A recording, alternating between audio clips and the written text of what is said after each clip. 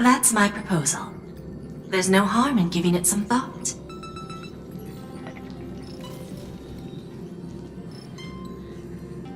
I understand, but the Express's voyages are meant to extend the Silver Rail. That won't change. But the cosmic situation will. The Legion's threat looms over the universe, and no one can avoid it.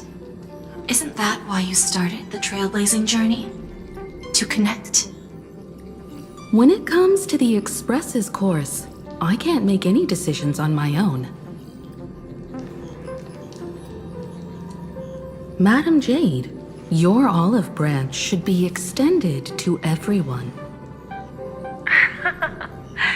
Greetings, nameless ones. Deliverer of Emborius. I'm here to celebrate our victory before the Express makes its warp jump, and lay the groundwork for a long-term partnership. On behalf of the Strategic Investment Department, and in the name of Diamond, I hereby invite all of you to Astropolis to discuss our alliance.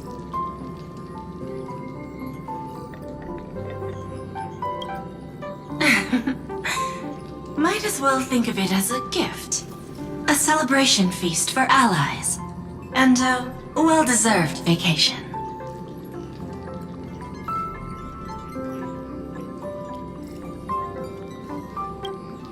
It's the crown jewel of Epsilon, headquarters of Interastral Peace Entertainment.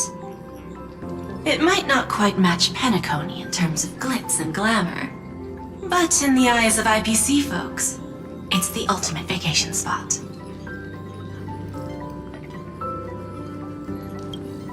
Defeating Iron Tomb is, of course, a feat worthy of being recorded in the history books. It's something that belongs to the cosmos, and even more so to the Nameless. But you and I both know this is just the beginning. To eliminate the threat of the destruction, all forces must still unite as one. To this end, the Preservation hopes to join hands with the Erudition and the Hunt to establish an anti-destruction alliance, bringing together all forces that can be rallied to the cause. I'm glad to see the Astral Express is on the list. You're being too modest. You're heroes who defeated a Lord Ravager, and therefore the most brilliant emblem on this banner. I believe the Trailblaze would make a strong candidate for leadership. I'm truly flattered. Consider our vote as a show of sincerity from the 10 Stonehearts. So, may I have the honor of expecting your presence? Every stop the Express makes is decided by all passengers together. Madam Jade, please, give us some time. Of course. Then I shall wait with anticipation.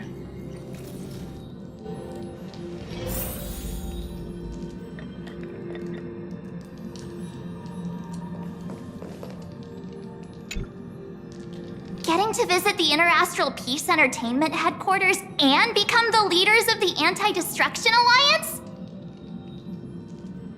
Come on, when has anything that good ever just fallen into someone's lap?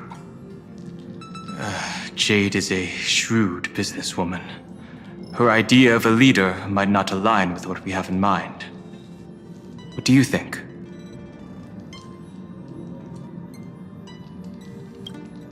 See? I told you she wouldn't agree either. This responsibility is too heavy to bear. Even if it makes sense, we must proceed with caution. Besides, it goes against our identity as free people of the Express.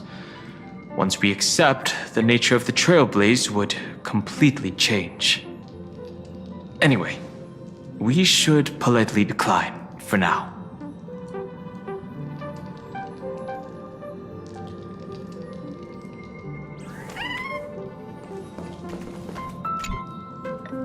Sunday, what does your gut tell you? From what I know about Madam Jade, every favor she does is just groundwork to put things in her control.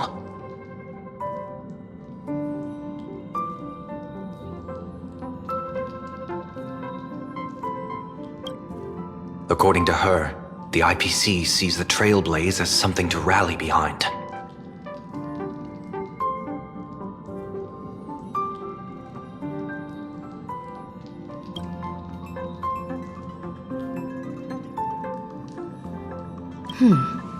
What do you think?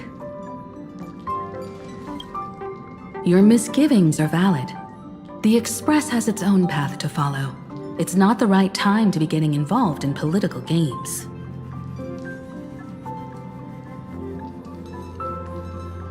The discussion's over, so let's take a vote. I reserve my judgment on this. I second that. Me too.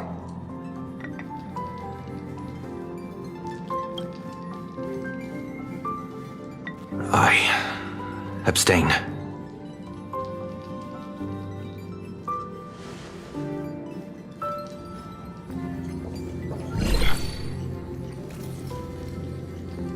After careful consideration, we regret to inform you that we cannot accept your proposal for the moment. I don't suppose Mr. Sunday put in a good word for me, did he? As you can see, the Astral Express has made its choice. But somehow, you don't seem surprised. Change takes time. I understand.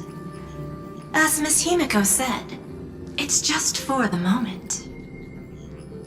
There's no need to give me an immediate answer. Patience is one of my strengths. After leaving Amphorius, the Express will seek out a developed world to restock our supplies. When that time comes, our allies from the Strategic Investment Department are welcome to visit us aboard the Express. In that case, I have another proposal.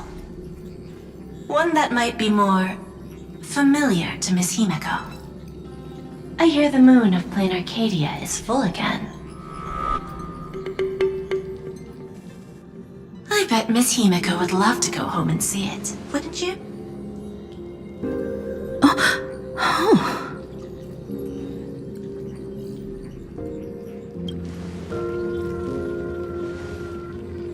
So the moon is full once again. I wonder if all is well over there. Stable and prosperous as usual. Plain Arcadia has long since become one of the IPC's most valuable planetary assets. Although I cannot visit there in person, if the Express passes through Plain Arcadia, my colleagues will surely give you a grand welcoming ceremony. That's very thoughtful of you.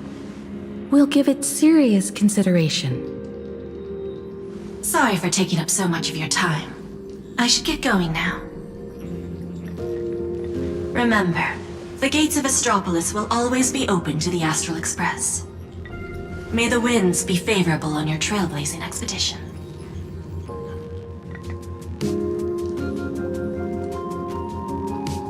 Plain Arcadia? It's been 15 years since I last heard that name. It's clear she came prepared. Astropolis was probably just a cover. Jade's real objective was to let us know about the IPC's movements in my homeland. Are you planning to go back and check it out? Why don't we first explain things to these confused kids? The civilization of Plain Arcadia on Ahatopia is my homeland. And it's also where the Astral Express once crashed and set off again.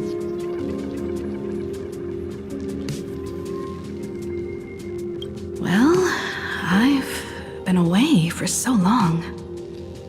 To be honest, I'm also not quite sure about this. Dan Heng, March 7th, and you've all grown so much during your time in Amphorius. Each of you has become a truly capable Nameless. So you must understand that Jade was right. the Trailblaze no longer means what it once did for the cosmos? Do we keep wandering through space? Or, as she suggested, do we become a core force against the destruction? We should give this question some serious thought before we depart. Going back to where the Trailblaze began again could be a way to reconnect with our original purpose. More importantly, our last stop was really exhausting, so we need to take a proper break. Aha-topia is an Arcadian world steeped in the elation, making it the perfect vacation spot. So, what do you think? That's my suggestion. Give it some thought. Oh, right. Black Swan wasn't part of our discussion earlier. Would you mind passing the message on to her?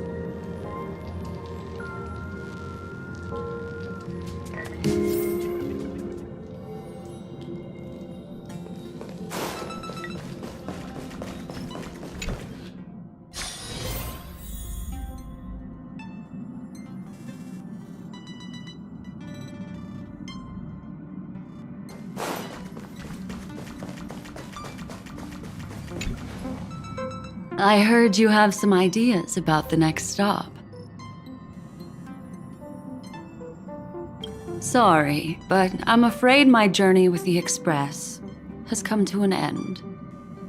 The Memo Keepers have received summons from the Garden of Recollection, so I must return to report. But this journey through Amphorius has given me many unforgettable memories. Your trust, and my small act of rebellion against the Garden of Recollection. Covering up these traces won't be easy, so I need to leave quietly.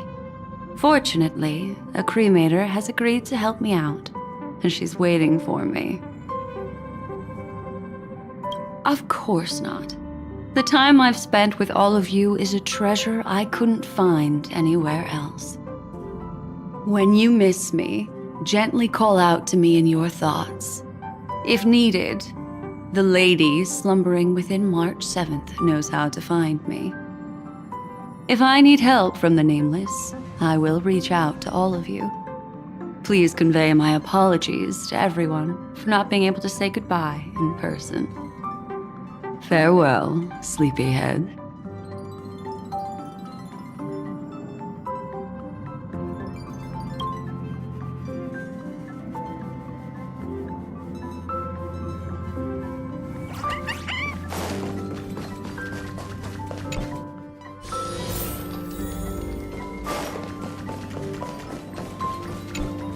Plain Arcadia. Another land known as an Arcadia.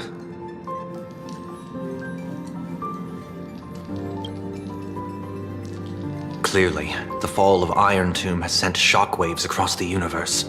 Even the usually scattered Memo Keepers have received a call to gather. Trust the lady. She's no stranger to dancing on a knife's edge, and she's always made it out in one piece.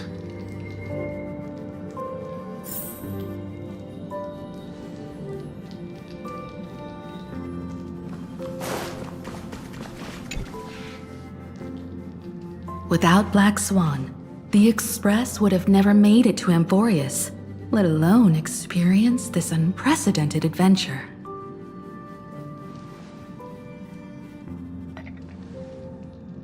Let the conductor sound a whistle for her, and wish her smooth sailing ahead.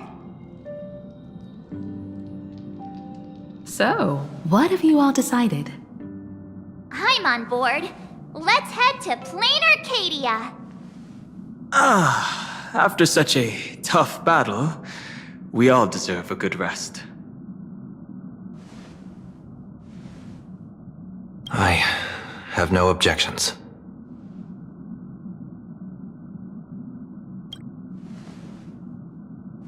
Since we're all in agreement, Conductor, prepare for the warp jump.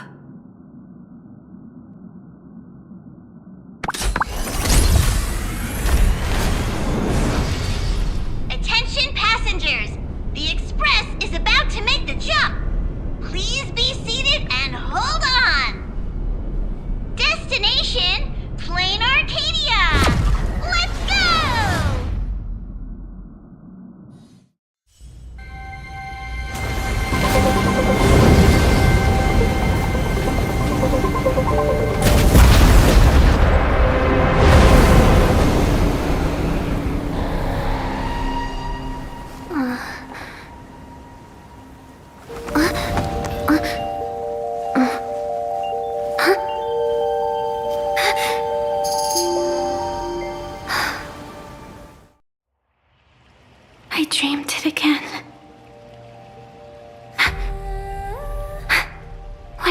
ridiculous dream. Even more over the top than what that guy promised. Looks like the Express has once again taken the wrong route. There's nothing we can do about it.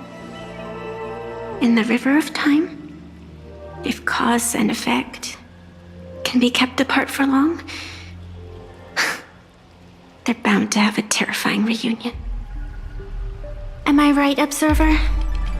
Watching us from behind countless veils.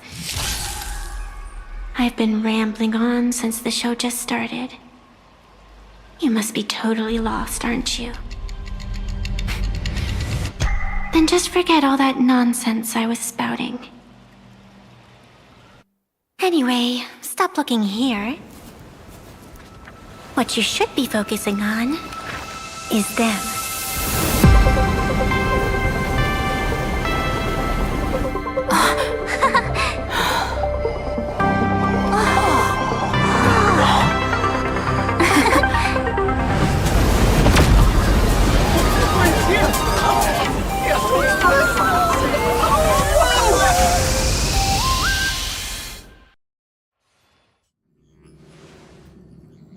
So we're not just stopping in low orbit this time, but making a direct landing? According to the comms, the officials have prepared a dedicated platform for the Astral Express to dock. A whole platform? Just for us? Is this some kind of VIP treatment for coming home? Oh, talk about rolling out the red carpet! The Express has arrived at the station, connecting to local communications.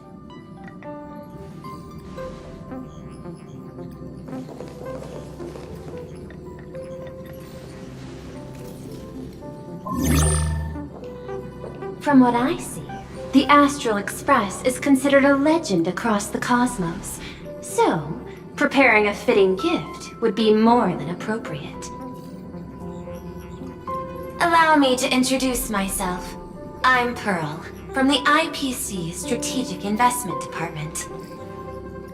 Now, in my capacity as the legal representative and CEO of this Arcadia, I welcome the Express Navigator, Miss Himiko, back home. Hello, Miss Pearl. This is news to me. I wasn't aware that the Strategic Investment Department had taken over administration of Plain Arcadia. As its governing official, I am still in the process of learning. If I can help this planet grow more prosperous, it would be a profound honor.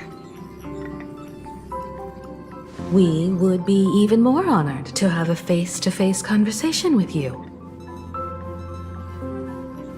That's exactly what I wanted to say. While the Express is stationed here, the IPC will reasonably accommodate all your requests, including the one you just mentioned. Pardon my choice of words, but I sincerely hope that you enjoy your time in Plain Arcadia so much you never want to leave. In that case, I'd like to know about recent events in this world. I heard from Madame Jade that it's once again the time of the full moon. Indeed. I believe it's also welcoming the Express. After 15 years, now that the Phantas Moon of Elation is full again, the Phantas Moon Games will begin as scheduled. The more lively, the better. During these divine games, distinguished guests from across the cosmos will be stopping by. This time, along with the Express, a delegate from the Xianzhou Alliance has also arrived. Don't be surprised if you happen to run into them. A Xianzhou envoy? That's right. A big shot from the Yuchui.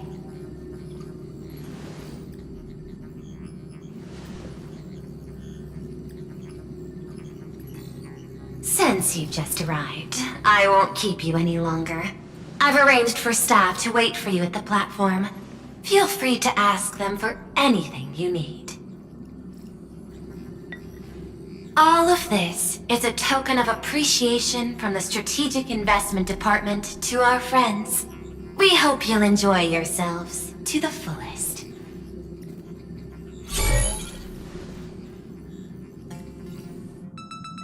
Madame Pearl's style is different from Aventurine's, but her methods are cut from the same cloth.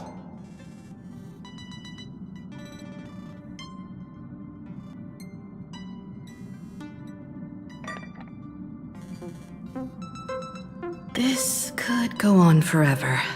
They're really pulling out all the stops to form this anti-destruction alliance. Looks like we need to pay them a visit. Whether to understand the CEO's intentions, or to firmly reject their proposal. At least in my homeland, we have more room to maneuver. Welt, care to join me? As for everyone else, you're free to do as you please. My suggestion is, why not take a look around and get to know this world better? In that case, Sunday and I will go gather some intel about the Xianzhou envoy. Huh? Why you two? I asked Don Hung to bring me along. I can't appear in public given my identity, but I have a feeling that the Express might need to make some tough decisions in these complicated circumstances. Understanding the Xianzhou Alliance's stance might help us on our journey. Hey, you had the toughest time in Amphorius. Since we're splitting up, why not make your mission take a break with March? I'm saying this from the bottom of my heart. I'm counting on you. Same goes for you, March. Now we'll look like two immature kids just loafing around.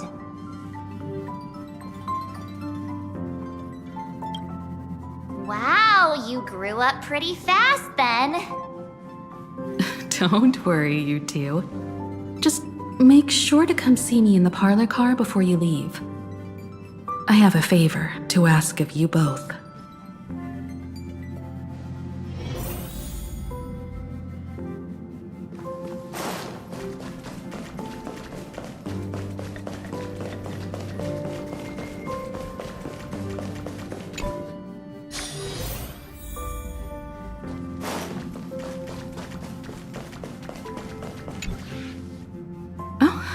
Marge, you're here. So, what kind of mission do you have for us? It's a long story, but what if I told you there was a game being played in a corner of the cosmos? And the winner might become a neon. Would that pique your interest? You two saw that special moon in the sky, didn't you? That's a piece of artwork. Here, a ceremony called the Phantasm Moon Games is held every full moon. And that's what I was talking about. The game where the winner becomes an eon. Pearl mentioned that name too. Just what kind of ceremony could be so mystical? Historically, the origin of the Phantasm Moon Games is tied to a group of mourning actors. Legend has it that they offered heartfelt stories to the moon, hoping for a chance to have an audience with an eon. Not really. As far as I know, many factions have their own ways of gaining an audience with them. Like the IPC's tourist package, one-day glory tour of the Amber Lord. Pay 1.8 billion credits and you can get a close-up view of Klapoth from an orbital ship at Pier Point. But the Phantasm Moon Games are different. They're one of the few well-documented ways where you can actually see an eon and receive their response. Aha, the Elation. Legend has it that they personally started the Phantasm Moon Games, though their motives remain a subject of much speculation. Aha is also one of the eons closest to humans. They have left behind countless pranks, with this miracle of Aha-topia being one of them.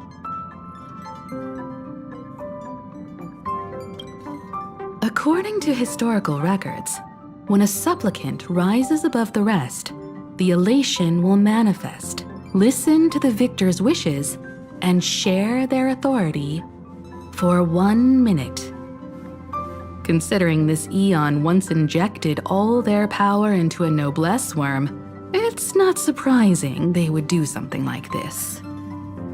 What does it mean to become an eon for a minute? Among past winners, some sought ultimate power, some yearned to erase their past regrets, and someone even stored this planet within a scroll painting. But how their wishes were granted and what became of them, only rumors remain, and no one knows the truth. The first signs of the war among the eons are beginning to show. I believe this is why the IPC has been positioning itself here for years. When I saw the Phantos Moon at its fullest, I became even more certain.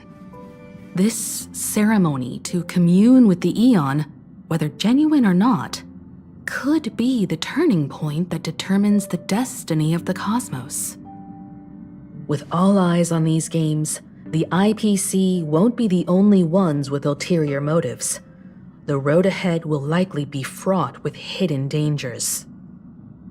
But what's important is that you make your own decisions, such as whether you'll take part in these grand games, and if so, how. I have only one mission for you both.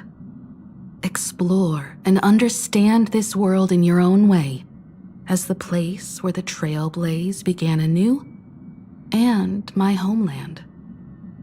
You might hear completely different versions of what I just said from others. Trust what you see with your own eyes, and believe in what you choose to believe. Me too! I won't let her walk ahead alone. I see you already have your own thoughts on this. In that case, everyone's got a mission to take care of now.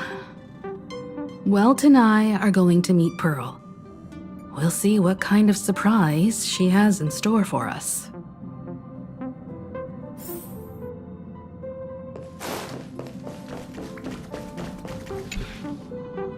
The Astral Express has arrived. Welcome. Oh, now this is what I call a grand welcome. Let's get off the train. Oh, right.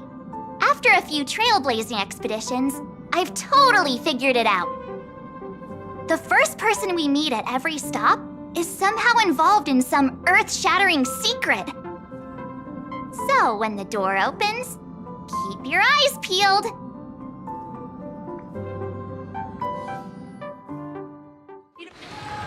Passengers exiting, please use your tickets to pass through the gates in an orderly manner. Please be mindful of your personal belongings. In the name of erudition, traverse the cosmos. We meet again, deliverer from beyond the sky.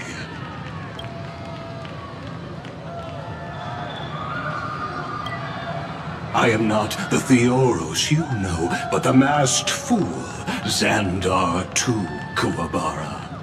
This time, I choose to walk the path of elation, and I shall defeat Noose with my sense of humor.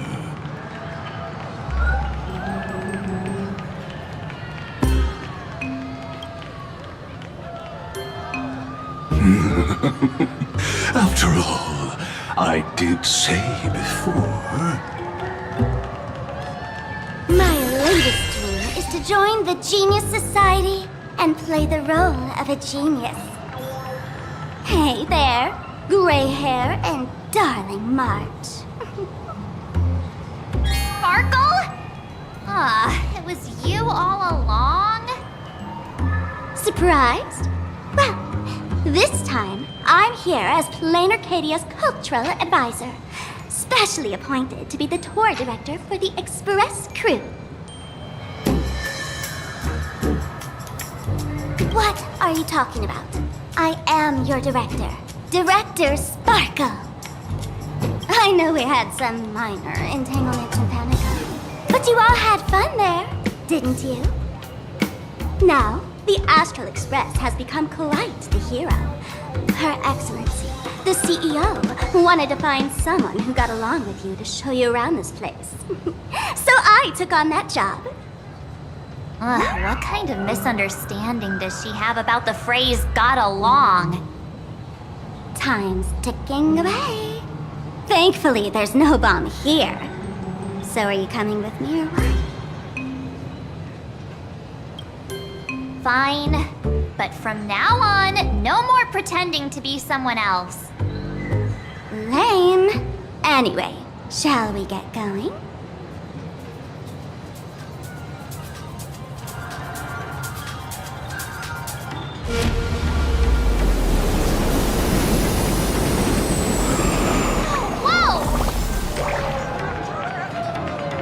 Pretty please?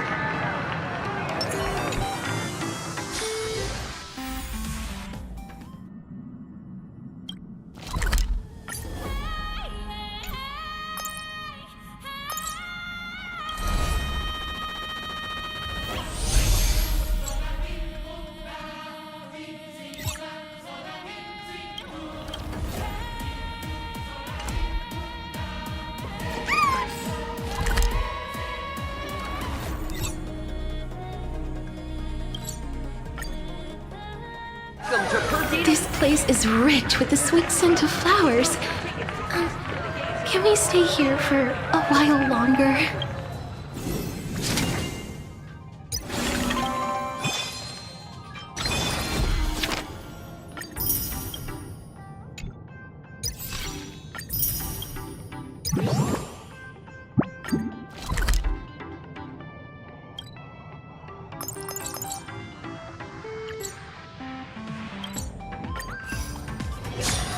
Can I get your autograph? Pretty please?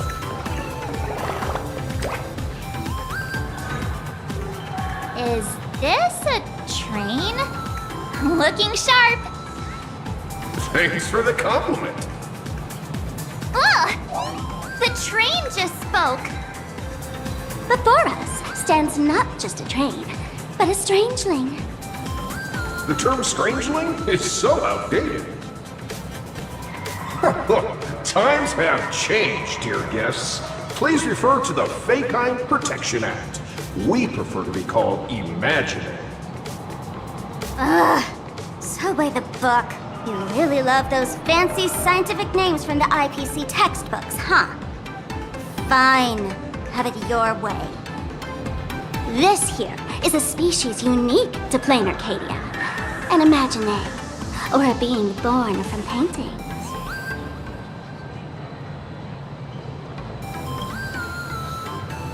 Once upon a time, the artists here discovered that by sketching creatures from their imagination and giving them names, they could bring their creations into reality. This belief in things yet to exist is called wish power, and it sustains the existence of Imaginary. If you ask me, this power must be a blessing from the laughter. Oops, got sidetracked. This here is the Bullet Worm Express, an Imaginary in charge of transportation. You could say they're in the same line of work as you folks. So you two must be the nameless from the Astral Express. The passengers in my stomach are always gossiping about you. When you get a chance, hop aboard and give me a try. Let's see who's faster, me or the Astral Express. Thanks. We'll definitely do that when we get the chance. But, man, who would have thought that the Express here is actually a living being? An imagine. That's absolutely mind-blowing. Hello, everyone. Welcome to Duo-Mention City. Holy smokes, there are cops at the station? Sparkle, don't tell me you're about to get arrested on the spot. Having heard about the Astral Express's visit, many citizens got up early just to catch a glimpse of the Nameless. If anyone acts out of line, please don't hesitate to call us. Oh, gray hair and darling March. You're real celebrities now. Next up, I'm gonna show you even more mind-blowing stuff, so try not to faint.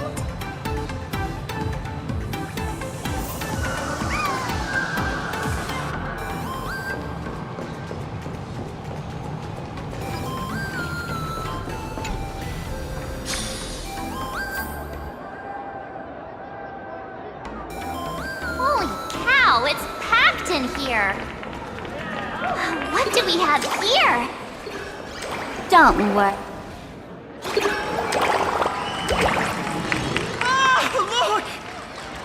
That pink-haired girl! She's got this adorable little bunny vibe going on. Is she the inspiration for March Bunny? And that girl with the gray hair next to her is so dashing! She must be the baseball raccoon! But she doesn't look anything like a raccoon.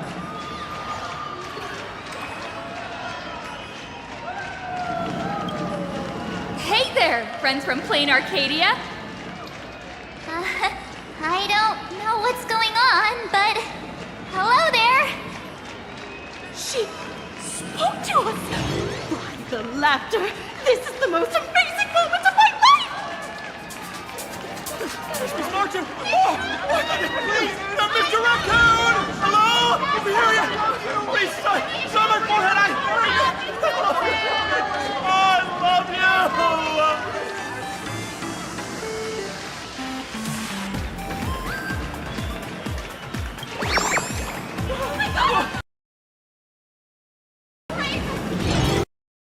Please, maintain order!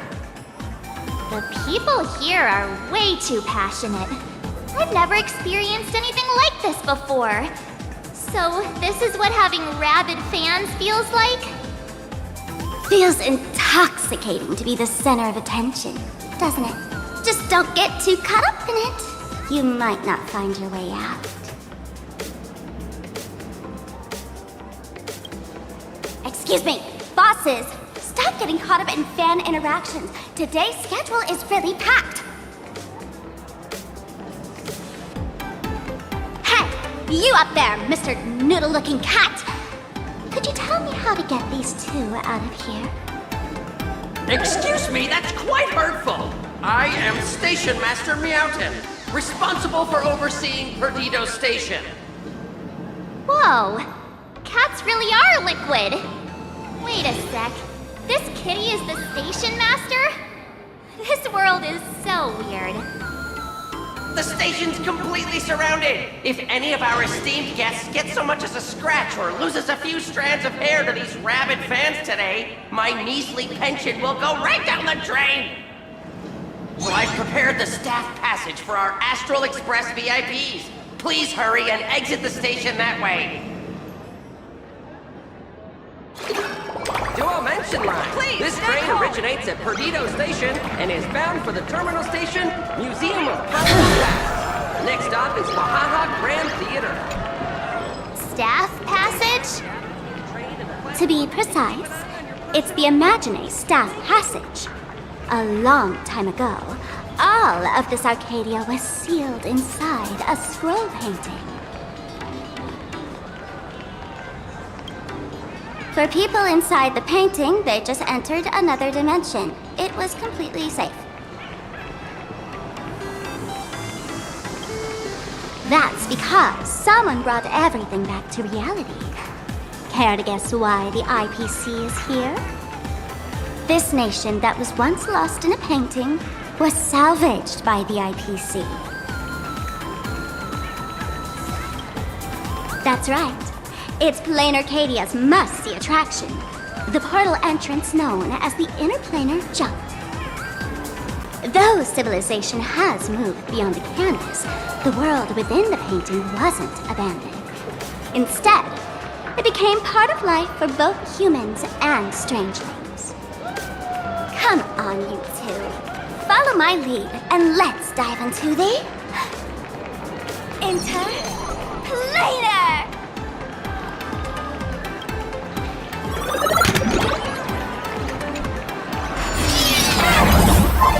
How did I turn into Pom-Pom? Oh, wait. On closer inspection, you don't look exactly like Pom-Pom. Maybe this is what the Trailblaze looks like to the people here.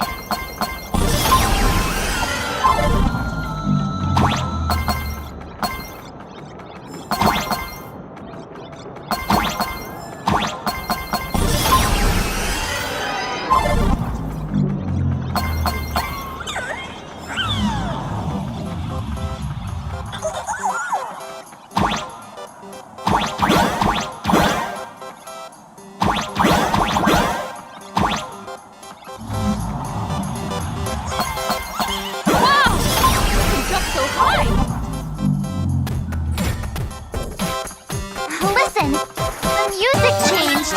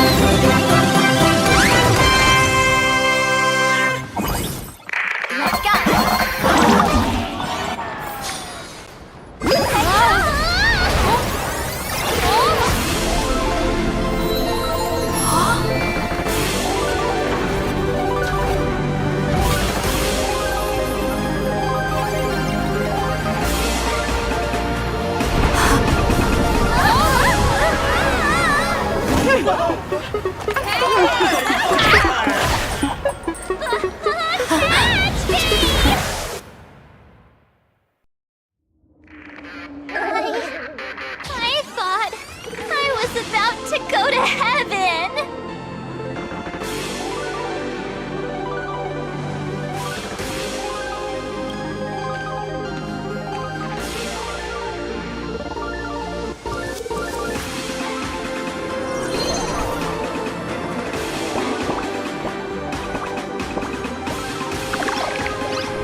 Are all these imaginae?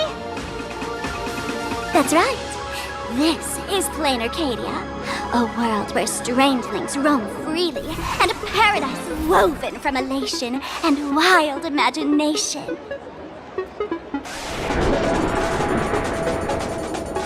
That huge creature perched on the tower is staring right at us. It's giving me the creeps. Oh, it doesn't usually eat people, unless it spots pink hair. Aw, what's the matter with you? Jumping around and scaring people. That big fella is called a thunder coil. Don't worry, to him, we're just tiny ants on the ground. Not even enough to get stuck between his teeth. Thunder coil? With a name like that, shouldn't he be flying around making thunder and rain? Why is he just wrapped around that pillar without moving an inch? Times have changed.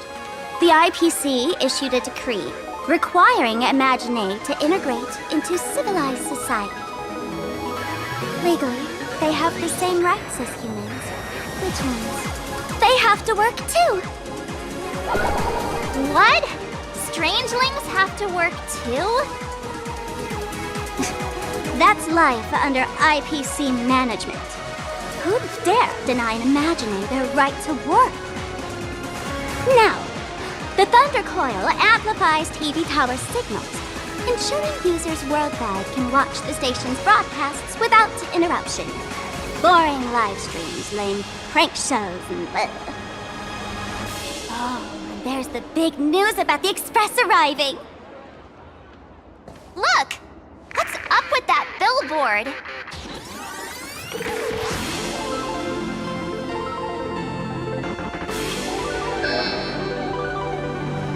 That's not fair! Why does she get a huge poster while I don't? Huh. The IPC is really pulling out all the stops to hype you guys up. Don't mind me saying this, but for every penny the IPC spends on you, they expect a return in the hundreds or thousands. You'd better watch your back. That's one of those giant robots Mr. Yang loves!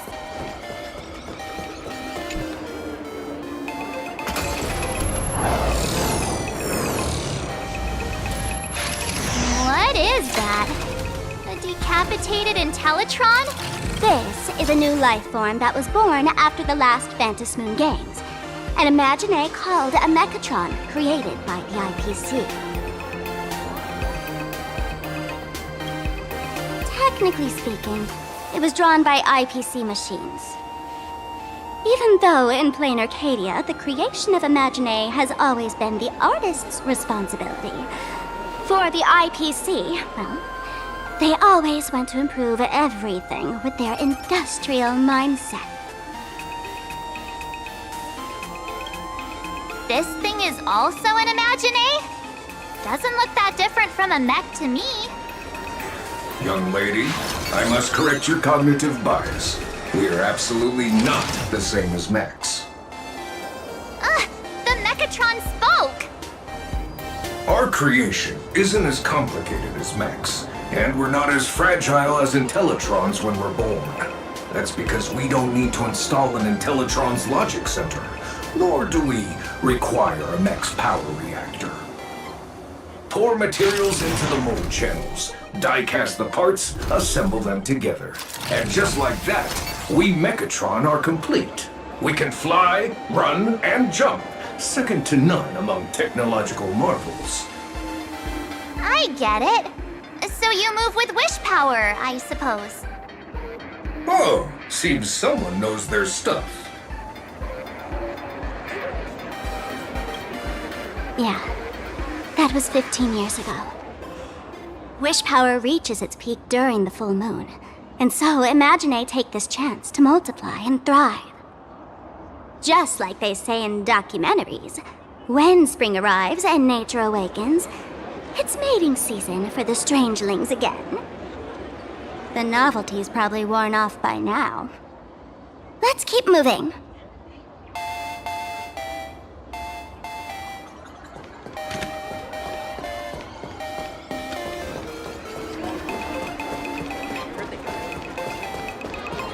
Why didn't you help me lift it up? Oh, that photo booth looks a lot like my camera. It's a Black Cat Instacam.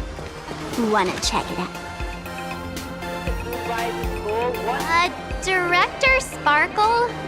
What's with this huge line of people? Looks like a new release of a comic. Fluffy across the blue? What's this? I'd love to get a copy and check it out.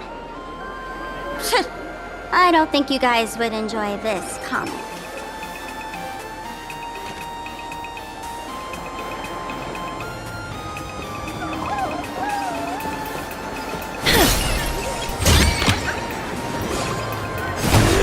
Is that a dessert shop run? Dreamless Coffee is a chain store owned by Cat Imagineer. The coffee and desserts here are absolutely delicious.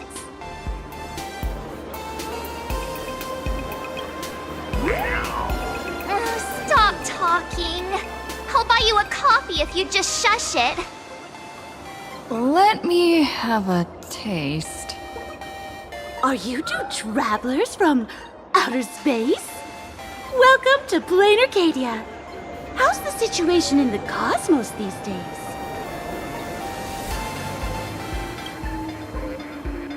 Oh my! If it isn't the heroes of the Astral Express! What an honor to meet you both. As Nameless, you must go on life and death adventures all the time, right? Would you like to keep smiling happily forever, no matter what adversity comes your way? Happy forever? Is that even possible?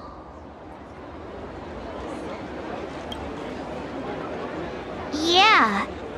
If you keep eating sweets, at some point they stop tasting as sweet as they used to. If you're interested in learning more, I'll be around here. Feel free to come find me anytime. Here, point coffee. Have a taste. I'm from the Research Society of Happy Smiles. As everyone knows, this place is blessed by the laughter, making it a peaceful paradise. However, even while living a peaceful life, our existence remains entangled in countless worries and suffering. Crushing workloads, measly pay, demanding bosses. Turn on the TV, and all the bad news from across the cosmos hits you in the face. These are all enemies of happiness.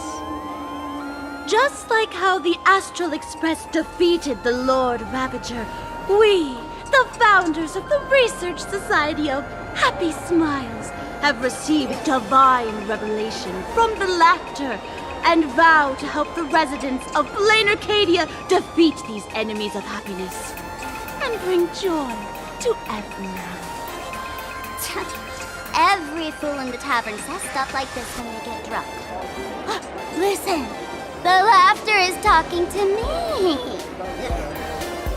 Hey, you two, interested in joining us? It would be such an honor for all our members if you could become part of our society. Oh, gray hair March, don't tell me you two are buying into her nonsense. This lady seems a bit off her rocker. Let's get out of here quick.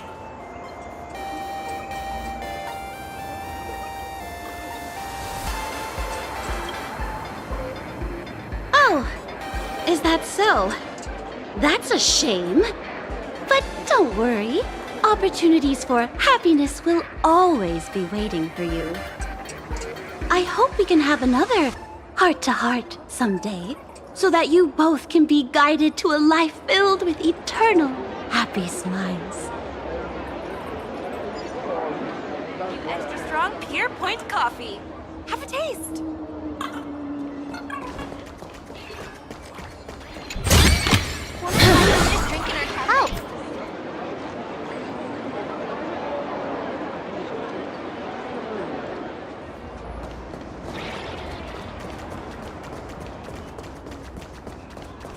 Oh! Look! There's a comic book store! We should let the city burn brighter. Cosmic Ninjutsu inscription. Hello! Welcome.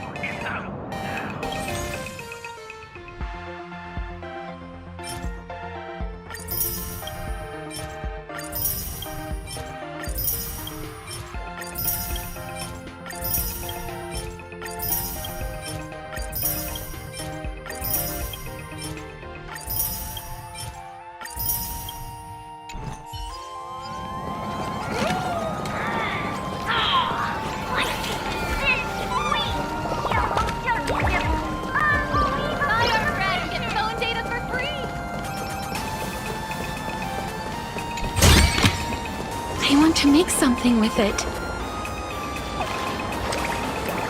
I've been wondering about this since we were at the station. These colorful little dumplings seem to be all over the streets here. Ah, you must be tourists? Don't panic. Those are just little things we call wispy. The tiny wishes that humans make every moment of the day can condense into wispy. Some say these little creatures are proto-imaginae.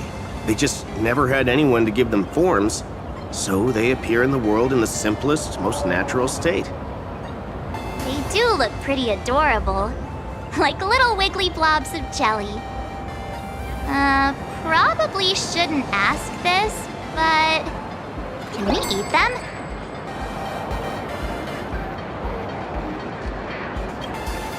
They may be mischievous, but please don't hurt them. Ugh! Eating random things off the street will give you an upset stomach.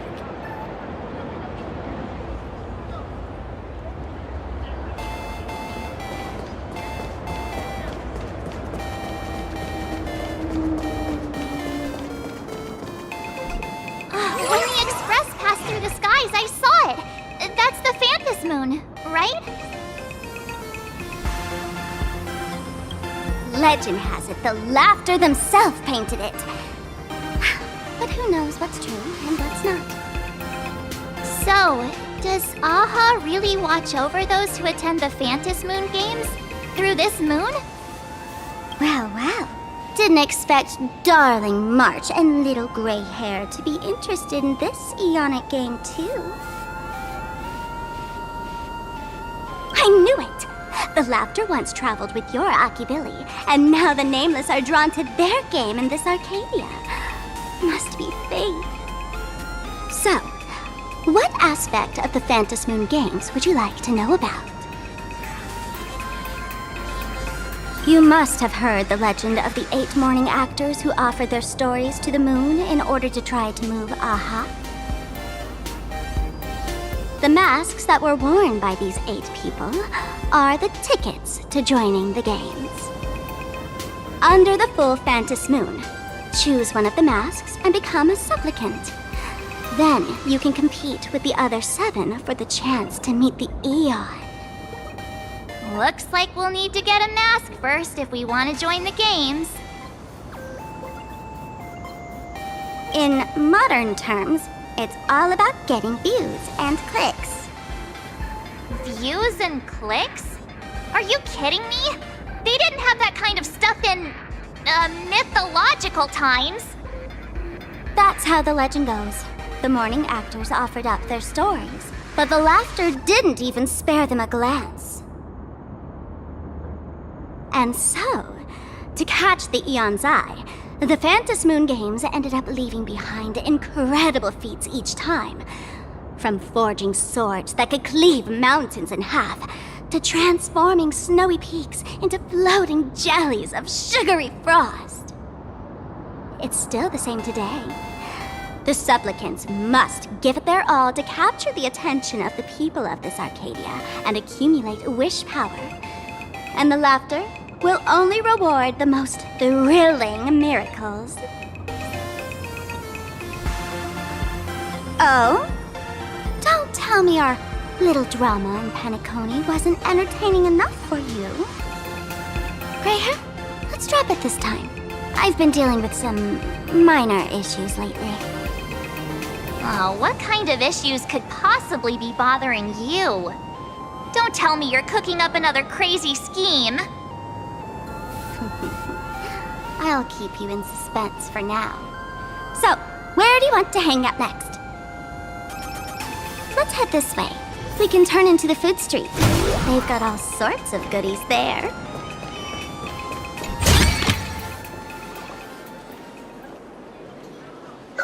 Click, click. Huh?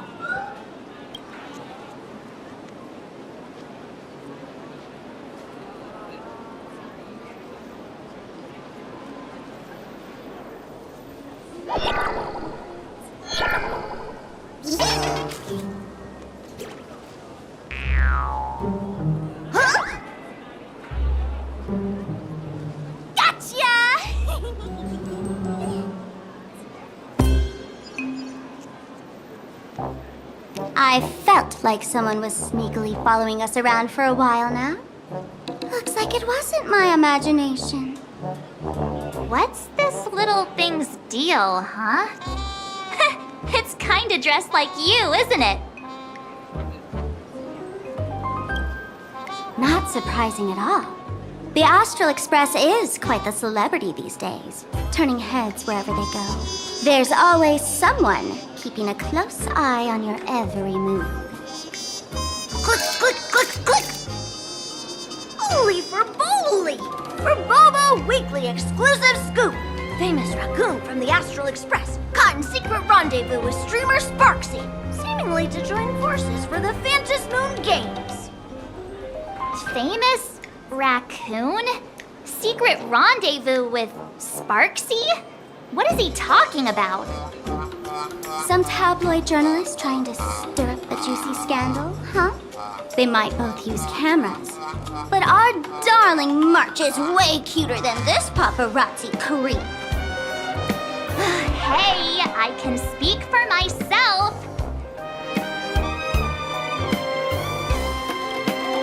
Click, click, click, click, click! Breaking news from Burbobo! Famous raccoon from the Astral Express openly claims Burbos can't be journalists, suspected of human supremacist ideology. Hey, don't write nonsense in your report. Why are you just standing there? Hurry up and catch that thing. Can't catch me! Boom, boom, boom, boom, boom! I'm out of here! So, are we gonna kill the Furbo to silence it? We would never. Transform!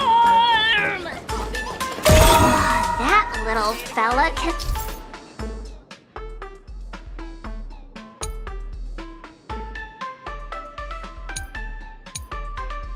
Transform into different things. Let's look around. I want to make something with it. But what to make? Where every bite first with flavor.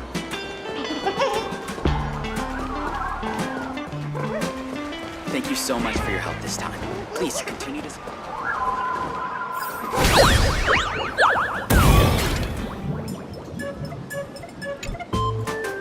My butt! Holy for bowly! Finally, gotcha!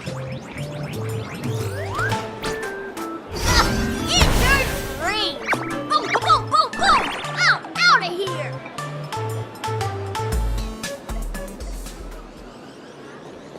So,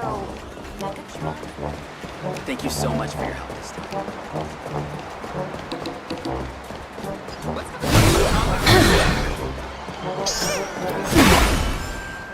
Finally cornered this troublemaker.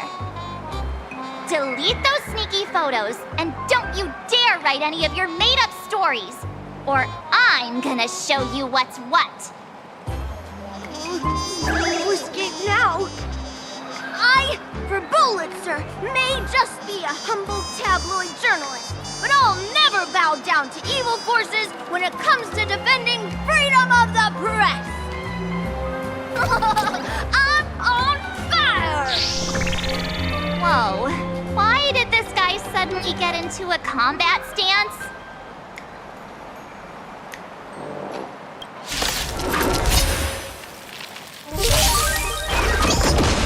Have some sunshine! Stars, shine for the heroes. Till we meet again. As you wish. Your time to shine. Night falls. Good night. Rise and shine. So may the wind Embrace a new life. dispel the gloom, restore the skies.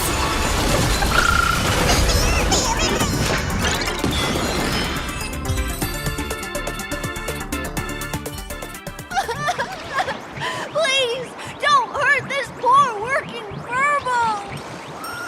Aren't you acting all tough just now? You've got some nerve, sneaking photos of Miss Sparkle and the Astral Express. I mistook you for someone else. I thought you were that famous streamer. As for the Express's great raccoon, we're all huge huge fans of the Great Raccoon.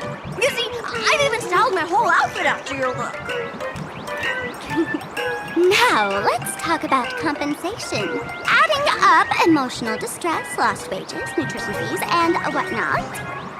1 million credits per person should do it.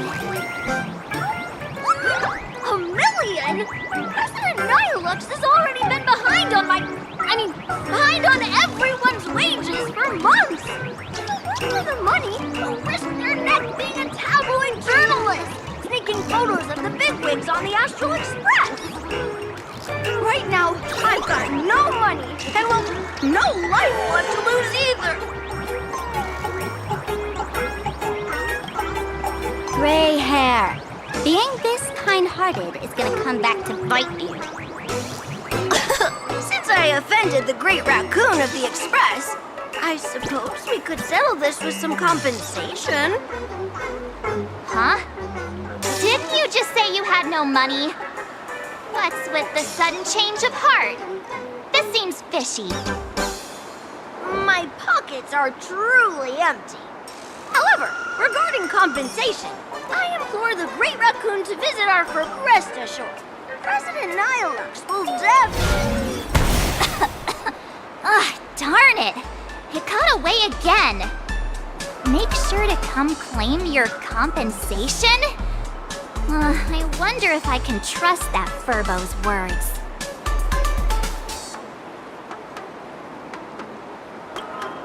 Money can't buy entertainment this good. Since that scheming little Furbo's extended an invitation, might as well go check it out. Right now in plain Arcadia, there are eyes following you everywhere, just like that Furbo.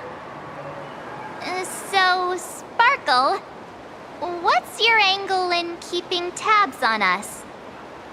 My darling March, you still doubt me. What about you, gray hair? Has all basic trust between people disappeared? Oh, I'm hurt to my core. What you should be worried about right now isn't me or that tabloid journalist from earlier. Has the renowned Astral Express come to plain Arcadia as tourists on vacation? Or are you here for the Eon's game, eager to share their authority? For the local residents, you're already in the spotlight without doing anything. If you decide to join this game, you'd better stay on your toes. There are quite a few people looking to join the Phantasmoon Games and become a supplicant. In their eyes, the Astral Express is the perfect prey. Among the folks I know, there's one who might become your enemy. She's about to put on quite a show at the plaza up ahead. Wanna go check it out together?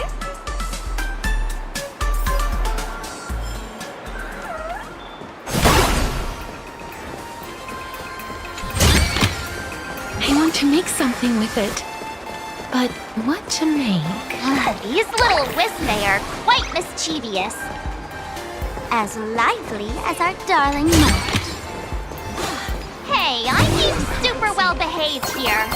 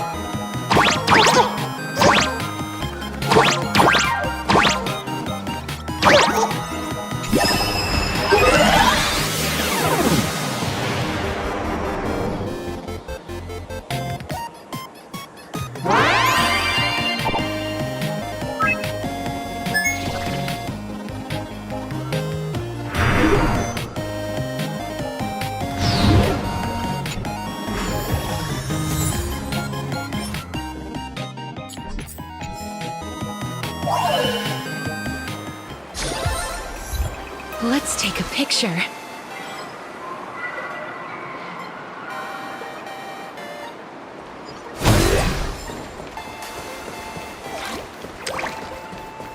Say it with me. I can.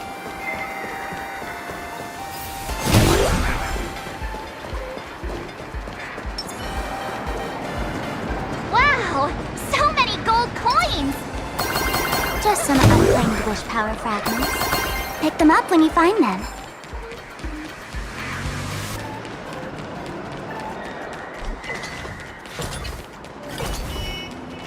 Ugh, this place wasn't all that.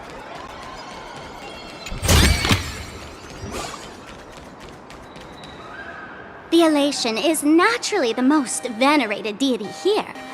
However, people have their own different ways of practicing elation. You've noticed those massive signs floating over there, haven't you? The IPC has built a comprehensive network in plain Arcadia, letting people soak up entertainment around the clock. Word from the tavern is that the IPC wants to control this year's Phantasmoon Games. Though, they've been itching to do that for 15 years already. To us fools, those IPC folks are like a swarm of buzzing worker bees, tirelessly building their dull, mechanical business hives everywhere. The worst part is, these folks actually enjoy it. Their elation is mind-numbingly boring. And even worse, this dull elation has spread like a plague to every corner of plain Arcadia. Come on in and feel it for yourself.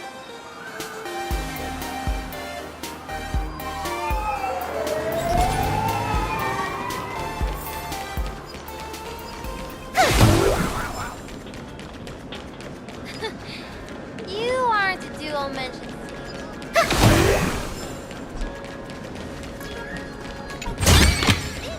Didn't think I could find that, did you?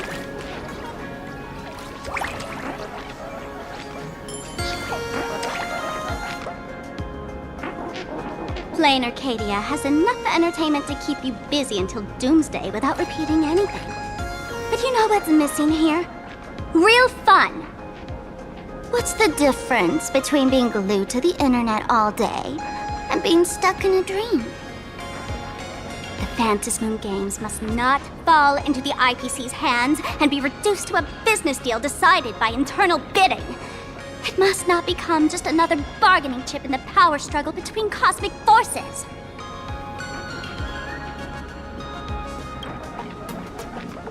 She'll be here soon.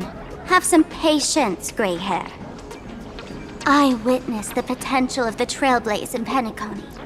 The sparks that fly when paths collide. It's absolutely mesmerizing. In plain Arcadia, what surprises will you bring for the elation?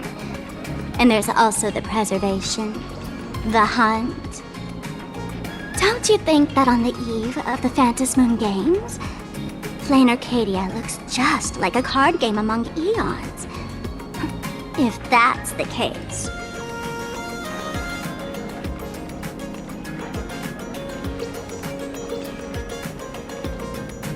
Friends, have you ever heard of Cosmicon Collective? What's that? It's the hottest trading card game in the world right now. Tons of people are playing it at the tavern, too. The cards feature legendary figures from across the universe, along with their power levels. Just roll the dice and compare numbers to see who's stronger and who's weaker.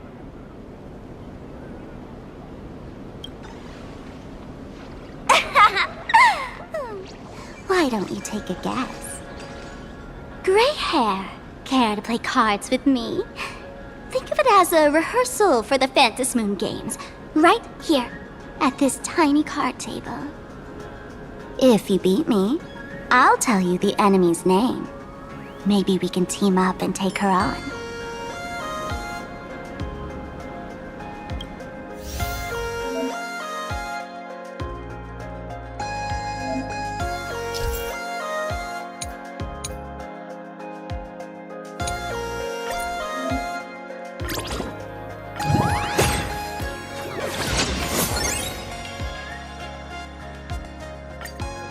As expected of you, gray hair, starting off with a bang. Since you won, this card is yours. If you want more cards, go chat with the card masters at the plaza. A streamer who's about to go live at the plaza. She calls herself Sparksy. That's right. She's your enemy. This streamer, just like you, has been seeking a chance to join the Phantom Moon Games. It won't be long before she shows up at the plaza. That little trouble you've gotten yourself into. It's her, isn't it? Darling March, I just can't escape your sixth sense, huh? She's our common enemy. If you need my help... Oh, there she is! That woman who stuffed me in the trash can! Ah, she's right there! Get her! Everything we leave behind in life has a way of coming back to us in unexpected ways. Now that the IPC guide is here, the tavern guide will be on her way. So, you really weren't sent by the IPC to welcome us? Quality time together is always so short. Before I take my leave, allow me to give you a friendly hint. Remember this well.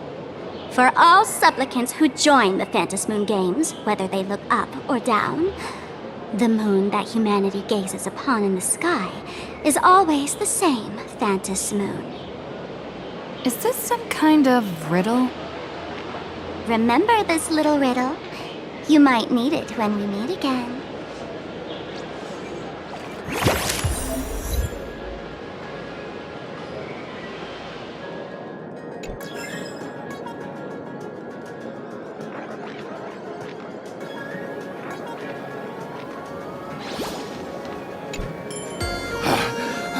Finally!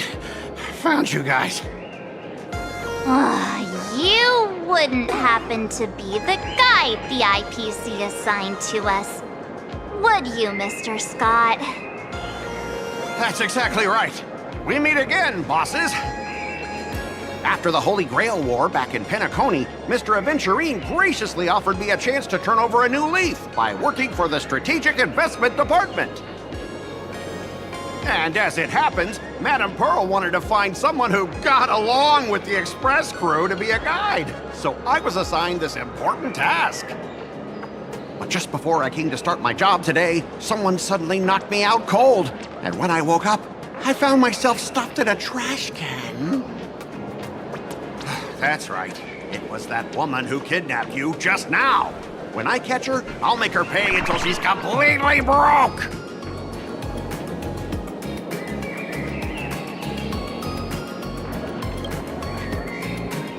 I'm starting to question his judgment in picking people.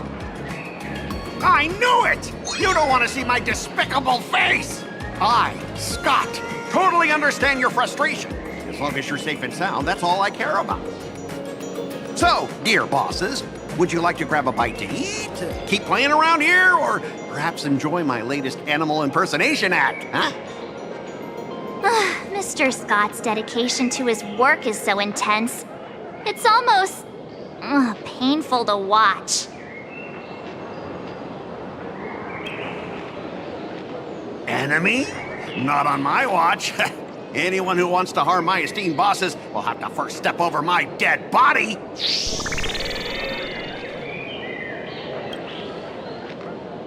Oh, that's not really appropriate, is it? Not that I'm refusing your request. I can play too. I mean, I'm quite a card player myself. But I'm on duty right now, and I was assigned to be your guide, not your card buddy. I need to take my work seriously.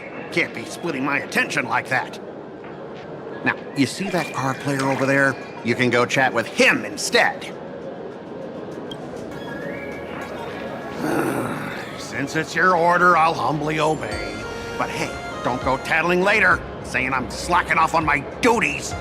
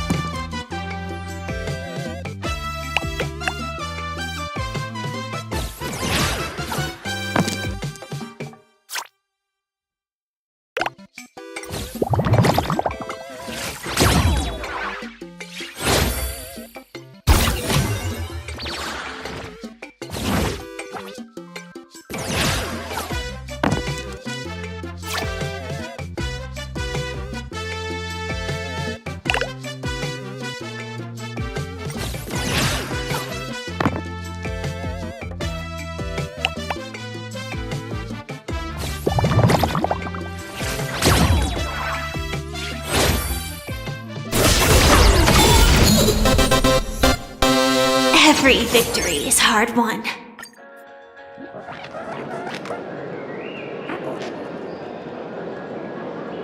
Ha! As expected of the Nameless, our great hero. Your card skills are truly remarkable. Boss, am I giving you the good vibes you need? Don't forget to put in a good word for me when you get back. Oh, right. There are other players around this plaza. If you're still up for more, feel free to chat with them.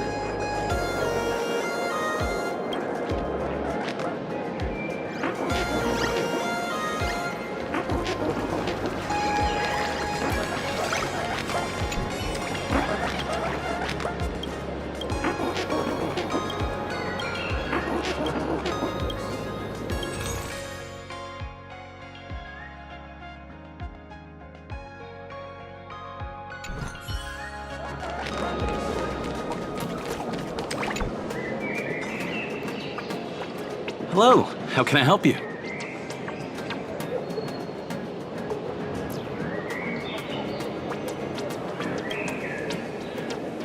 Huh? This one's just passing through. Lady, you got the wrong person. If you want to play cards, I'm the guy. Hit me up anytime you're in the mood for a game. Or, you can trade some cards.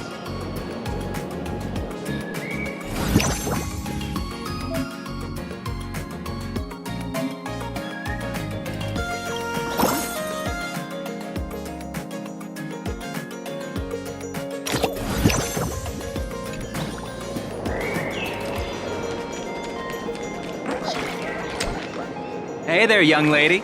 You getting the hang of traversing the world in canvas yet? Need some practice? You can always try your luck with me.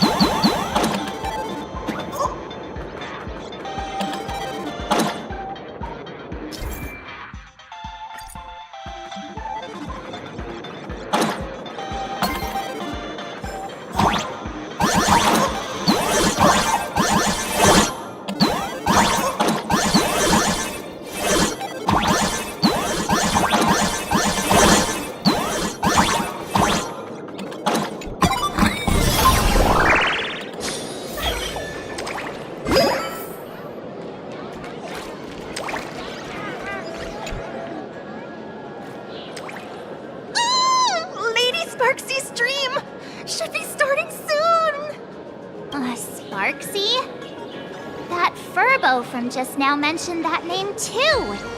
What's her relationship with Sparkle?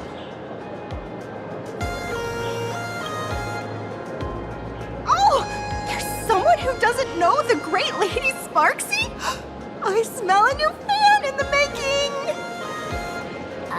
Would you mind introducing this Miss Sparksy to us?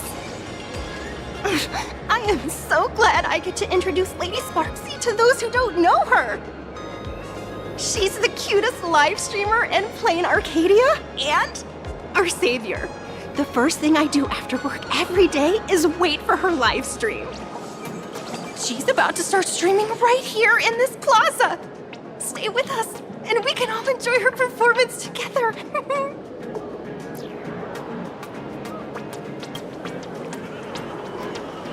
Hello? Hello? All my lovely fans, sorry to keep you waiting. Can you hear me? We can hear you, Sparksicle! Has everyone been working hard today? Did everyone eat properly? A full belly makes a happy heart! Let's watch Sparksicle till it gets dark! Has everyone been treating me with lots of love today? Forever devoted to Lady Sparksy! If ever not, may lightning strike me! Something's off. Why do I sense my old model's aura on some people in the audience today? Oh boy, she must be talking about us. Let's see. Which naughty ones went to meet someone they shouldn't have?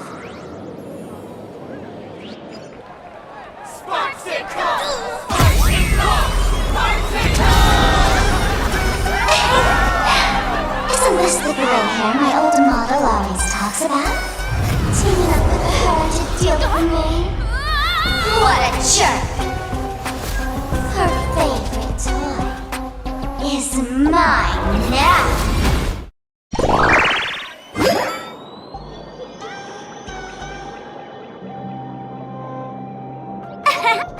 Let Sparksicle give you a proper makeover. Huh? My outfit changed?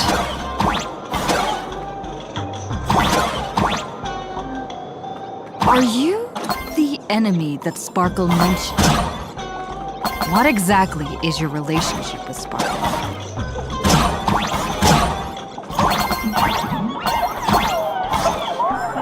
Did that useless old model send you to save her?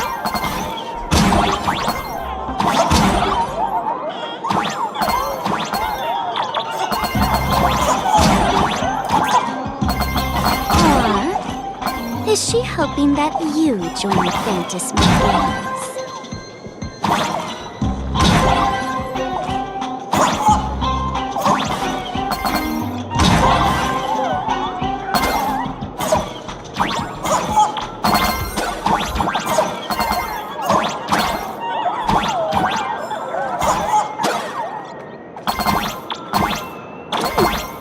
Not bad.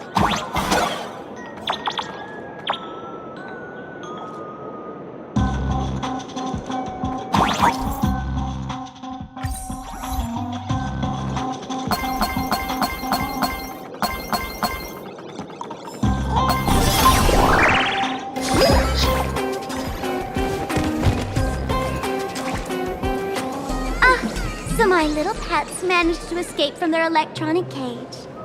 Looks like I'll have to use the power of love to catch you and bring you back. My dear, lovely fans, those two bullies want to hurt me. Please, everyone, protect your beloved Sparksicle, won't you? Get those berries! Get those berries! Get those berries! Hey, we... No harm.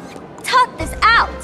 Isn't that exactly what the IPC loved to say when they took over Plain Arcadia? You're all cut from the same cloth. You want to control the game that the laughter left for this world, just like the IPC, don't you? The ceremony left by the Master of Elation must not be defiled by the likes of you and turned into some boring, pathetic, dull, tedious, profit-driven social mixer. You've got us all wrong!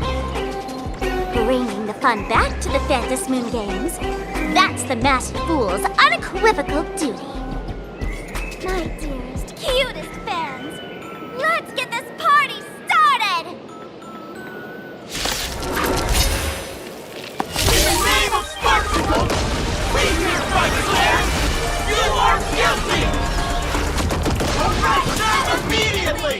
Arrest them immediately! Arrest! Arrest! Night falls. Good night. Have some fun.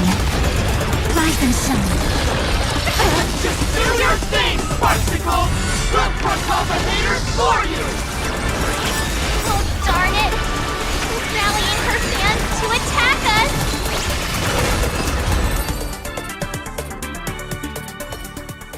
Stand down! Everyone, don't move a muscle. Imagine you're under arrest for breaking the law. Passengers of the Astral Express, I'm an officer from the Department of Aberration Defense. Don't worry, she won't be able to harm you as long as I'm here. You meddlesome fool! Officials have no right to interfere with the supplicant's actions during the Phantom Moon Games, do they? Only those who possess a mask can be called supplicants. You're just one of thousands of troublemakers in this land who claim to be joining the Phantom Moon Games while actually causing chaos. Plain Arcadia is a society governed by law. Any act that violates the law, even if done in the name of the Phantom Moon Games, will be severely punished by the Department of Aberration Defense. Severely punished? You're just a lapdog of the IPC, yet you're still so full of pride. That's very funny. That's exactly what I'm saying. Plain Arcadia under the IPC's rule is boring as hell. Even the Phantom Moon Games have turned into some kiddie playdate for all the goody two-shoes. Nameless, you're free to go for now. But I'll be keeping my eyes on you. Next time we meet, I'll turn you into devoted fans. I'll make you mine. Escaped, huh? Excuse me. I'd like to have a word with you two. Thank goodness we made it in time. Otherwise, things could have turned out pretty badly. Don't worry. March and I don't get hurt that easily. By saying things could have turned out pretty badly, I meant you and Miss March knocking out all of her fans.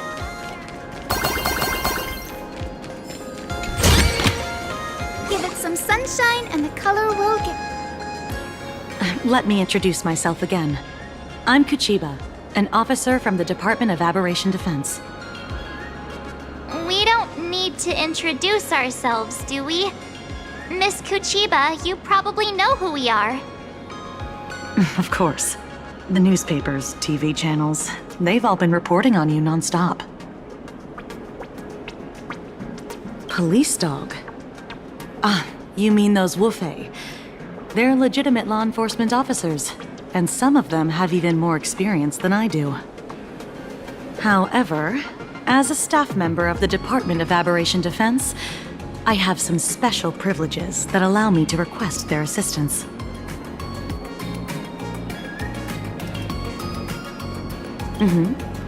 As you both know, Plain Arcadia is quite a fascinating world. Creatures made real by artists' brushstrokes, objects that unexpectedly come to life, strange dimensions hidden within paintings, and even the ground beneath our feet that occasionally trembles. This is what the Department of Aberration Defense exists for. Everything from managing supernatural anomalies to registering Imaginae and ensuring their continued existence. And of course, there's the Phantom Moon Games that Sparksy just mentioned.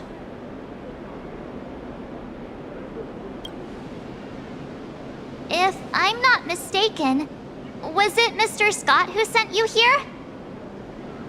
So that's the name of that high and mighty IPC specialist. This Mr. Scott believed he wasn't dealing with ordinary criminals, but with masked fools, which required decisive action. So, a phone call was immediately made to the Department of Aberration Defense. Well, it's not surprising. But what do we do now? Our guide ran off, and we got into a fight with Sparksy's fans. I guess our shopping plans for today are down the drain. Should we give Himeko a call and fill her in on what's going on? I guess you're right. No need to rush, you two. I bet you haven't tried the local delicacies yet, have you? How about this? I'll take you both to grab a bite nearby. That way, you can kill some time while waiting for your friend. Oh, yay! My stomach's been growling like crazy!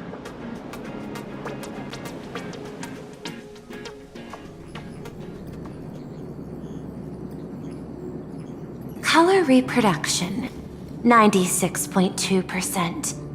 Brushstroke reproduction, 93.6%. Conclusion. On the physical level, my reproduction has reached the appraisal threshold. This forgery can now be considered the authentic piece. Yet you still seem dissatisfied. Tell me, what troubles you? Is it that less than 4% margin of error? Or something beyond the numbers? I'm grappling with a quality that defies measurement. Artistry. It is the prerequisite for becoming the steward of this Arcadia. But you already are its steward. Diamond will remember that you only took 6 months to claim that title. It was 5 months and 15 days. Empty titles mean nothing. In plain Arcadia, political influence carries limited weight. To add a stroke to this artwork, one must first understand art. I know you. This is the conclusion, not the cause. The piece before you, Worldbreaker Waves, is a relic from one of the civilizations in Ahatopia's history. The final work left behind by Graphia, the ancestral painter of ancient Benzai Tengoku. Legend says she performed a miracle, conjuring an entire plane of existence and sealing the whole world within her scroll. Do you want to know how she did it? I will not deny it. People call her achievements a miracle, meaning its true nature remains unknown. In other words, it is an unexplored market. Understanding comes first, then investment. That is the natural order. Perhaps this is why Diamond chose you. An Intellitron devoted to results and efficiency. Cast into a realm sustained by imagination. The 10 Stonehearts await a metamorphosis. May you find your own pearl in the strange and dazzling sea. Thank you, but my mission is to oversee the progress of the Phantasmoon Games. Personal growth is not part of the task. Jade, allow me to point this out. The 10 Stonehearts are 10 independent decision-makers. Your attempts to bind people together will only prove counterproductive and bring needless loss. As always, I follow the optimal choice. Neutrality. That is also my answer to Obsidian. A flawless reply. Your cool logic is always captivating. Lady Pearl, that Express Navigator has come to see you. It seems we no longer have the leisure to speak of art. This is all I have to say. Tell Diamond, I will fulfill my duty of strategic investment. Send the guests in.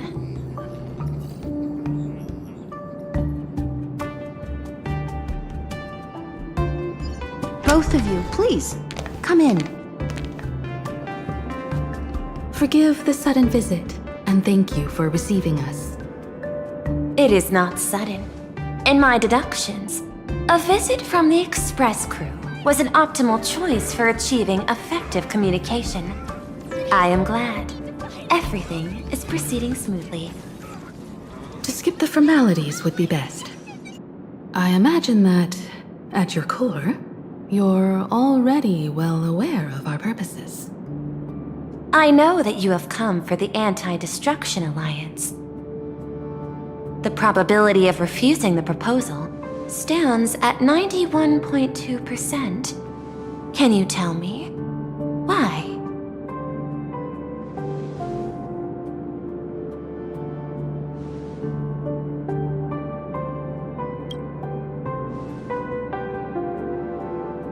That is a reasonable concern. Allow me to present data that is often overlooked. In the past 2 eras, 1,263 planets have joined the Pan-Cosmic Trade System, and 63% of them have preserved their native civilizations. This is the result of the Strategic Investment Department's work. Plain Arcadia is one such world. On this land, the preservation and the elation coexist in harmony. That remains open to debate. I recognize that throughout this war against the destruction, every participant may experience moments of doubt or retreat. But, based on extrapolations, we believe by following the route of the Trailblaze and building upon the framework of the preservation, we shall gather the manpower of the harmony, the computational strength of the erudition, and the military might of the hunt. The threat of the destruction will ultimately be eliminated. Hesitation breeds instability, and instability makes us vulnerable. And our enemies will exploit every crack to break us apart. Your point is valid, but allow me to note one error. That number, 91.2%, is inaccurate. Then, is the probability of rejection 100% in your eyes? No, it is 0%. Interestingly, the difference between 0 and 1 is also only a matter of perspective. We did not come to refuse the notion. On the contrary, the Astral Express seeks to work with you. This outcome exceeds my extrapolations. Tell me, was it a change in your emotion that led you both to shift your decision? No. Actually, your earlier perspective inspired me. The IPC deals with powers that command billions of lives in this cosmic game of cards. The Express had always been insignificant compared to them. We've simply been earnestly trailblazing and exploring all this time, trying to help worlds in crisis. Now it is this earnestness that has drawn many to journey with the Express, while the Nameless's simplicity assures our friends that they will not be consumed and lose their sense of self.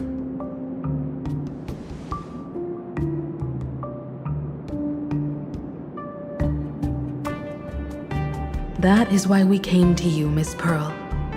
Please set aside your role as one of the 10 Stonehearts and imagine this possibility. To fight against the destruction, there is no need for an alliance. What we need is to stand by each other. The IPC may not stand as an ally of the Express, nor might the Strategic Investment Department. But you can. Work with the harmony, calculate alongside the erudition, help aim the arrows of the hunt, and build the steadfast shield of the preservation. Then, what part does the Trailblaze wish to play in all this? We shall become the sail. The ship's sail? That sounds no different from my former proposal.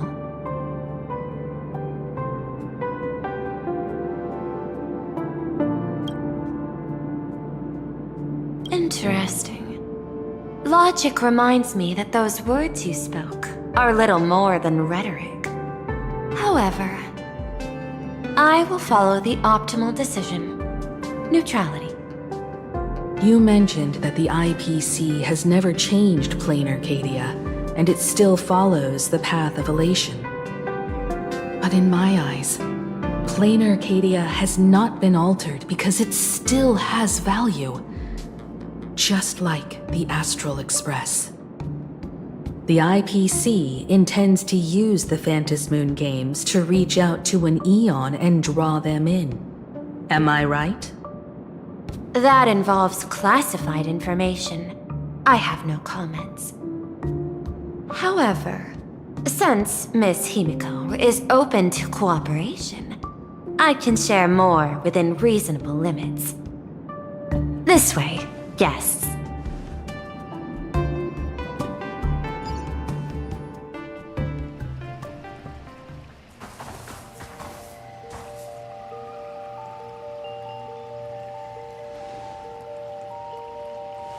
A place in the world in canvas, called the Phantasm Moon Courtyard.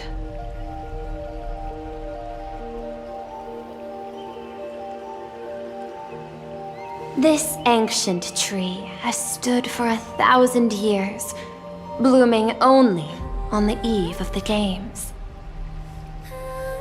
According to ancient texts, this is the heart of the Phantasm Moon Games ceremony. 8 masks, 8 supplicants. When people don the ancient masks in the near future, the altar will also reveal the masks' forms. Then, the games shall begin. I've been told, Miss Himiko, that Graphia's blood courses through your veins. The messenger of the hunt is here as well at this moment. This ceremony, to compete for the elation, is but a reflection of cosmic politics. In that case, why not use the result of the Phantasm Moon Games to decide whether the Express will become a sail or a banner? We'll consider your proposal. However, to take part in the games, one must have a mask of elation. I assume the IPC has prepared for that. As of now, the number of masks I possess is 3. With more time, I could obtain even more. In all of history, no one has conceived of a unified command of all supplicants and masks, let alone accomplished that feat. But this time, the IPC intends to regulate the games with our resources and influence. It is not unusual for visitors from beyond the sky to join the Phantasm Moon Games, but the IPC actually seeks to control the entire thing? The Eon of Elation is famed for unpredictability. Miss Pearl, you must take care. This is a word of caution. It is precisely because Aha is so mercurial that such an elated attempt has a chance to succeed. Pardon the interruption, Madam Pearl. The guide you dispatched has sent word. The masked fools have stirred up trouble, attacking him and the express guests. They were separated in the chaos. That is not surprising. Those masked fools have long kept the IPC in their sights. It seems the Phantasm Moon Games have begun, regardless of the Express's choice. I'll get in touch with those 2 kids.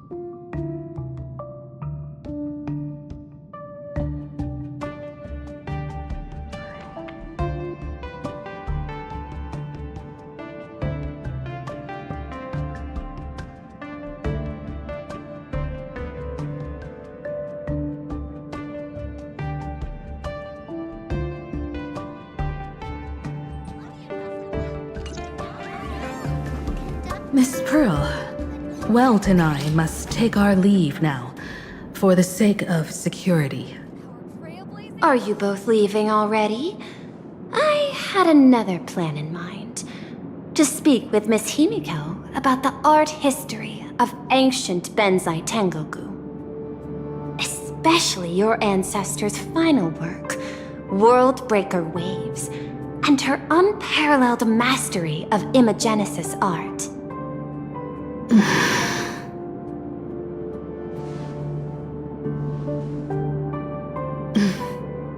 I'm counting on you, Welt.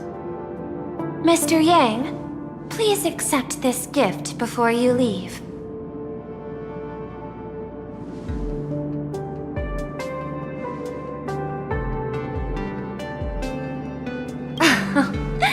You misunderstand. To offer the Nameless something so mundane would be far too discourteous. Please, open this case first, and see for yourself.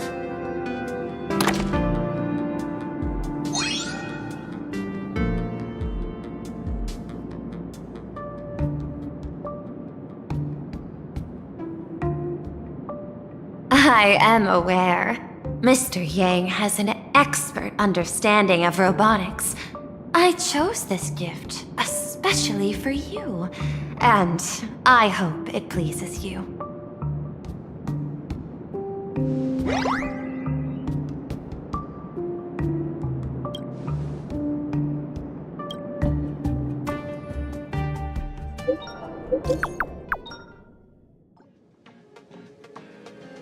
Graphia Academy? What kind of place is that? It is a school that trains artists, and it's quite well known in this world. Oh, we need to wait for someone there? Do you know the way, Miss Kuchiba? Allow me to guide you both and ensure your safety along the way.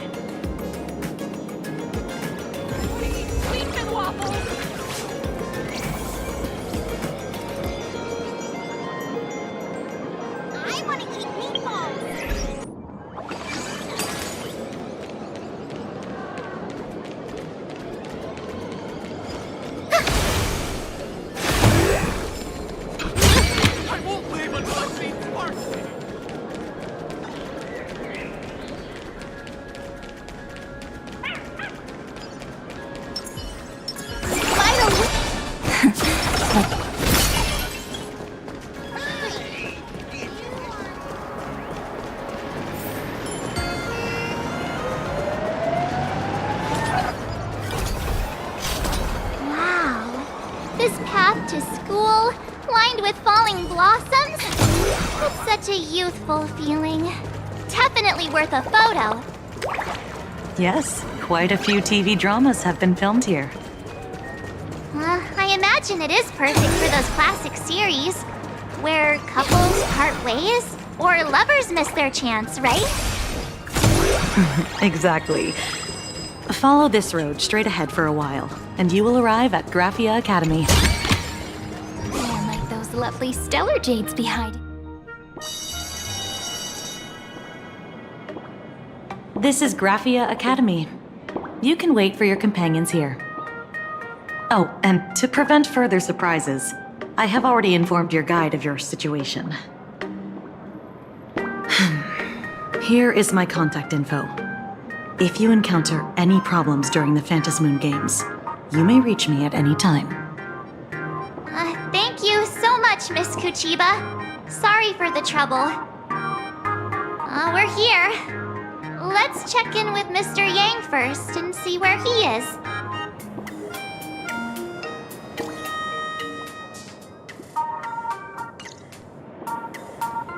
Mr. Yang still hasn't replied? Shall we find a place with better reception? How about heading inside the school to take a look? No way. I was just thinking, isn't this Big Sis Himiko's alma mater? The school lobby. It looks exactly like what I've seen in animations. Too bad neither of us ever went to a real school. If only we could taste a bit of campus life here. Hey, how about we sneak in and pretend to be students? Oh, please. We only spent a few days at Paperfold University. Where did you even buy that diploma? Well, since we can't contact Mr. Yang yet, why don't we stroll around and keep an eye out for him? Maybe he's already here somewhere.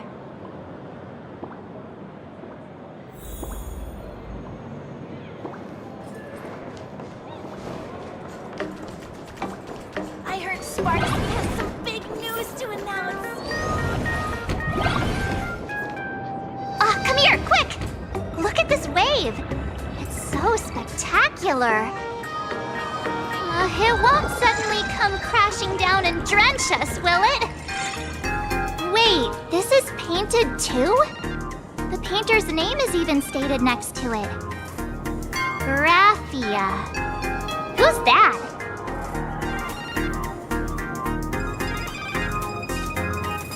March 7th and Company. Your transfer procedures have been completed. Please proceed to the Dean's office immediately. Transfer procedures? What's going on here? Let's go take a look, shall we?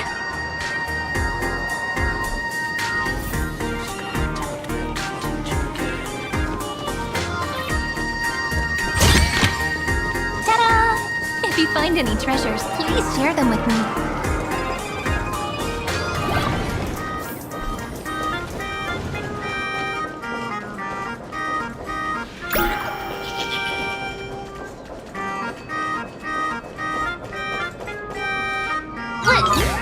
What the heck? Why is Scott here? What year are you two in? Senior, and not even bowing. How rude! Wait, you. Why do you two look so familiar? It feels like someone sent me here to find you. Now I know it's definitely the real Scott. Where did we get teleported to?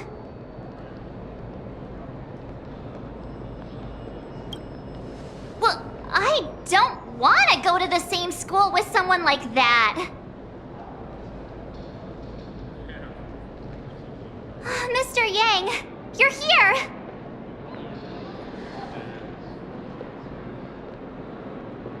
That was Scott. Where did he go? Wait. Why did you just call us students?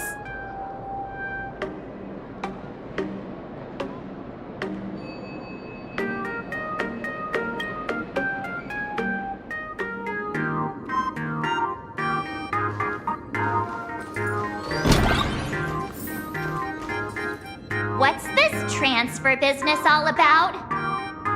Well, starting from today, you two are officially transferring to this academy to begin your brand new school life.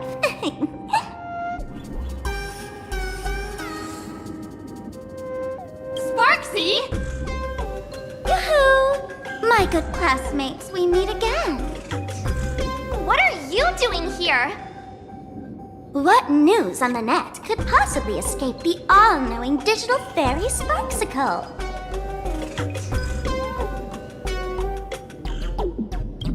Of course! As of this moment, I have taken over this school and become its acting dean. After all, this school is filled with fans who watch my streams. A little cognitive adjustment is all it takes to make plenty of them do whatever I want. Huh? Why the hostile stares? Surely you're not thinking of roughing up the dean? All right, relax. How about forgetting the Fantasmoon games for now? Instead, throw yourselves into a carefree, cozy, romantic, and enthusiastic school life! Oh no!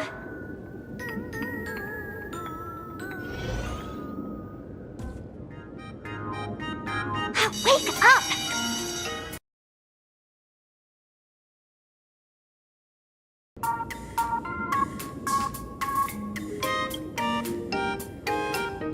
Stop sleeping. Your fleeting youth is slipping away. The artist qualification exam is right around the corner, and some students are still dozing off in class. Silence! How dare you call the dean by name? Do you have no respect for her at all? Before you stands an online streamer, a singer-songwriter, a trendsetter of internet culture, a rising star in education, and the masked fool among masked fools. Show some respect and address her as Dean. Thank you. It's fine, Scott. Thank you for standing up for the teacher. Such strong willpower. No wonder that outdated model wanted you in the Phantasmoon games. Too bad you crossed paths with me. Soon you will be just like these students. All of you will be turned into my little toys.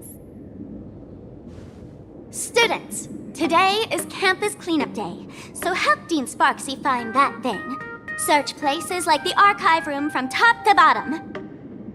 And teachers are all required to pitch in as well. If anyone spots that truant teacher, be sure to tell me. I will reward obedient students handsomely. Okay.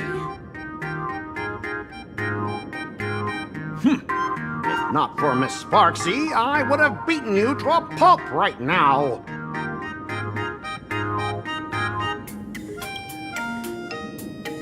Scott, it has been 2 years since that baseball club incident.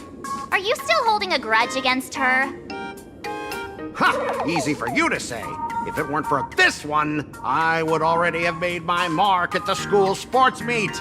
That jerk crushed my baseball dreams! Huh? What do you mean, that's it? Were you planning something even worse for me? Just last week, when I was about to confess my feelings, you folded my love letter into a paper airplane and sent it flying into the toilet! And when I tried to fish it out, the girls in class completely misunderstood me! Listen up! I'm here to challenge you to a duel! After school today, I will be waiting on the rooftop. Do you dare to come?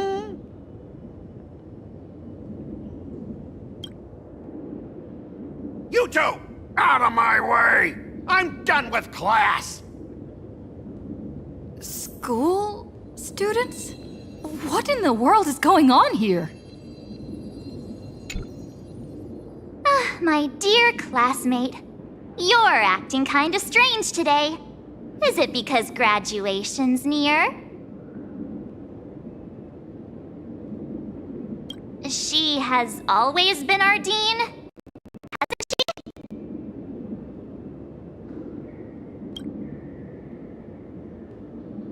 she? You stumped me there. At our age, what else could we be but students here? Don't tell me. Did the pressure of school make you lose your memory? You can't fall apart now. Actually, we just got our class photo developed. Let's use it to jog your memory. Look, this is our class photo. Does it bring anything back to you? That's me! I mean the other one. That girl with pink hair and long ears? Who was that again? Is she really someone in our class? Or just some random outsider sneaking in? Anyway, let me introduce the people everyone knows. See this guy? That's Scott, the one who argued with you earlier. He's a spoiled brat who flaunts his family's money. You were both aces in the baseball club 2 years ago, but he lost a bet with you and had to bark like a dog. That drew the attention of some strays that chased him down, so he twisted his ankle while running and missed the school sports meet. Do you remember that? Look, the dean is in this photo too. And so is Mr. Yang, our homeroom and history teacher. Yeah, I think that's right.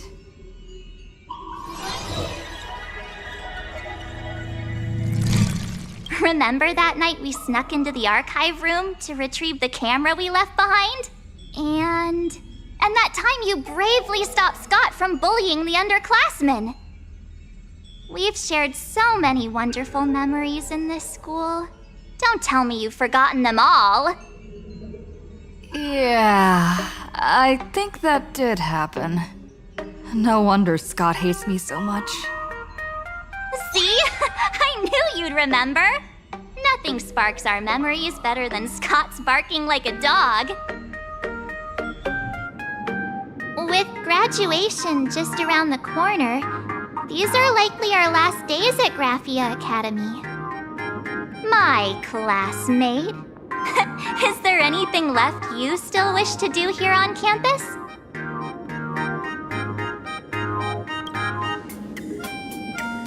That's simple. Check the schedule, and when the next class begins, make sure you listen closely.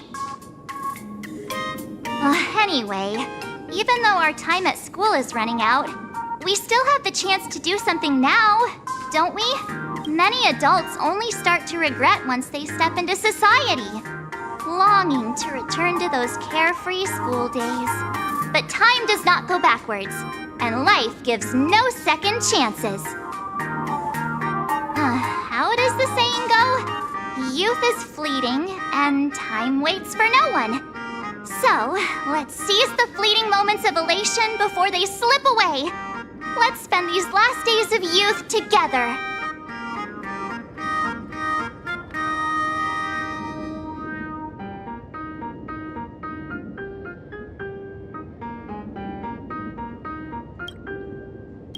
Who exactly was I supposed to find? Yeah! Waste your youth with me. If we don't waste it now, it'll be too late. I have so many things I want to do. Where should I start? Should I head to class, deal with Scott, or just wander around?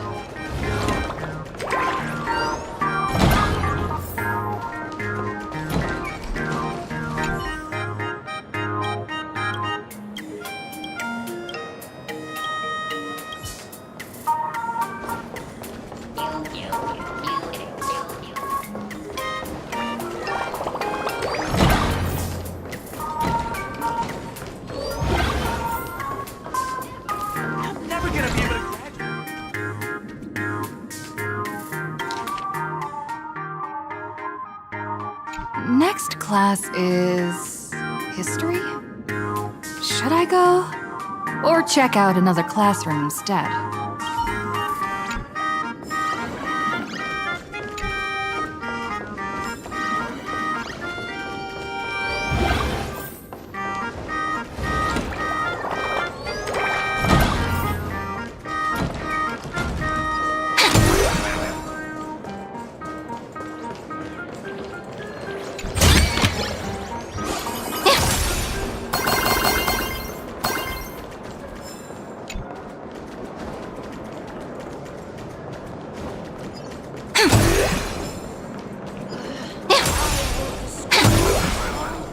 Remember to return the art supplies to their rightful place after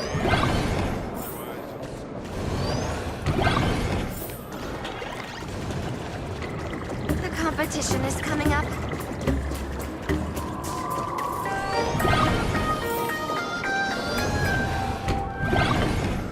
Scott says he wants to duel me on the rooftop.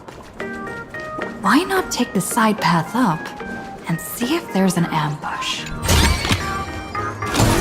Lovely Stellar. Mr. Yang, are you alright? You are one of the people I need to look after the most.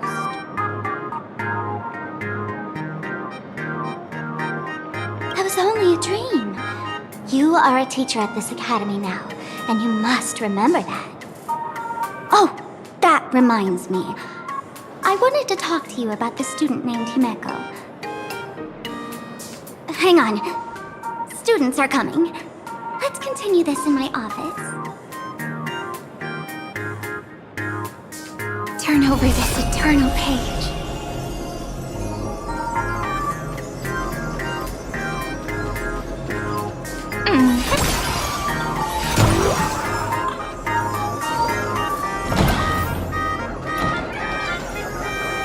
Take this.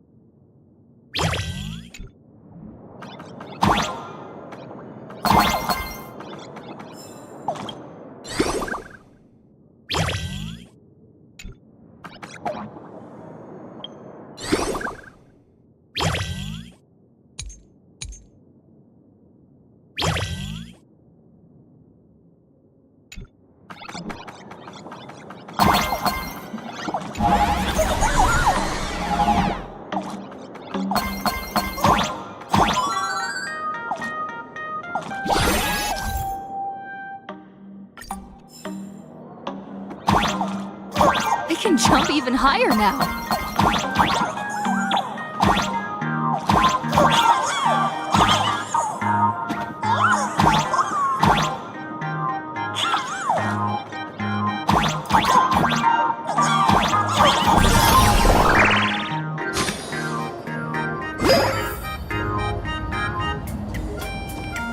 I've explained it to you so many times already.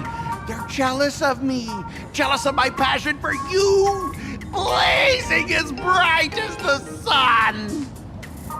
So she set me up on purpose, making me into what you girls call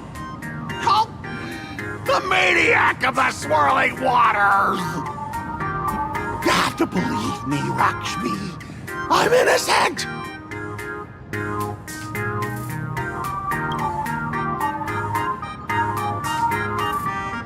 Finally, the perfect chance. Come on, hurry. Oh, Lakshmi, stop tormenting me like this. Say something. Scott, did it ever occur to you that the gray-haired human you say is so jealous of you might actually want to possess you? After all, we girls know these little schemes best.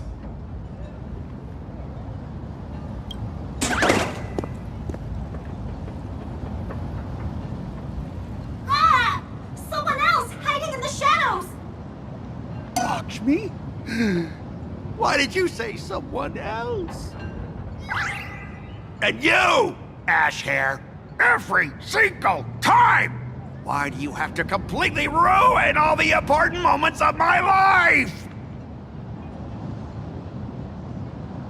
Scott, weren't you the one who called me to the rooftop for a duel? Huh? Scott, did you deliberately get this gray-haired human to come here just to spite me?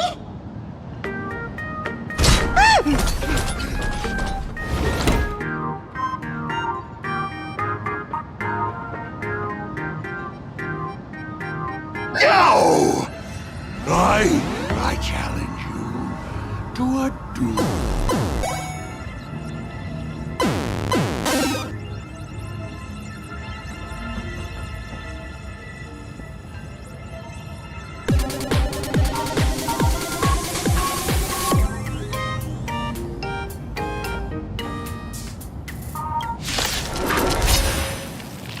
I cannot rest until I teach an idiot like you a lesson! All of you! Charge! Dispel the gloom!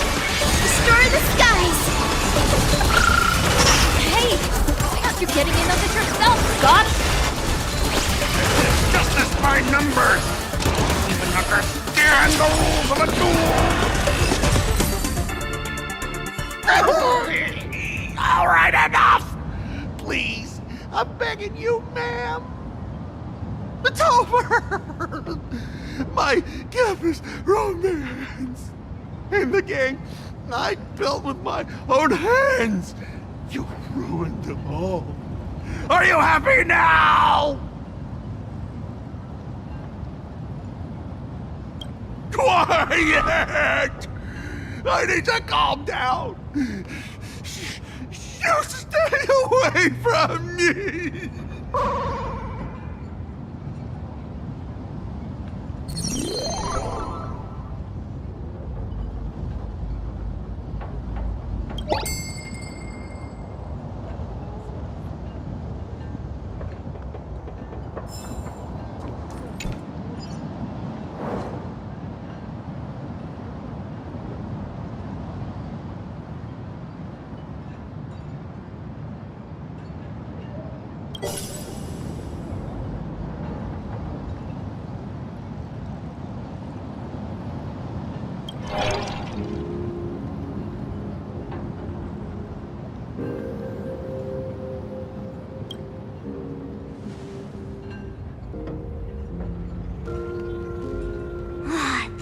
Scott. No, wait. I remember now.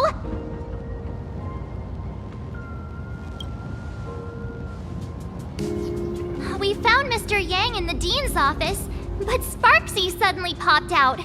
We were actually here to find Miss Dolly. But why did we come to see Miss Dolly in the first place? Yeah. What exactly did we come here for? Remember how Sparksy kept ordering students to rummage through every corner of the school? Students, today is campus cleanup day, so help Dean Sparksy find that thing. Search places like the archive room from top to bottom. Maybe we should check out the archive room she mentioned.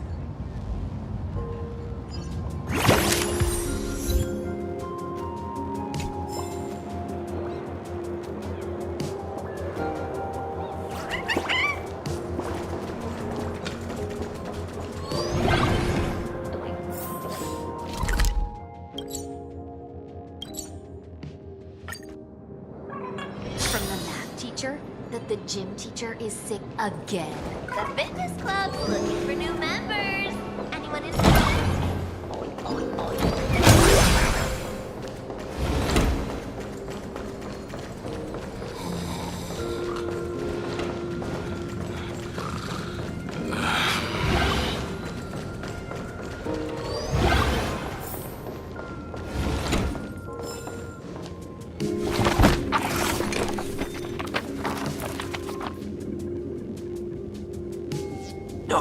Did the dean send you here?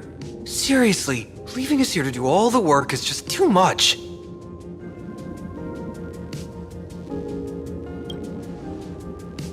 What's going on? Not paying attention in class is bad enough, but you don't even listen to the teacher's instructions? Have you seen a mask with a smile on it? The teacher told us to find it. A mask? Now I remember. We came here to look for a mask. What a coincidence! I'm here for the same thing. Get to work already.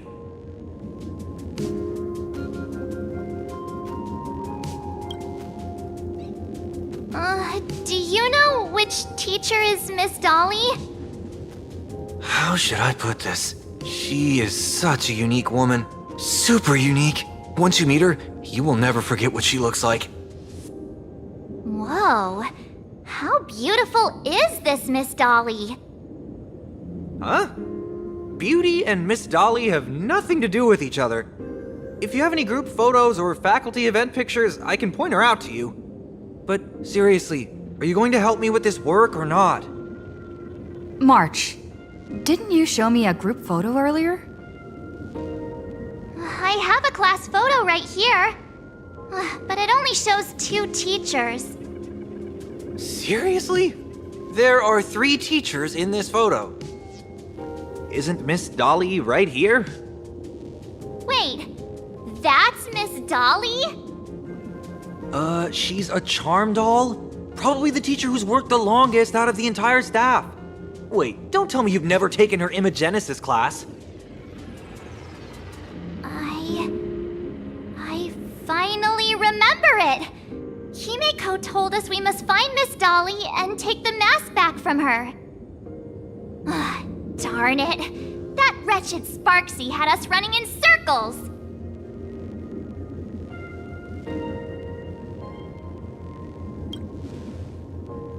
Two years? Wait, even those 2 years were fake! But all the pain of studying felt so real. That just makes Sparksy even more annoying. 2 years of studying were nothing but an illusion. At most, we've only been trapped here for 2 hours. It's not too late to act now.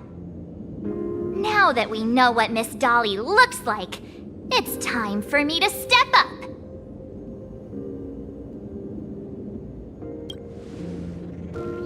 Miss Dolly has vanished. Either she's been captured, or she's actively hiding from Sparksy. All we need to do is find her. I'll show Sparksy how the power of the remembrance should really be used. It'll just cost us some film. Even though Miss Dolly is in hiding, we can still capture her lingering memories. Follow the trail of these memo sprites.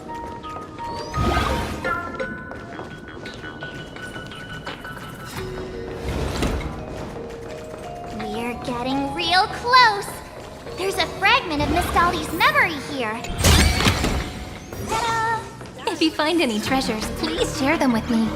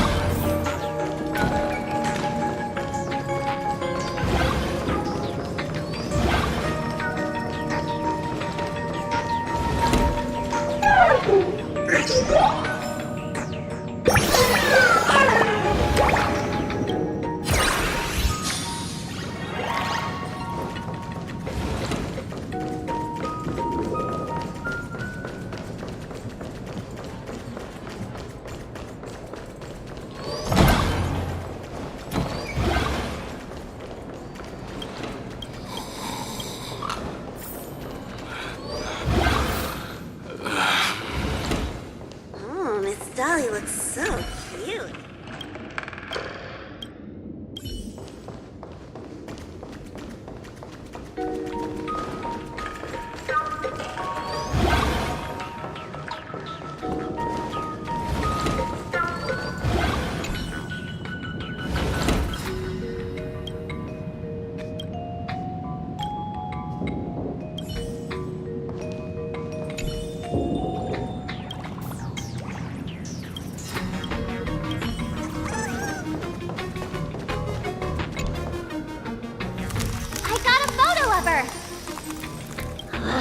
That's Sparksy. She's not really the dean at all, is she? What are her intentions?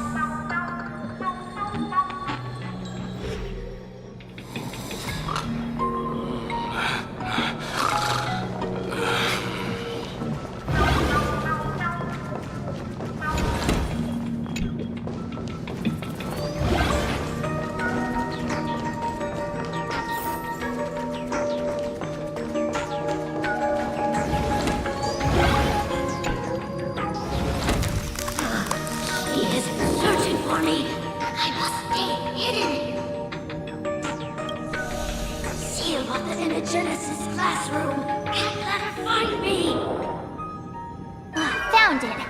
Let's go. We have to get the mask before Sparksy does. The door to this classroom... it's locked. Just as I thought. Better look for another way in.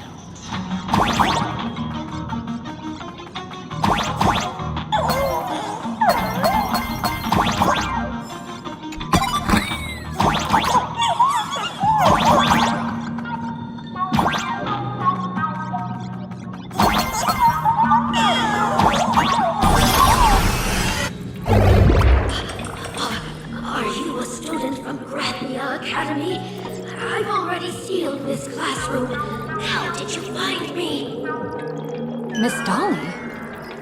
Don't be afraid. Himiko sent me. Eva, I will never hand over what she entrusted to me to outsiders. That imposter Dean outside is rummaging for it too, right? That's right. The masked fool Sparksy pulled off a takeover of the Academy. It took me so much work to find you. I'm one of the nameless on the Astral Express, and right now I'm the only one who can protect you. Please, you must trust me. The Astral Express? Indeed. I read about its arrival in Plain Arcadia in the papers, and saw it on TV recently. Since you claim to be Himiko's friend, answer a few questions about her. If your answers are correct, I will entrust you with the mask. I'm ready for this. Fire away. What kind of coffee is Himiko best at brewing? But wait a second. How could you ask such a question? Don't you know her coffee is absolutely undrinkable? Looks like you've suffered from it yourself. Then here's the second question. What kind of people does Himiko hate the most? A real chatterbox with a silver tongue. Word is, she even managed to kick a nameless off the Express because of that. I may not know much about her time on the Express, but that does sound just like the bossy vibe she had back in school. Very well, I can almost trust you. The final question. Himiko experienced the greatest regret of her life during her time at this school. What was that? Who knows? Could it be about that time she got a stylish short haircut to keep up with the trends? She actually told you that story. It seems you really are her friend. But that's not the answer. Huh? Did I really get played by that guy? It isn't that you were wrong. Perhaps Himiko never told you. Now that I think about it, she might never bring herself to share such a burden. The thing she regretted most must be what happened 15 years ago. No, better not bring that up. I believe you. You truly are Himiko's friend.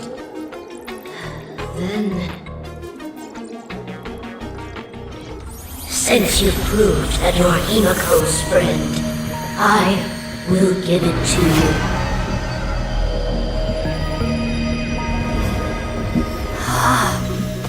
Wait, if you're right next to me, then who's this? Thank you, Miss Dolly.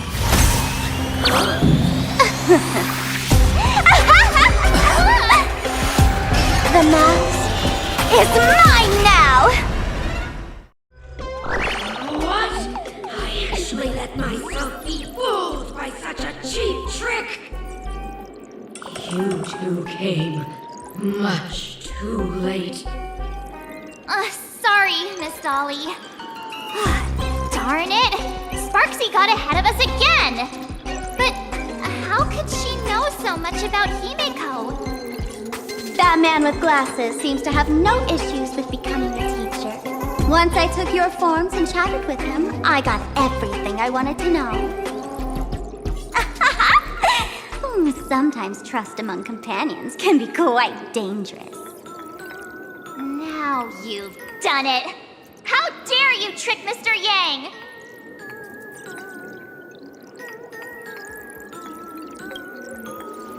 Swapping avatars is as easy as slipping on a shirt for a streamer. Most people only care about appearances anyways. Isn't that right, Nameless? You have really made me angry. She can't run away anyway. So, why don't we take the mask from her by force? Woohoo! Congratulations! You figured out my weakness. But the mask of elation that has been worn is like a clipped movie ticket. It only belongs to the one who used it first during the Ventus Moon Games. Seems you're completely unaware of such simple common sense. How sad. What? Astral Express out! Ha-ha! The only one worthy of joining the games is the adorable Sparksicle. Now then, it is time to treat my fans. You two will stay and witness my Sparksicon that I've carefully prepared, right? This will be a spectacle that shakes all of plain Arcadia to its core. A grand performance unlike any before. It's brought to you by Sparksicle and live streamed across the entire web. You don't need to know the program list, because I will erase the last residues of resistance and hostility in your hearts and turn you into my loyal fans. My dear fans, time to prepare. Carry out these two noisy haters for now. I have more important work to attend to.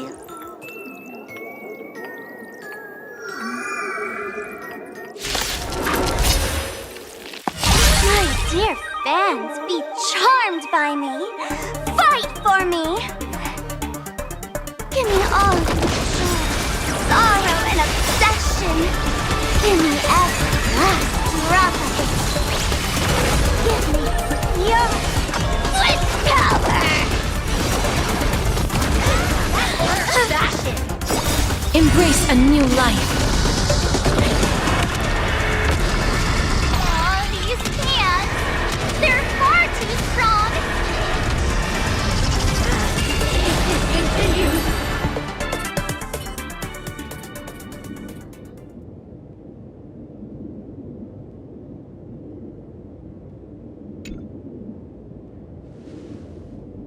Is this the archive room?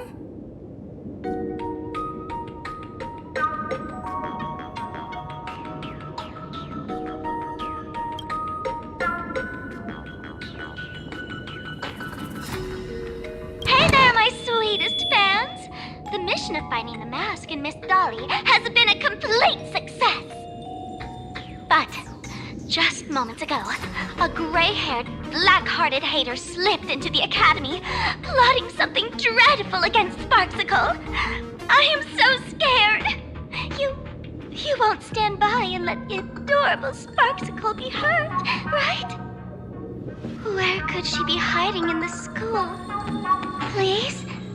Let's root out this villain together! Everyone, let us drag that intruder out!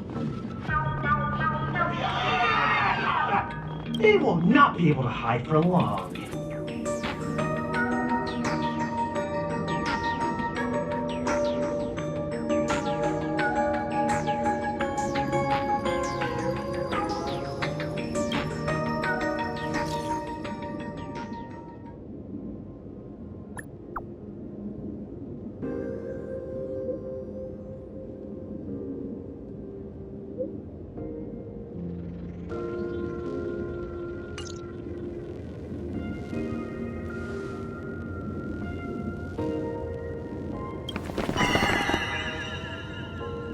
Hiding won't save you. We will... Have you reached the end of your rope?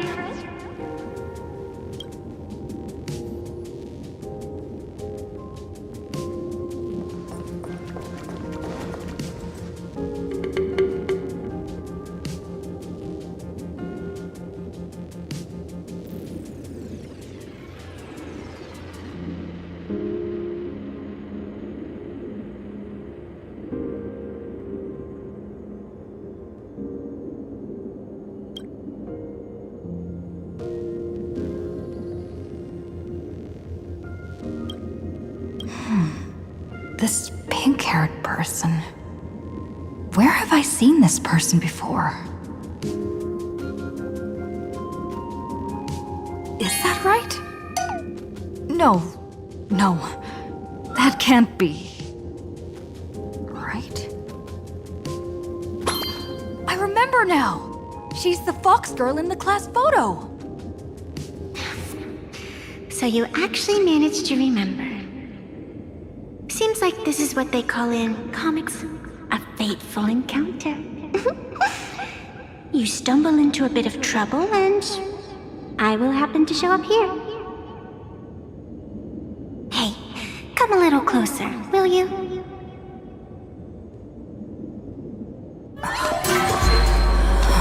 Come closer. Even closer. Don't be so scared. I don't mind. Oh, shoot. I think I'm stuck inside. Give me a hand.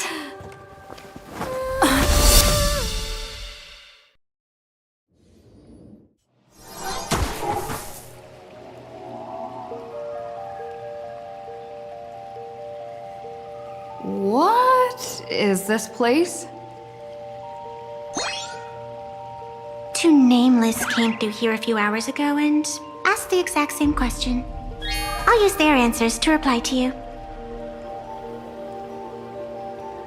This is a place in the world in Canvas, known as the Phantom Moon Courtyard. According to ancient texts, this is the heart of the Phantom Moon Games ceremony. Oh, and one of those nameless is playing the part of a teacher at the school. Oh dear, was that a spoiler? That's not good. Greetings, protagonist.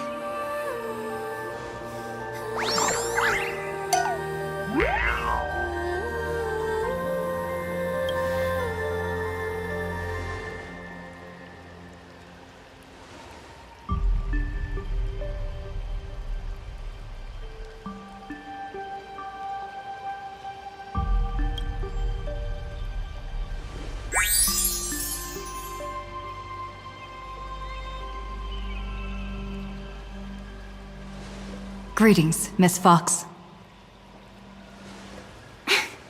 Technically, everyone is the protagonist of their own story. But you are different. You are the protagonist of the Fluffy Across the Blue, aren't you? Galactic baseball raccoon? You do not really look like a raccoon.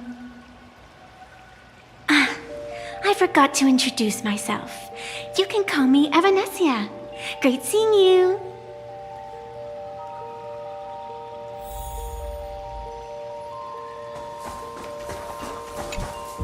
The first supplicant wearing a mask has appeared.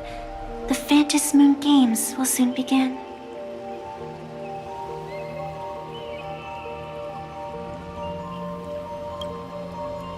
Do not be afraid. Just think of me as part of the audience. Like a reader following comics and cartoons. A bit of experience. Just like someone who has read enough comics can get superpowered battles and schoolyard romances without any instructions.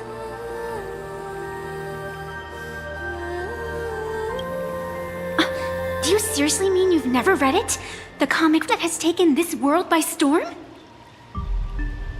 It is inspired by the adventures of the Astral Express, telling the tale of cute little animals riding a train across the cosmos, fluffy across the blue.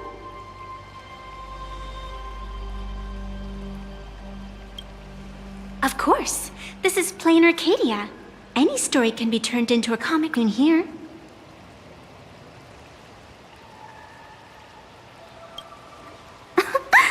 You are such a curious one. You were fleeing for your life a moment ago, yet now you can talk so casually about such nonsense. Is that really what matters right now? Still, that sense of ease, it is entertaining. Since you managed to amuse me for a moment, I will grant you a little aid. So, what would you like?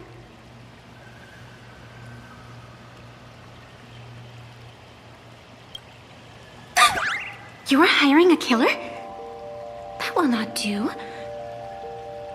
The story is meant to stay wholesome. I can see it in your eyes, Miss Raccoon. He will not accept defeat.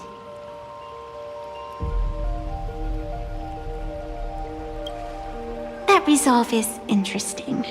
There will always be foolhardy supplicants donning the mask in these ancient Phantas Moon games, laying before the Phantas Moon their madness, fancies, and humor. They would weave schemes to slay monsters descending upon this planet from beyond the sky, steal the laughter of the gods to forge blades that could split mountains, or descend into depths of the world in canvas to swindle the souls of the departed.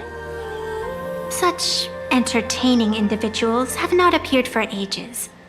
Perhaps you have a chance to become one of them? After all, you are the protagonist. I can lend you a little power, but an equal price is required. Otherwise, it would violate the rules. You must defeat the enemy who pursued you here within the next day and night. If you fail, your soul will be enslaved by her for all eternity. Do you accept?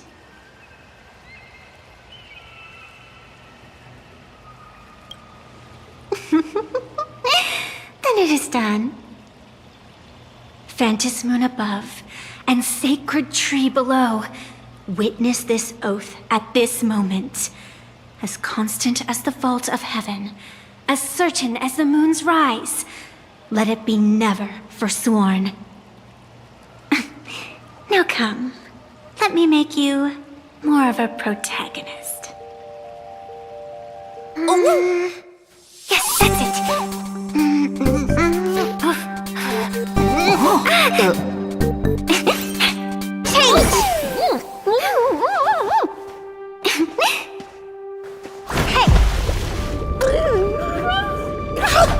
Huh?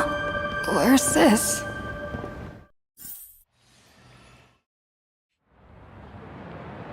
Gray hair, are you all right? Can't say I am surprised. It sounds exactly like something I would dream of, and something she would carry out the moment she awoke. Still, it ain't too bad compared to the horrors that unfolded in previous Phantas Moon games. At least you still have friends willing to stand by you, right?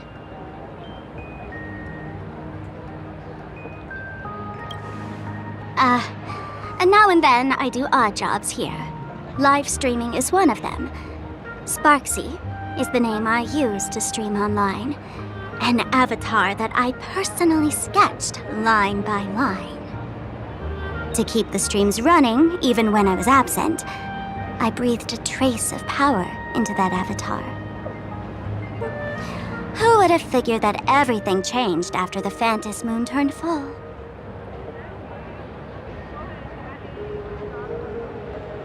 People offload their wishes and desires to her, and in the end, she too got consumed by these emotions. Once a creation gains a will of its own from the attention of the masses, even its creator can no longer restrain it. I've been watching you from the start, waiting for the right moment to step in and help. Sadly, you were either with the IPC's people, or with the Department of Aberration Defense. Then you and Darling March wandered right into that school of bad omens. That was when I realized things had slipped out of my hands. So tell me, what happened in that school?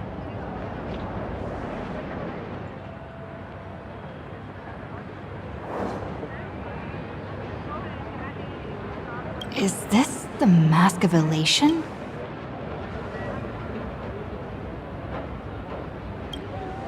What do you think? Call your companions on the Express ASAP. Or, since this is a civilized society, you could try phoning the Security Bureau. But these matters are obviously far beyond what they can do. They say that no one could restrain the supplicant's actions in the past. Ah, those were the good old days of freedom.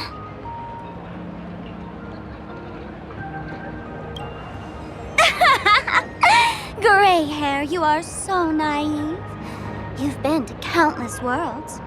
When the skies collapse and the end draws near, what can the authorities possibly do? Don't make their jobs too hard. The Phantom Moon Games are nothing less than a ceremony set down by the Master of Elation. Amazing miracles always appear in the world after every game ends. Like the birth of a new imagination, unthinkable phenomena, or a future brimming with hope. Perhaps you have heard this question. If the world's science and technology could leap forward by 100 years at the cost of a single kitten's life, would you kill the kitten?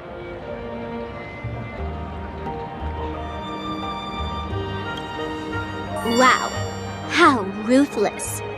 Then you chose the same answer as this world did. Whatever. This is not the time to debate over ethics. Gray hair. Are you gonna save Darling March and Mr. Yang or not?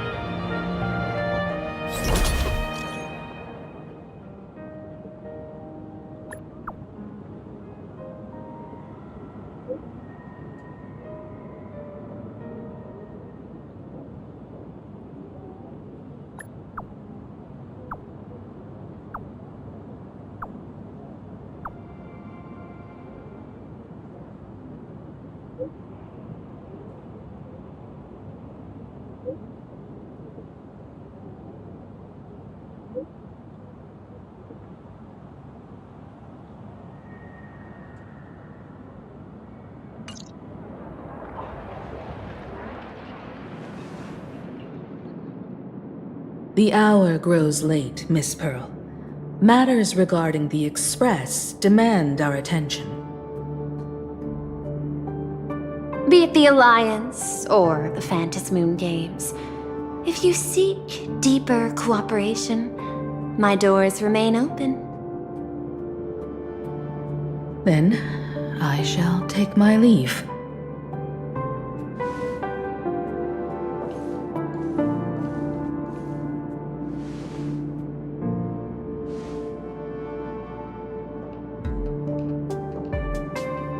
How intricate human social interaction models are. My extrapolations still cannot account for the full strategy tree of the Astral Express. Master, General Yaoguang of the Xianzhou Yuchui is here to see you. Shall we have her wait? No. The Xianzhou will also become a key ally. Only through enough contact and emulation can we hope to comprehend their methods and strategies. Conclusion. I don't think I'll be able to keep copying the painting for the rest of today. Let General Yaoguang in.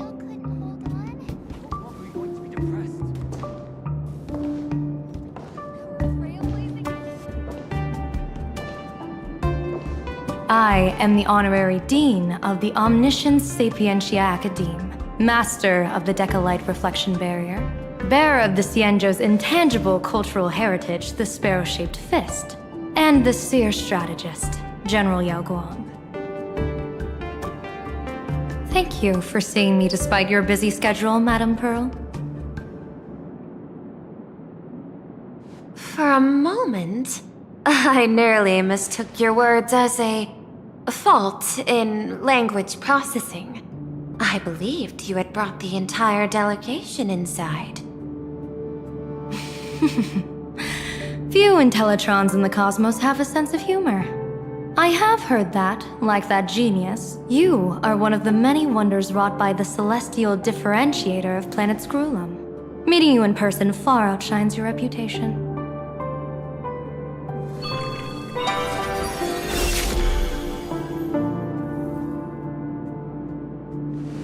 Madame Pearl, seeing how you have a calculating look, and with your heart pristine and your outer form so dazzling, I could not help but cast a divination for you.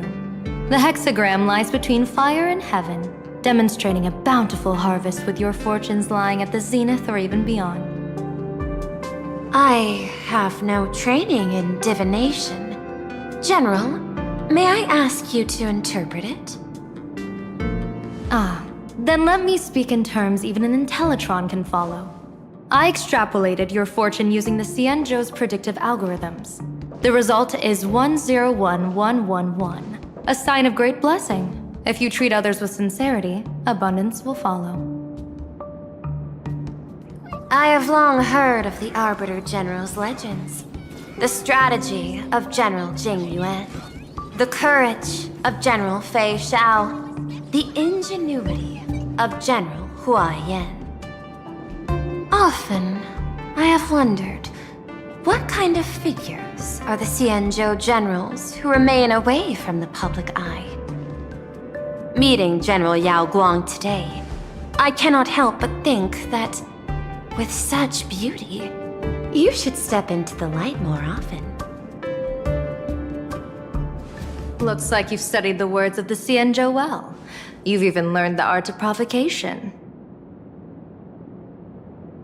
You praise the others for their individual and unique talents, yet when it comes to me, the only thing you had to say was beauty. Do not misunderstand me, General. To me, beauty is the rarest of treasures, and the most fragile to preserve. Besides, intel on you is truly scarce. It is quite difficult for me to find ways to compliment you. But what I do know is, the Yuchui is the think tank of the Xianzhou ships, and its general is the master of all diviners. Speaking purely of deciding the course of affairs, no one is better suited than you to cast the Xianzhou Alliance's vote on whether to join the Anti-Destruction Alliance. So, General, what is your decision in this? This topic is far too great for me to decide on a whim. But as a gift and to complement the respective gaps in our knowledge, allow me first to offer you a piece of vital intelligence. And with it, I ask the IPC to show sincerity beyond empty words. I do not follow your logic. With the threat of the destruction looming, what need is there for further reasons to cooperate? Set a mighty foe as a common goal. Convince former enemies to turn allies, then devour them in turn. Such feats are hardly rare in the IPC's annals of glory. I understand. The Xianzhou questions the IPC's sincerity. It would be better to say we asked the IPC to demonstrate its sincerity. Courtesy demands reciprocity, and the intel I now offer you is both urgent and weighty. Question. What could be more important at this moment than forming the Anti-Destruction Alliance? Nanook won't erase the universe in the next few days, but someone else might destroy plain Arcadia within that time. You have heard of Blade, the Stellaron hunter, right? The IPC has long placed a great bounty on his head, though I have never laid eyes on him. The Yuchue recently intercepted a report. Styling himself as Xianzhou's #1 assassin, this man accepted a contract from the Sinwish Syndicate, a local organized violence group. I do not know his exact aim here, but he is a major criminal of the Xianzhou. He is guilty of the 10 unpardonable sins and is a formidable fighter, with few able to match him. As general of the Yuchue, I will take it upon myself to bring him in before he can cause disaster here. This planet, Ahatopia, is part of the pan-cosmic trade system, and Blade is a wanted criminal of the IPC. Since he has set foot here, he falls under its law. General Yaoguang, is the sincerity you seek for us to capture this man and deliver him into the hands of the Xianzhou? I hear the Phantom Moon Games are about to begin, with the entire nation awaiting it with bated breath. I imagine you will also find it hard to extract yourself from the festivities. If this cursed man were to quietly depart on his own at this time, would that not be a perfect outcome for all? This is my understanding. You wish for the right to act freely within plain Arcadia. Apart from this cooperation, what better proof of sincerity could there be before we join forces against the destruction?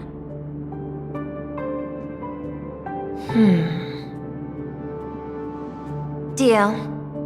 What I do not doubt, the might of an Arbiter General. However, I do doubt, will the Xianzhou's #1 assassin truly leave without a commotion? By my extrapolations, even without accounting for the guidance of Destiny's slave, the probability of capturing a single Stellaron hunter is less than 9.8%. Not even 10%. As a diviner, that's not how I see probability. Even if the chance of success is only a coin toss, once I enter the fray myself, I always treat it as a 100% certainty.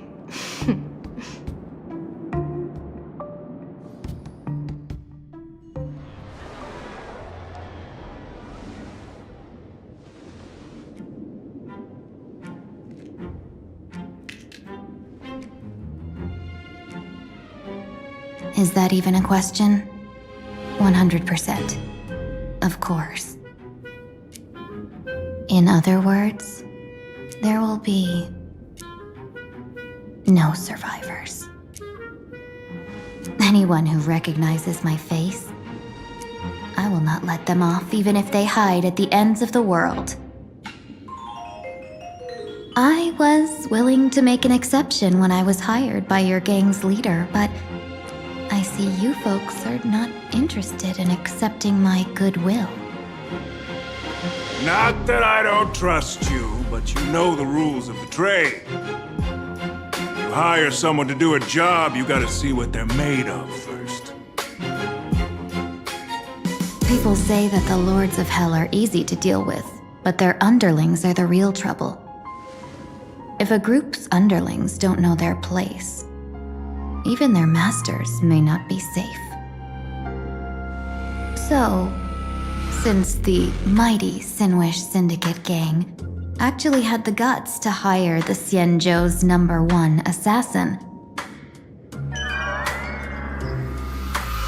I guess you are also ready for destruction.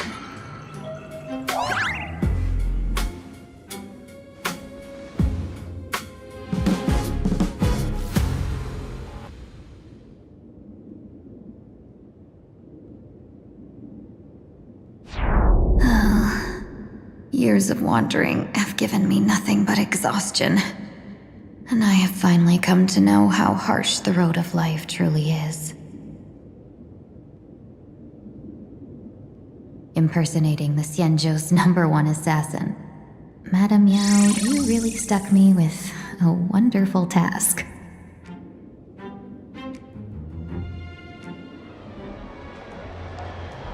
Please take great care during this mission, Miss Tingyu.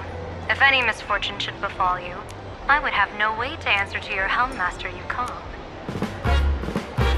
You worry too much, Madame Yao.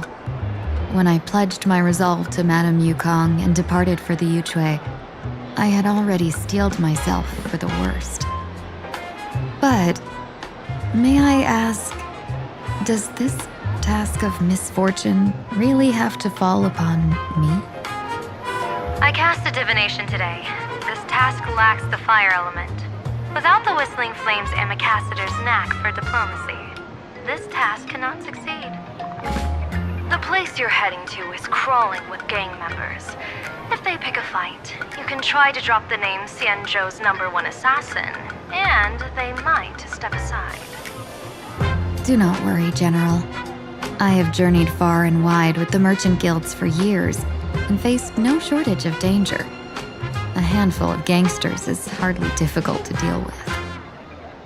If you're not afraid of danger, then why have you not set out yet? Shall I read your fortune and give you a little peace of mind? What I fear is that fortune-telling of yours. No, what I really fear is you, Madame Yao. Afraid of me? Am I so notorious on the Xianzhou Lafu? I've heard many tales about you. After the Battle of the Fanghu, you willingly surrendered your command token and became a general in name only, with neither troops nor soldiers. They also say that the seer strategist, for the sake of a tiny chance at victory, stood by as her mentor went to a noble death, treated the countless lives of dead verdant knights as nothing more than numbers consumed in her divinations, and even doomed an arbiter general. Are you afraid that I, the cold-blooded diviner, might send you to your doom here in plain Arcadia? Bold words for a little fox. It's just a bit of my curiosity about you, General. I hoped you could clear up a few of my doubts. Seems like I wasn't wrong about you.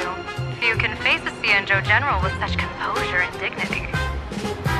No wonder you can make such a bold statement. The gods use humans as pawns in their cosmic game, sacrificing countless innocent souls. Have you ever thought about making them pay? They say you survived a Lord Ravager's deadly clutches thanks to luck, but I believe it was your unbreakable resilience that carried you through. You flatter me, Madame Yao. One must glean some wisdom to be worthy of enduring such a life-and-death ordeal. If we surpass the gods only in cruelty and heartlessness, then that would be our complete failure in my eyes. Excellent. I couldn't agree more. Miss Tingyun, you've passed the interview. Ever since I escaped death, I swore never again to be a pawn for heartless chess players. And Madame Yao, you've passed my test too. I know you're not interested in empty talk, so let's get down to business. Miss Tingyun, our Yuchui business delegations are treated much better than what you get on the Lafu when they set out on official missions. They get 5 meals a day. General, I really don't have such a large appetite. For the duration of the delegation's mission, you'll receive 6 times the usual allowance, and all expenses will be fully reimbursed. Such a generous offer. To be honest, that makes me even more nervous. Head to Dovebrook District, locate the Sinwish Syndicate contact, use the passphrase you gave me to establish contact, and do not reveal my true name. If there's nothing more to it, is this task really worth 6 times the pay? You're the kind of talent worthy of such a reward. After all, we diviners are no different from you merchants. Even when we hit a dead end, we still have to bargain and carve out the faintest chance. Merchants strive for profitable opportunities, while diviners reach for a sliver of luck. Looks like my mission bears significant weight in Madame Yao's reading of fate. In that case, I shall depart. When in doubt, open the 3 strategy pouches I entrusted to you. Inside are tactics I divined, certain to break any deadlock and aid your journey. Go, Xianzhou's #1 assassin. Time to get down to business. Where could the Sinwish Syndicate be hiding? The contact from the Syndicate should stand out. Can you really handle the heat?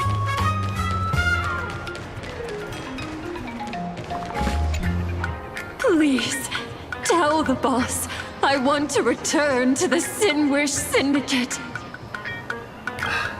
Ma'am, maybe it's time to rest in peace. Don't you remember dying during that mission a few weeks ago? The you right now is just a lingering obsession left behind after death. According to the provisions of the Fey Kind Protection Act, ghosts are not considered the same as they were while alive.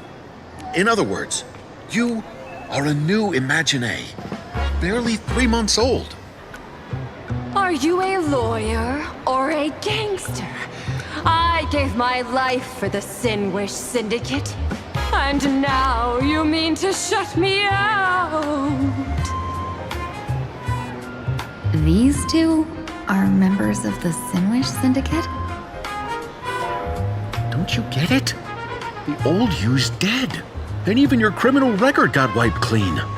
The leader's trying to say that now you've got a chance to keep to the straight and narrow. You shouldn't come back to the gang. How am I supposed to convince you? Hey, Fox Girl, you eavesdropping over there? I'm just a Xianzhou person here to talk business. Could you tell me which way to the Sinwish Syndicate? I come from the Xianzhou to discuss a deal that wears me down, yet tears my enemies apart. Business?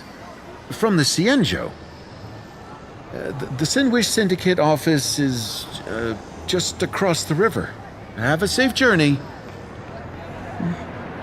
He doesn't seem to have understood the passphrase. But the news that the Xianzhou's #1 assassin is coming has already spread through the organization.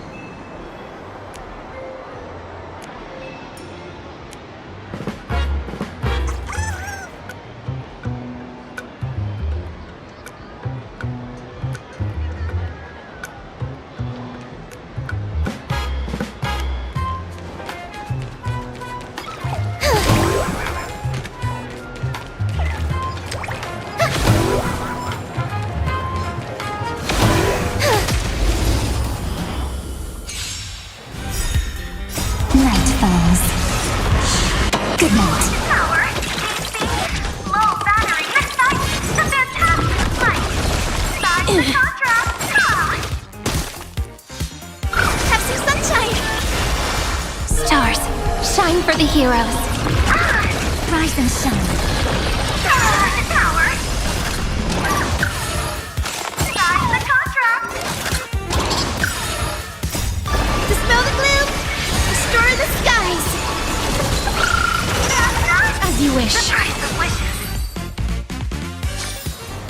Even faint sparks can converge into a bright river of stars. Those people over there. Are they also... Bro, how much longer do we have to wait? What, are your legs giving out? Idiot. The boss told us to wait here as a show of respect. Now behave yourselves! Could that big guy be the contact from the Sinwish Syndicate? Hey, you fox over there. You've been staring at us long enough. Got something to say? May I ask, is this the Sinwish Syndicate's turf up ahead? Yeah, so what? I should act tough and say less than what I want to say. Since this is the Sinwish Syndicate's turf ahead, not only am I going in, you will invite me in with respect. What did you say? You're here to stir up trouble, aren't you? I come from the Xianzhou to discuss a deal. A deal that wears me down, yet tears my enemies apart. You're the guest our boss invited? Hold on. I nearly fell for that. Looking all delicate. How could you possibly be the Xianzhou's #1 assassin? Spill it! How did you know the passphrase? Why don't you take off your sunglasses and let me see if you still have your eyes? The Xianzhou's #1 assassin is nothing more than a nickname coined by the common folk. I have always considered myself a merchant. A merchant? Isn't a hired killer the oldest trade in the world?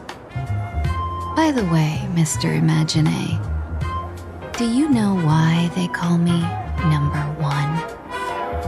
You never miss a shot? Not quite. I kill in bulk. The way to keep business going is to offer a little extra. If they pay for one person to be silenced, I throw in 2 more.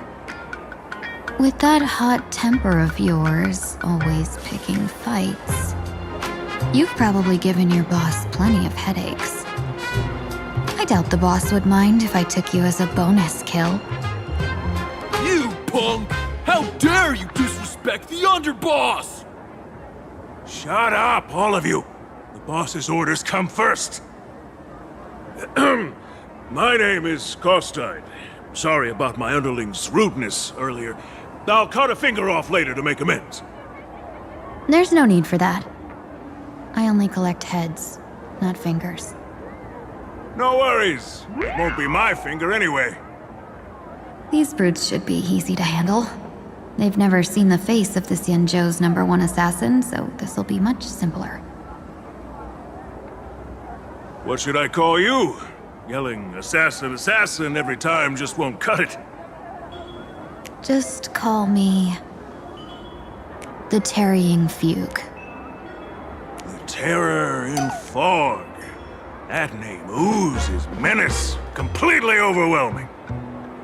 Now then, can you lead the way?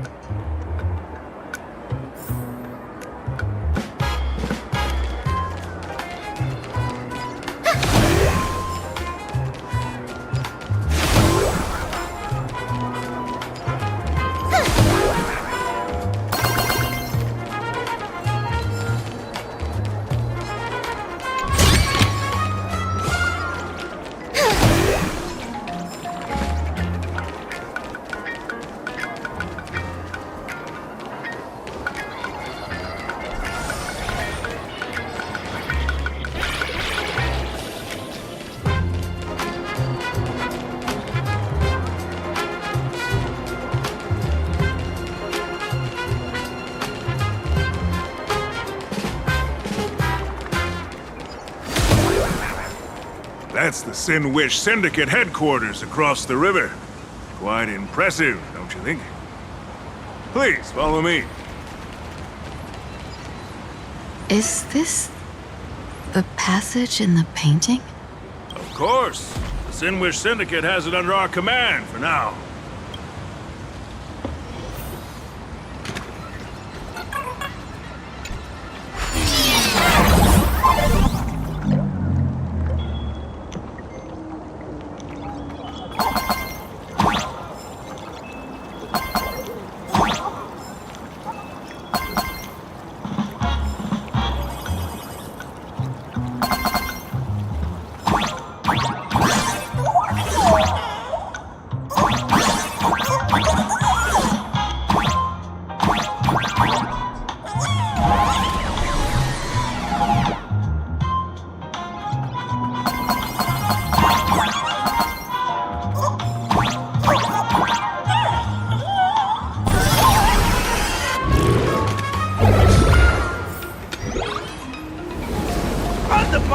You're back!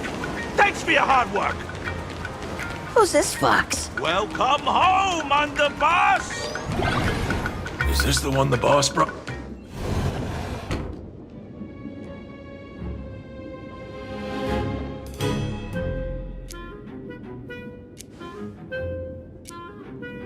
Underboss, I mean no disrespect, but is this frail woman really the one the boss invited? That's right. Her name is the Terror in Fog. Spread the word that the Sinwish Syndicate has secured the Xianzhou's #1 assassin. Underboss, beat me if you want, but I gotta say, are you serious? Are we really counting on this delicate woman for the Phantasmoon Moon Games? The Phantasmoon Moon Games. Is that why they hired a Stellaron hunter to do their bidding? These Phantasmoon Moon Games are a once-in-a-lifetime chance for the Sinwish Syndicate to rise. This woman doesn't look like she has what it takes, and we're trusting her. If she blows it, how are we supposed to save face? Underboss, we haven't been duped, have we? If word gets out, the other gangs will laugh us out of town. All of you, shut up! Useless. Lady Terran Fog would wipe the floor with you even if you all came at once.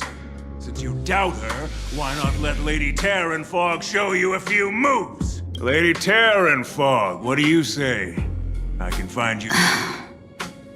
I thought you were naive, but looks like you're just playing good cop, bad cop to test me.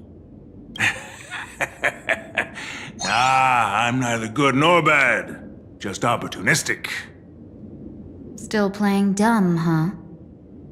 Boss of the Sinwish Syndicate. Your people wouldn't be doing this on their own. I know you can hear me. I came for business. Making friends would be a fine bonus. But if not, that's fine with me. If you still want this deal, cut the tricks. A real expert is something else. You speak with such overwhelming presence, though we barely understand a word. Come on, show us a move. We fight and bleed every day, and that's the only way we'll be convinced. Oh no. These brutes are not interested in a win-win situation at all. When in doubt, open the 3 strategy pouches I entrusted to you. Inside are tactics I divined, certain to break any deadlock and aid your journey. Looks like it's time. Huh? Just keep alive and open the 2nd strategy pouch once you're done. What kind of strategy is this? There's barely anything helpful in here. Looks like Lady Terran Fog isn't impressed with your skills. Out of my way! When I was young, I dreamed of becoming a musician. But fate had other plans, and I was dragged into a world of violence. But even then, I never let go of my love for music and rhythm. Even in battle, I kept honing my singing and instrumental skills. And that's how I forged my one-of-a-kind fighting style. They call me the Roaring Costide! Oh, Cribs! The underboss is getting serious! Lady Terran Fog, I humbly challenge you. Show the Sinwish Syndicate the assassination skills you're so proud of.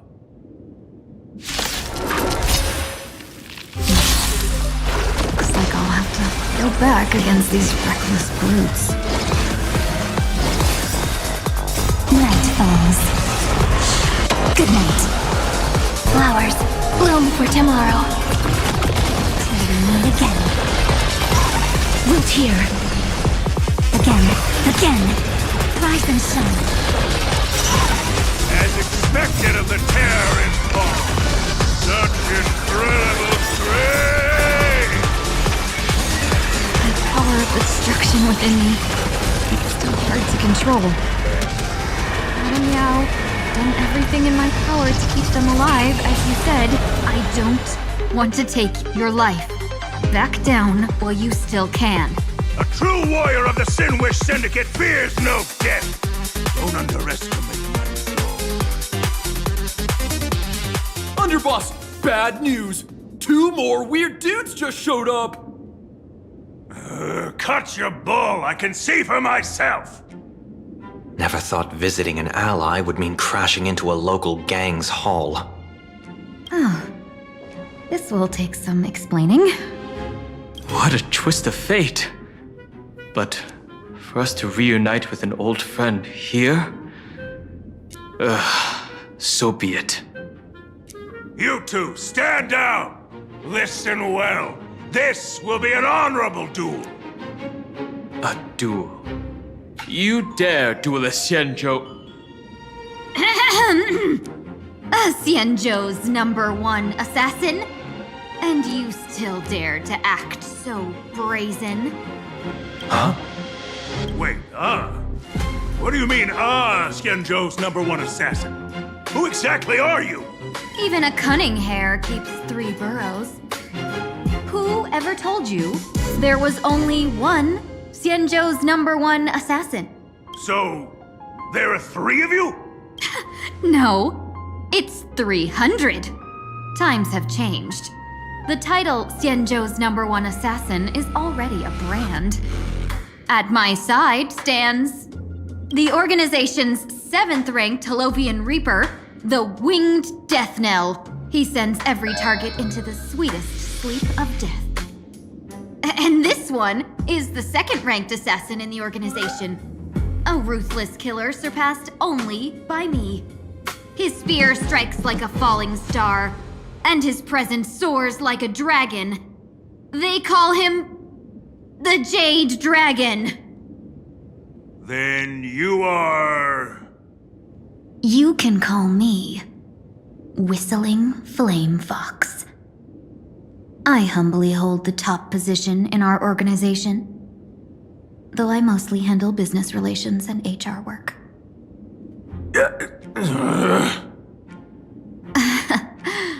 Hard to believe, isn't it? Come on, madam. It's pointless to say anything now. If you want this gentleman to know you speak the truth, let our brother show off a bit of his spear work. That will convince them.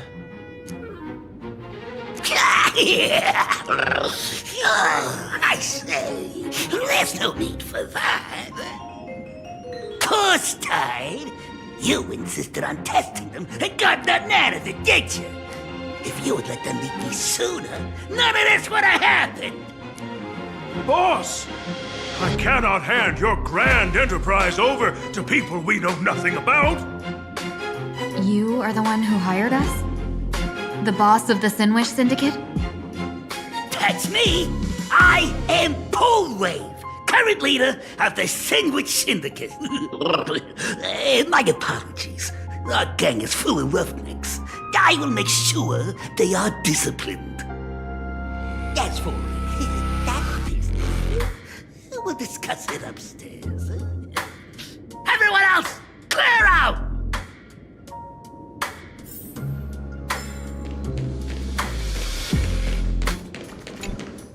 Long time no see, Lady Tingyun. It's been a while since we last met in Penacony. I am truly grateful for your quick thinking. To avoid revealing too much, I made up false names and titles for you two just now. If you were offended, then I beg your forgiveness. This place is a hotbed of trouble. What brings you two here? When Sunday and I contacted the Xianzhou delegation, they asked for our help. They claimed someone from their group had lost their way here in a foreign land and was captured by a local gang, and they wanted us to help. It was clear there was more to the story, but we came anyway. Who would have thought? It turned out to be true. Lost? Captured? There must be some misunderstanding. Alas, this rumor was likely a destiny arranged by Madame Yao. Did you just say Madame Yao? Do you mean the seer strategist from the Xianzhou Yutue? I happened to hear of her back in Penacony too.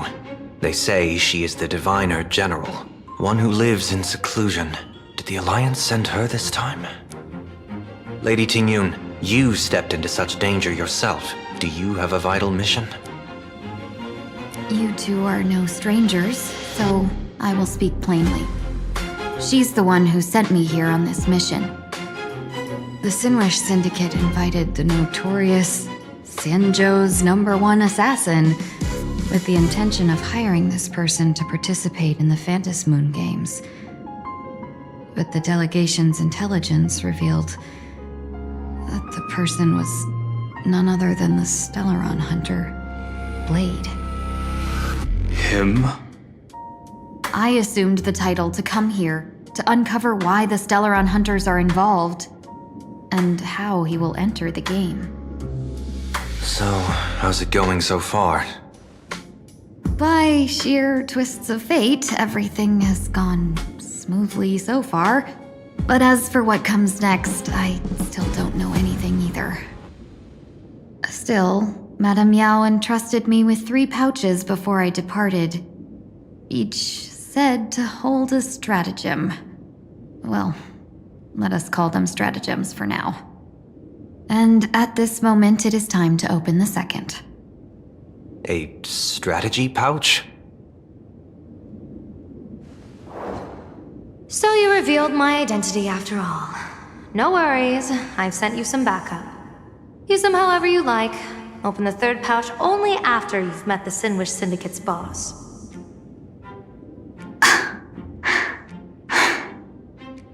No wonder they also call Madame Yao the Crosstalk General. The what, General? It says the 2 of you will help me clear the way, so I can safely meet the Sinwish Syndicate's boss. What do you say?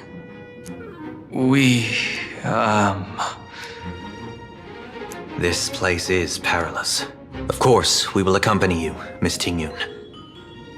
As for the Stellaron hunters, I too find them intriguing. Dan Heng, will you help me gather a bit more information? Of course. Thank you, Sunday.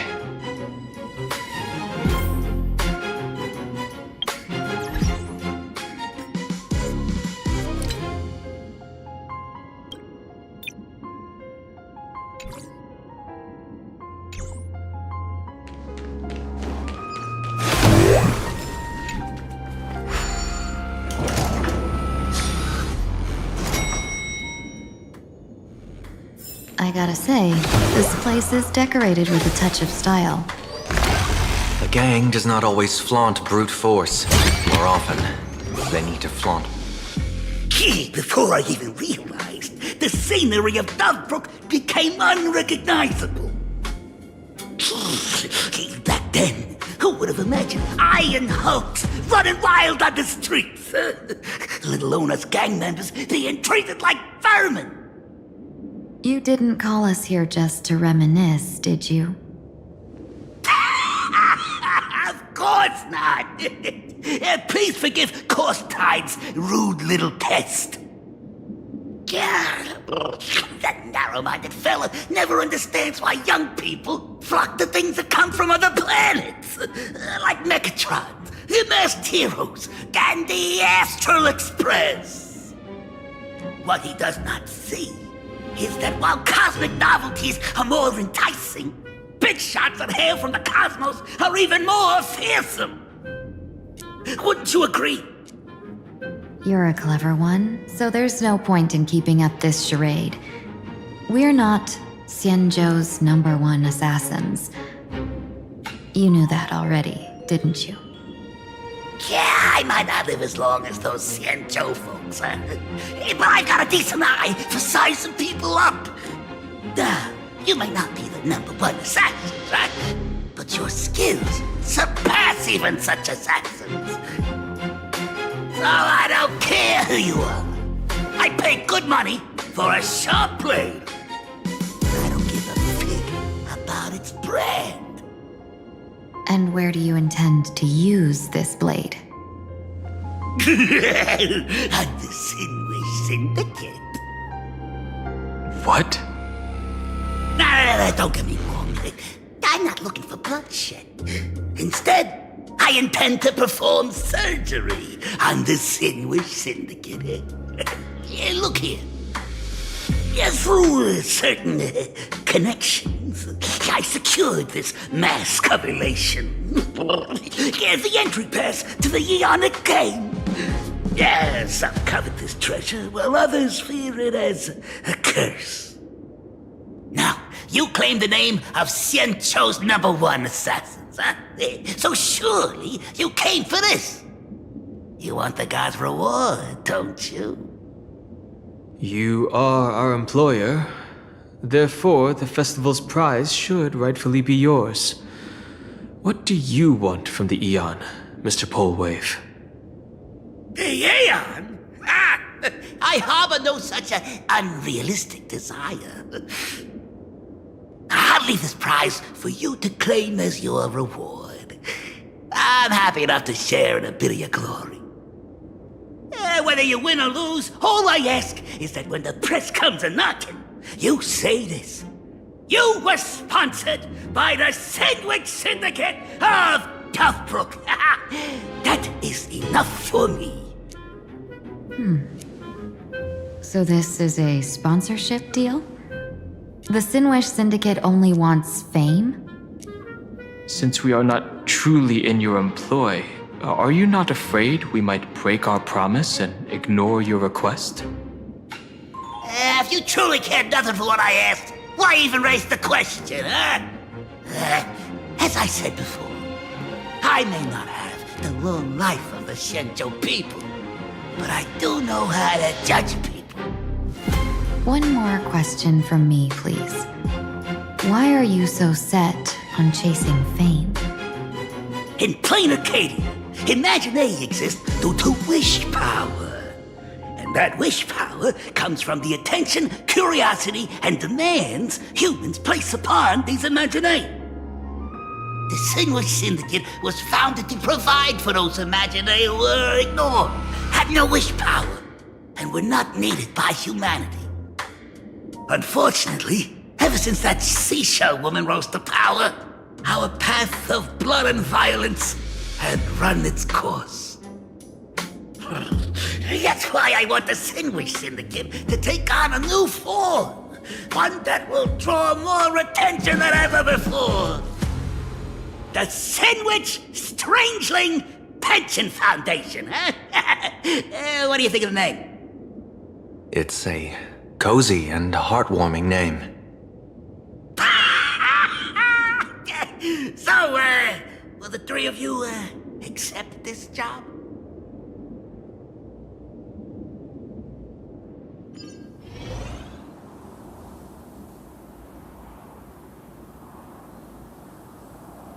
Mr. Polewave's goal is surprisingly grounded. A gang leader won't survive this long by relying on bodyguards. It's about having a sharp instinct for survival. He wants to launder his gang clean, but that will not be easy. In my view, the underboss may not see eye to eye with his boss.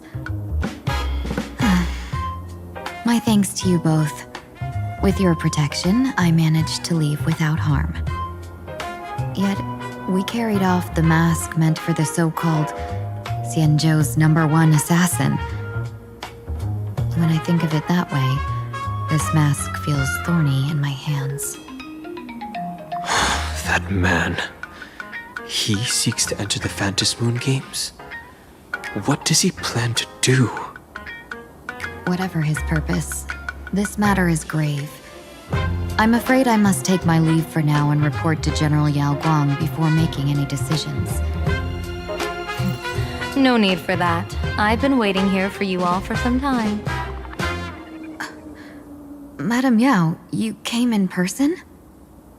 Well, you see, I must admit I passed false information to the two behind you, sending them on a wild goose chase. I should personally ask for their forgiveness. As for why I am here, Miss Tingyun, you still have not opened the third pouch, have you? That's true. Whatever they give you, just take it all and bring them to me. What kind of after-the-fact strategy is this? General, had you spoken plainly, Sunday and I would never have refused you.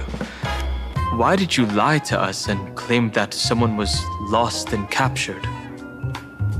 I didn't lie. If not for the appearance of the former Vidyadhara High Elder and the runaway Master of Penacony, Miss Tingyun would still be trapped in those brutes' endless probing.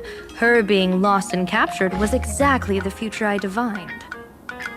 I also foresaw bloodshed awaiting the Sinwish Syndicate. Had it come true, it would have been because Miss Tingyun failed to restrain her strength during the clash. Yet, with you two here, the gangsters' lives were spared. You even foresaw the anomaly with my body. Sometimes even when fate is foreseen, it cannot be changed. Fortunately, things did not come to the worst. As for Mr. Sunday, I've heard so much about you. With my 1,000 feathered eyes, I had the privilege of watching the broadcast of your entire god-ascending feat in Penacony from far away. Truly magnificent. Let's not speak of that misstep anymore, General. Rather, we have brought back the mask, as you asked. How do you intend to use it? Surely not just to hold it and block the Stellaron Hunter's entry. That was the plan, but from one cost spring 100 outcomes. Now that the mask is in my hands, there are many possibilities. What do you say about using it to lure Blade here and strike him down together? Or perhaps I could wear the mask myself and personally compete in the Phantom Moon Games. That'd be interesting, right? Each mask used is gone for good. The Stellaron hunters will be left with a real headache. That'd be truly killing two birds with one stone. Madam Yao, this is deadly business. It's no laughing matter. Deadly. Miss Tingyun, that is exactly why I am here.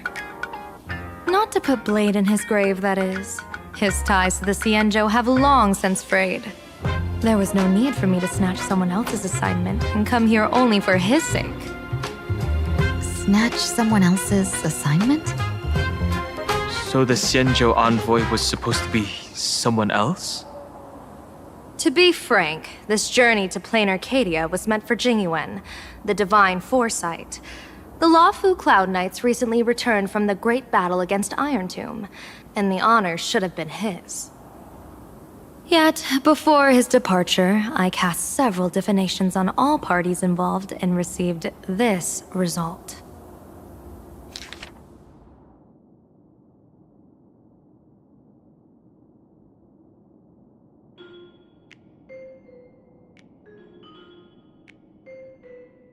Incineration, death, abandonment. I may not know divination, but even I can tell that there is no good omen. Unfortunately, the two top diviners of the Yuchui and the Luofu, in other words, my junior sorer, Fu Xuan, and I, cross-checked each other's extrapolations and came to the same astonishing conclusion. An Arbiter General will fall in this Arcadia of elation. Even so, you're still taking the mission meant for Jingyuan? Yes, I contacted the Marshal and took over the task. I've simply never seen such a bizarre fate and wanted to witness it. Even if it means your death? It's only death. If I can die in these Phantom Moon Games to achieve a moment of godhood, then my death won't have sullied the Xianzhou's honor. Miss Tingyun, hand me the mask.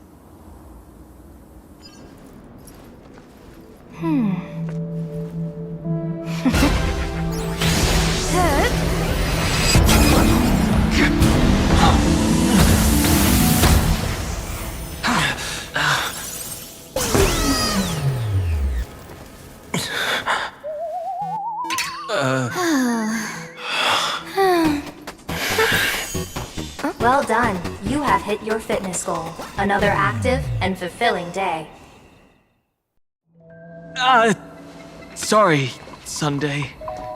My body instinctively sensed danger.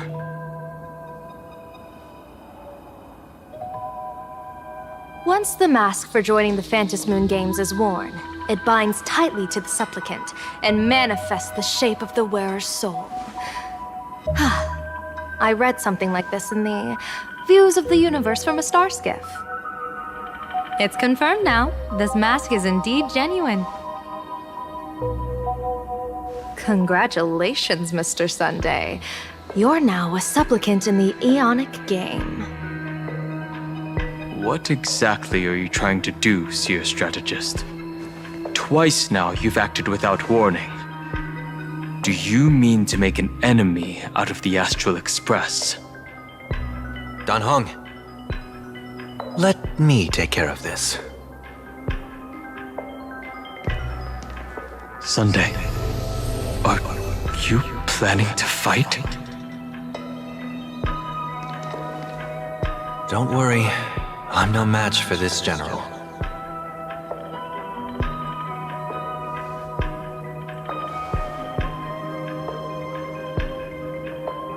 General Yaoguang, how do you pierce my thoughts? I ran a check with my tuning, and there were no signs of any outside intrusion. They say a diviner can't read hearts. I call that the excuse of mediocrity. Mr. Sunday, you're fascinated by the Phantom Moon Games. You even wondered, what if I wore this mask, didn't you? You can even divine thoughts like that? No, I'm simply good at seeing using my eyes. Though Mr. Sunday never asked to examine the mask, he's glanced at it at least 3 times since we started the conversation. Given the character and manners of someone as noble as him, I can't think of any motive for this action but genuine interest. Sunday? Yes, I did think of it. For a moment, I even considered putting it on. So, I merely gave you what you desired. This is no trap. It's just an unexpected gift. During the Phantom Moon Games, I'll give every ounce of aid I can to help you seize your chance to have an audience with the Eon. General Yaoguang, as far as I know, throwing out heavy profits first is usually a lure to make others lose. We've only just met. I don't understand why you'd go this far. Why belittle yourself? Every move I've made is to carve a sliver of possibility from the impossible. With my eye of Ishvara, I see you're the only one in this land who doesn't need to do a thing for me. Simply acting on your own will can bring change. Your own will? Indeed. Dan Heng, I do want to learn more about this world. Because this world of elation fascinates me. Is plain Arcadia truly a paradise? An Arcadia that its name claims. I once pursued a mistaken vision of paradise with stubborn resolve. Even now, I can't say for sure what a true paradise should look like.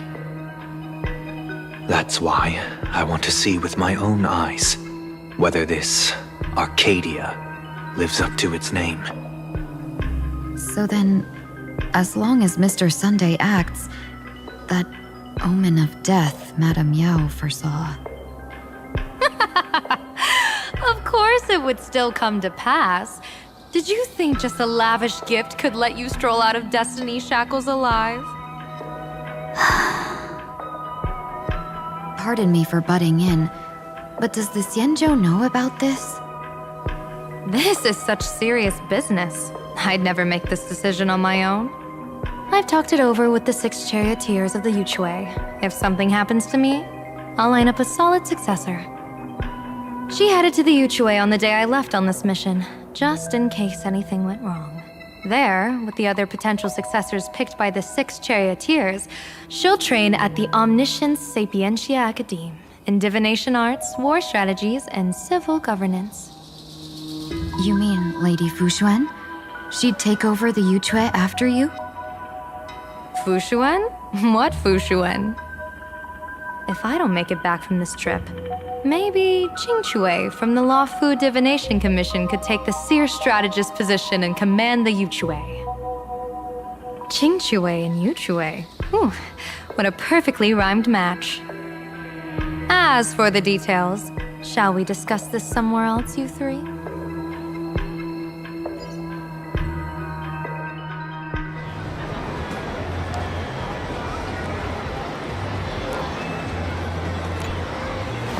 Map says the Ashen Detective Agency should be right here.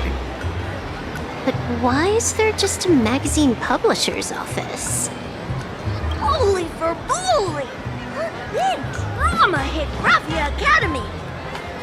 A furbo? Taking photos? You really can find anything in the land blessed by Aha. Let's go ask for directions.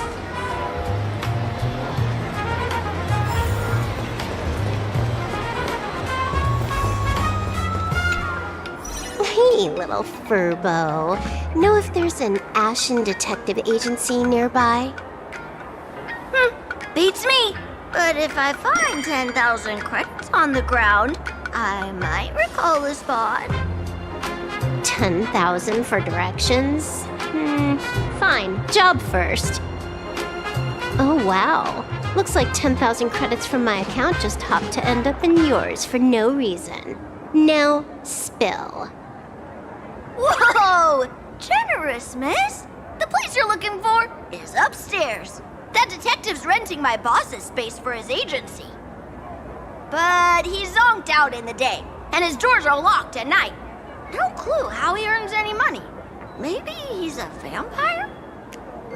So they're closed? Then how do I meet this Ashen Detective? Beats me. But if I find 50,000 credits on the ground, I might recall that too. You stinky furbo! Begging for a smack! Scamming our guest! Time to go!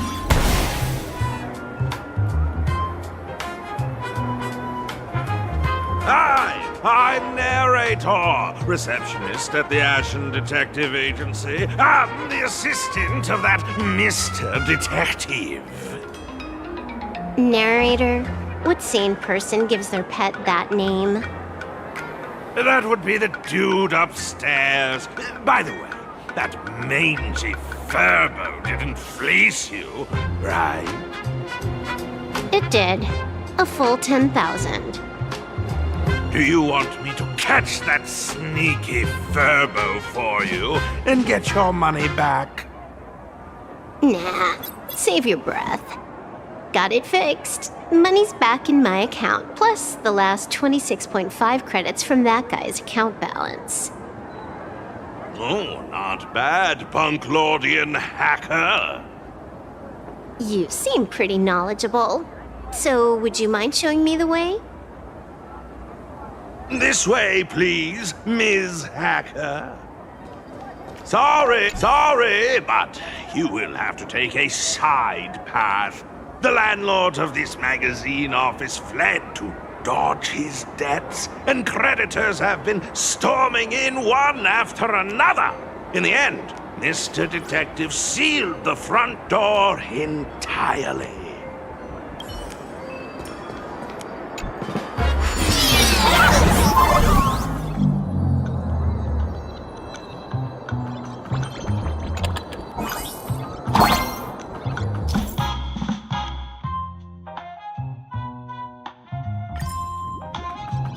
So, there's even a shooting button.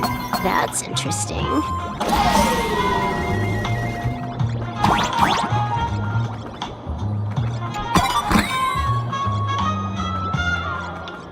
Why are there so many furbos? They're all employees of this magazine company.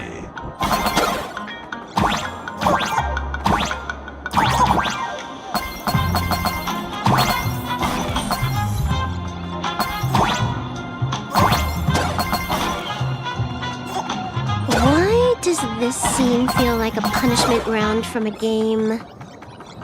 Novice survival's way more brutal than a game.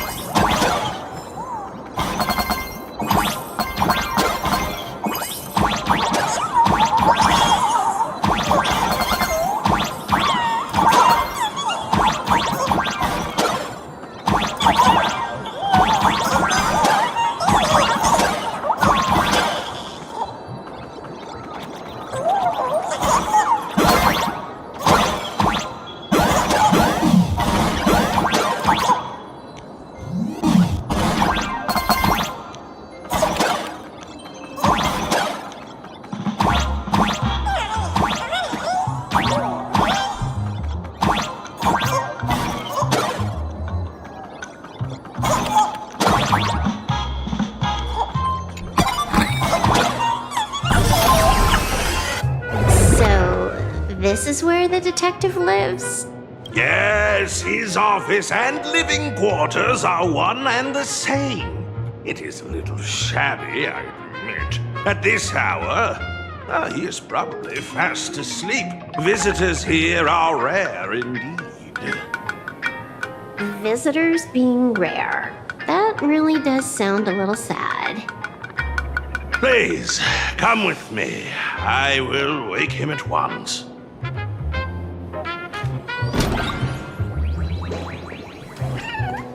Time to get up, Mr. Ashvale.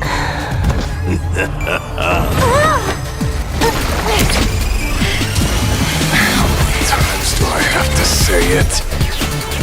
Just leave the delivery at the door. To disturb my sleep? Mr. Ashvale, this lady is not here for food delivery. Oh, then she must be here to kill me. Sadly, not that either. What do you mean, sadly? Not here to deliver food and not here to kill me. How strange. Oh, then you must be a client. You are here to hire me for a case. Your order of guesses is a little heartbreaking. Yes, I am here to commission you. Something has been stolen. Oh, What did you lose? A person, along with an ancient mask that should have been mine. Interesting.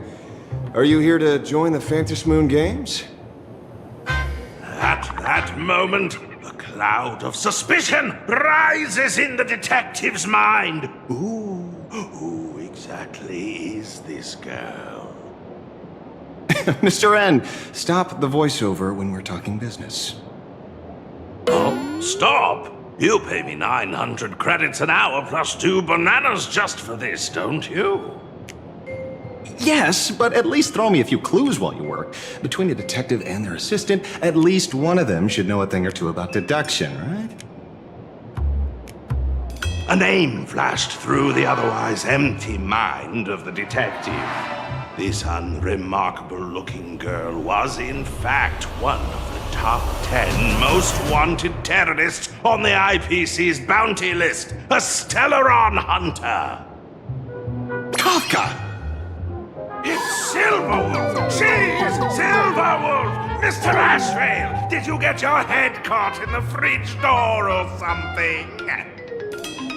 I feel like I need to wipe my personal data again. One of the Interastral Peace Corporation's most wanted fugitives with the highest bounties comes to commission a broke detective who... I have seen plenty of stories like this. So, the next thing would be me getting dragged into a massive conspiracy and forced to run for my life, right? Drop the paranoia. I came to you because I hacked into the Security Bureau's criminal record system. What I found was shocking. In all those bizarre police cases, you were hired again and again. The curious case of the Harmony Sect Communion, the mystery of the Ghost Bullet Worm Express, the serial ghost resurrection incident, the super non-serial locked room murders at Kooky House, you helped solve them all. You may not be the most famous, But you're probably the most capable detective around here, right? Is nothing private anymore. Whatever, tell me, how did you lose your mask? Today was supposed to be our meeting with the Sinwish Syndicate. All right, now let's talk about the commission fee. Excuse me, I haven't even finished my sentence yet. A true great detective can know a case without ever leaving the room. While he sleeps, I gather the intel. We already have the basics about today's fiasco with the Sinwish Syndicate and those 3 Xianzhou #1 assassins who scammed the mask. Can you handle it? Money is not a problem. Do you take dirty money? Sorry, no dirty money. And please do not withdraw your payment plus the account balance after paying. Oh, then how about this? This is the IPC's turf, right? Turn me in for the bounty. You take the reward, and I bolt afterward. We Stellaron hunters sometimes use that trick to raise funds. Or maybe we could discuss the possibility of taking dirty money? 30 million credits? Pay us after the work's done. Deal. I'll try to get that money over the next few days. Here's my contact info. Update me the moment you have any news. Pay us after the work? When did our office have a rule like that? That rule got made just now. Oh, my dear Mr. N, did you truly want to take dirty money? I have come up with another way to make money. Let me reach out to a certain big shot first. Madam Pearl, I've obtained solid intel. Mr. Ashvale, the chance of you initiating a call at this hour is under 5%. Let me guess. Perhaps you are finally ready to consider my offer. No, I found the trail of the Stellaron hunters. They are here in plain Arcadia, and they even plan to crash the Phantom Moon Games. I can send you her coordinates quietly, without anyone noticing. Quietly, without anyone noticing. The Phantom Moon Games? When your IPC chose to speedrun it, it was fated to be more than just a game of fun. And you want me to take part? That is asking a bit much of an old man. We should have taken that hacker's deal earlier and turned her in for the bounty. An unexpected bonus. So Pearl still has other masks hidden away. That makes things much easier. Seems that listening in on one's partners after wrapping up business is a habit worth keeping. Hey, lady, where are you? Did you find the mask? Not yet, but I've got a new lead. We might have lost one mask, so I just need to find another. Fine. Promise me this. Next time, don't take contracts on the dark web using names like Xianzhou's #1 assassin. Okay. By the way, can you tell me what script Elio gave you this time? A completely blank page.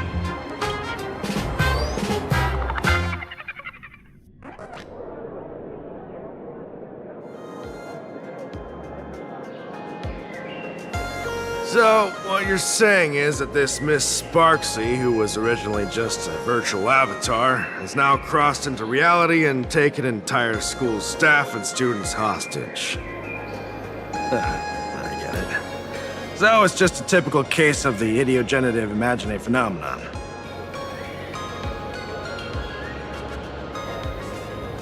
Yeah, you could say that according to the old superstition.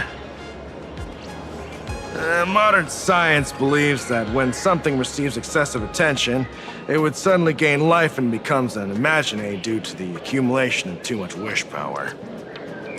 What kind of modern science is that supposed to be?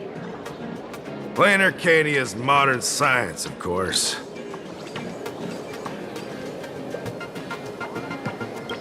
Outworld visitors might find this kind of thing strange, but it's not exactly rare around here. Certain historical eras had Imagine popping up non-stop like mushrooms after a shower. Things are different now, but if you're not careful, you might still find characters from popular comics suddenly show up in the flesh. Sorry, used a bit of jargon there. Idiogenitive here means something born of chance and circumstance. These imaginae arise from incidental events. That's quite different from progenitive imaginae, which reproduce by having artists draw their offspring. Heading out? Where to? Oh, you mean going to Graphia Academy to arrest this illegal imaginae? We can't. I just received notice from the Department of Aberration Defense. The first supplicant of these Phantasmoon games has revealed herself, and she's none other than Miss Sparksy, the one you mentioned. Although you're honored guests of the Astral Express, you seem completely unfamiliar with the laws and customs of this world. During the Phantasmoon games, we do not traditionally interfere with supplicants' actions. That's their privilege. In other words, since she's a supplicant, we security officers can't do anything unless she causes actual harm.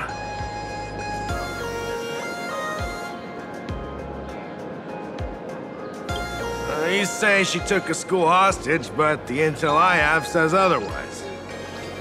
Oh, right. The news broadcast is about to start. Care to watch?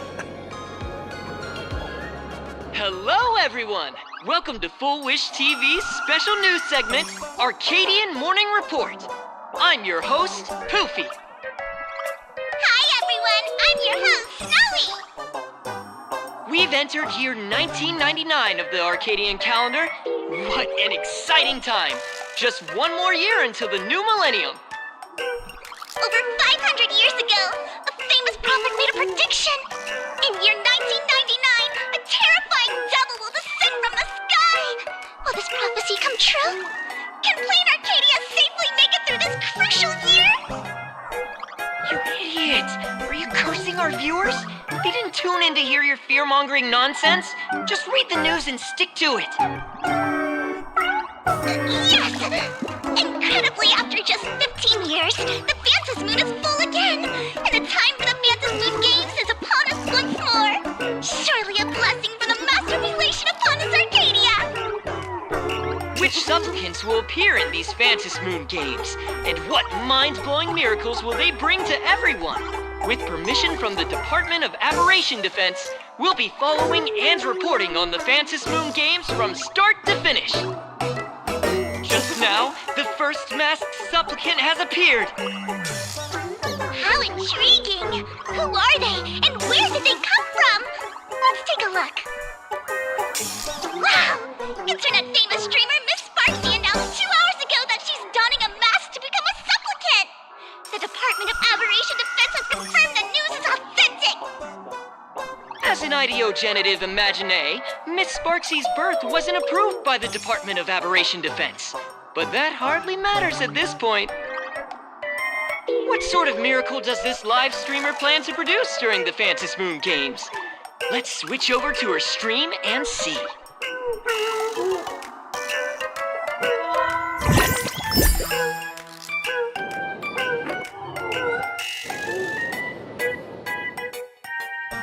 Yoo-hoo! And we're back from the commercial break. A big thank you to Love Insurance for being the title sponsor of today's Sparkstacular Arcadian Adventures livestream. One person, 1,000 faces. 1,000 faces, one person. Who will Sparksicle become today? Ta-da! Time for the big reveal! Everyone, follow along with Bean Sparksy of Graphia Academy as we check out how our new transfer student is settling in. Marge, say hi to the camera. Sparksy, don't you dare mess with me. I, March, am not someone you can easily push around. I'll have you know I'm the disciple of General Jing Yuan of the Luofu and General Huayan of the Shu Ning. I've undergone rigorous Xianzhou sword training. Others might fear you, but I sure don't. My, March seems quite worked up. Is it because she's a bit nervous about her first live interview? All right then. Now, let me interview my colleague, Mr. Yang.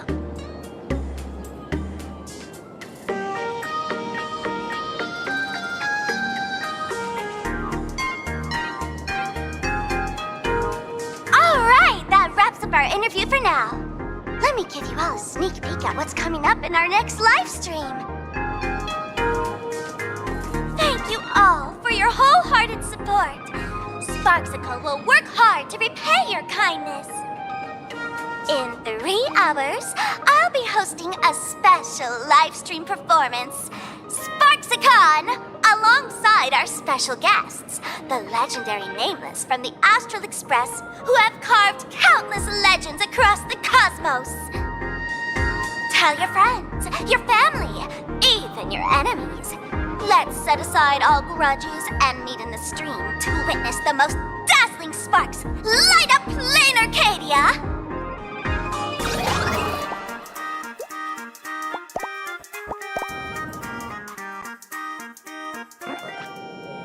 Now, see, Miss Sparksy was just doing a program with your friend. It's fine, really.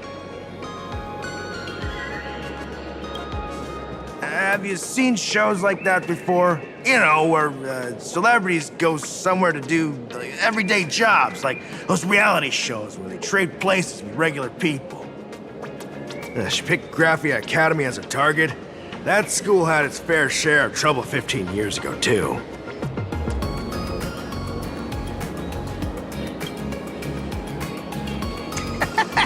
So these are the Nameless of the Astral Express? That's hilarious! I heard they're supposed to be great heroes who saved other worlds. Look at them now! Switching to comedy in a heartbeat.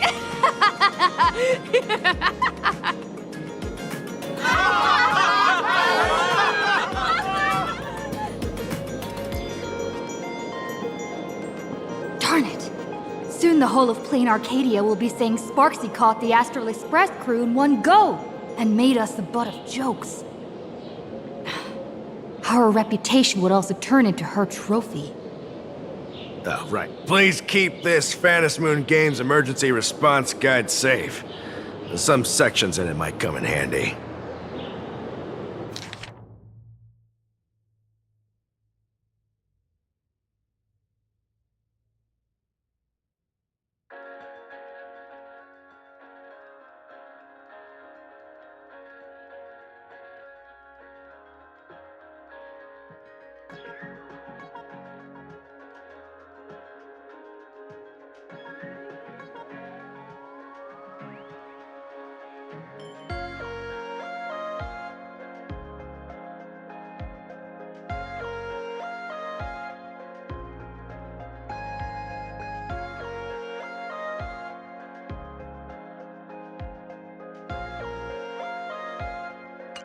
If there's nothing else, I'll be going now. See ya. See? I told you so. Even calling the police was useless.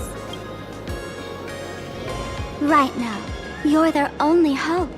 And that red boss lady of yours. She's here too. Are you all right? Did you get hurt when you ran away?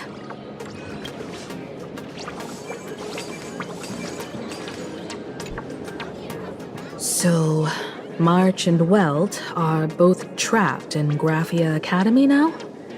And that girl called Sparksy took the mask, too. No, it's not your fault. I underestimated the complexity of the situation behind these games. Coming back to my homeland was meant to be a relaxing vacation for everyone. And I also wanted you and March to experience the atmosphere of elation in this world. Throughout the history of the Phantom Moon Games, there have been many instances of cooperation between supplicants. But this time, forces from across the cosmos have turned this into their own high-stakes poker table. Rather than honoring the elation, these players are far more eager to savor victory for themselves, itching to knock everyone else out of the game. Sparksy is one such troublemaker.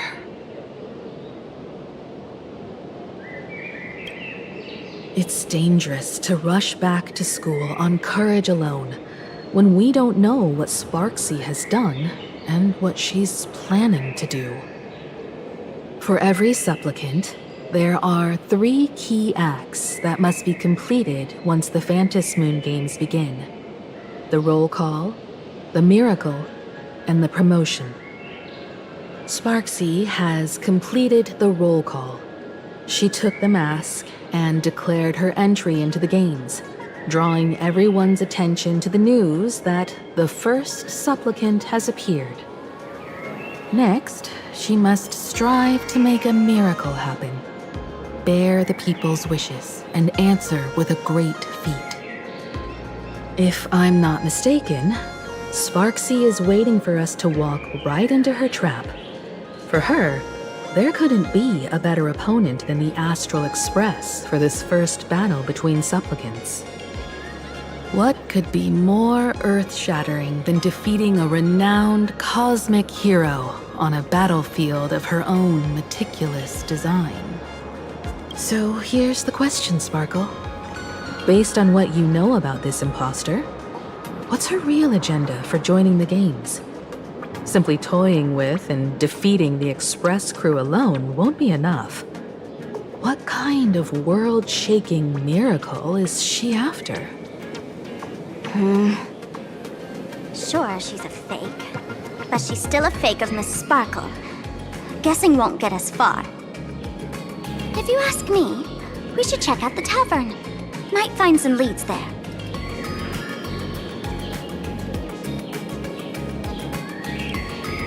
The Masked Fool's headquarters. The World's End Tavern. That's right.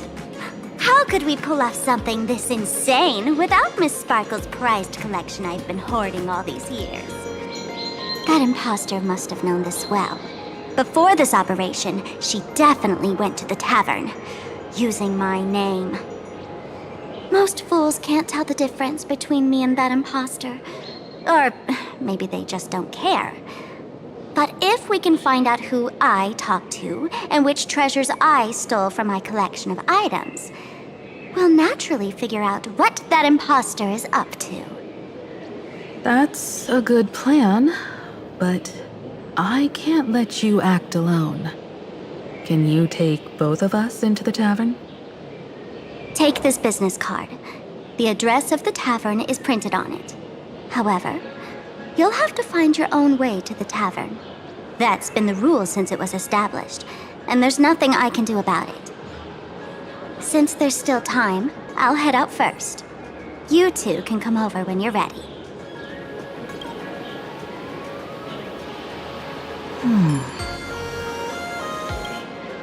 Relax. To step into the elation's right, what you need the most is ease. Don't dance to your enemy's tune. Find your own rhythm. Now it's our turn to set the steps. Dovebrook District. It's been a while since I've been home. Perfect timing. Don Hung and Sunday have made some new discoveries. I asked them to meet up with us later.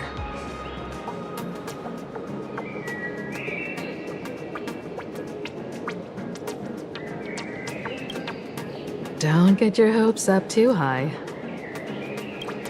Looks like this vacation trip has gone right back to our usual trouble magnet mode. Now this is the kind of vacation the Nameless just has to savor.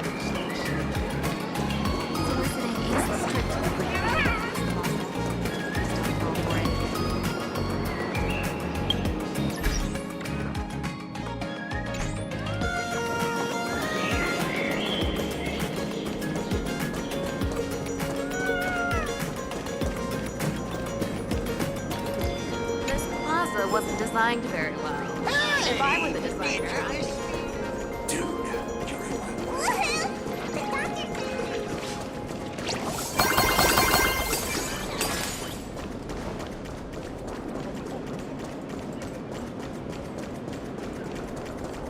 Dude, you're in my way.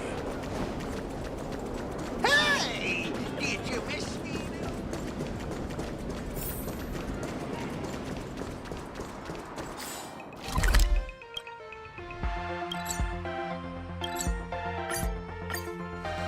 A furbo snapped a pic of me on the street without my consent just now. Fame isn't exactly good news for the nameless. We're almost at Dovebrook District.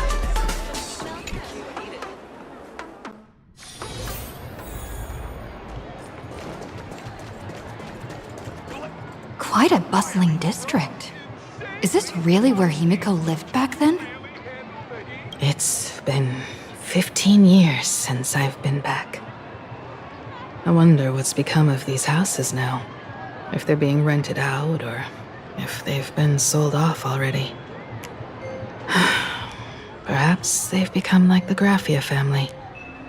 Nothing but empty shells of their former glory.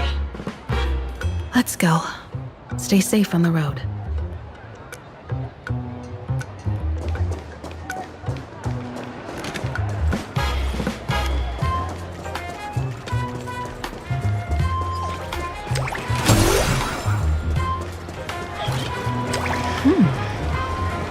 This place seems to have changed a lot.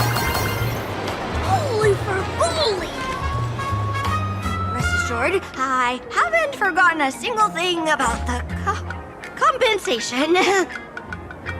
This furbo was actually waiting outside the magazine's office just to make amends? Furbo absurdo. And you are?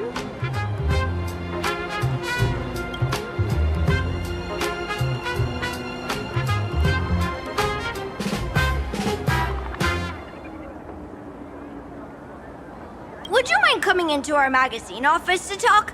Let's discuss compensation, shall we?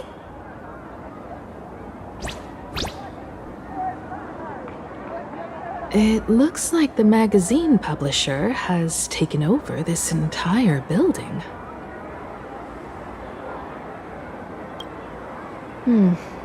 Strictly speaking, the entire street where this building stands belongs to my family's estate.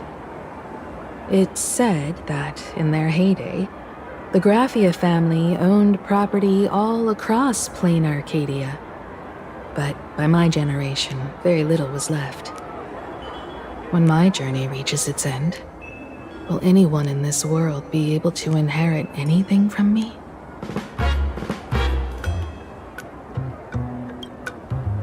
Sorry, I made things a bit too heavy there.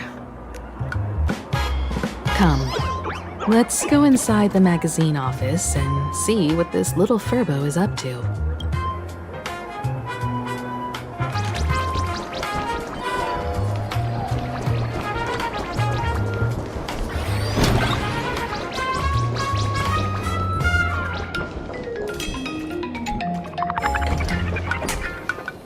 Hey there, Paraprince! I brought quite an impressive creditor to visit you. Beep beep. Debt collector signal detected. I'm out of here. Don't run! It's the Great Raccoon from the Astral Express! Furbos and raccoons. We're all one big family. Beep boop. family or not, you're all just here to collect debts, aren't you?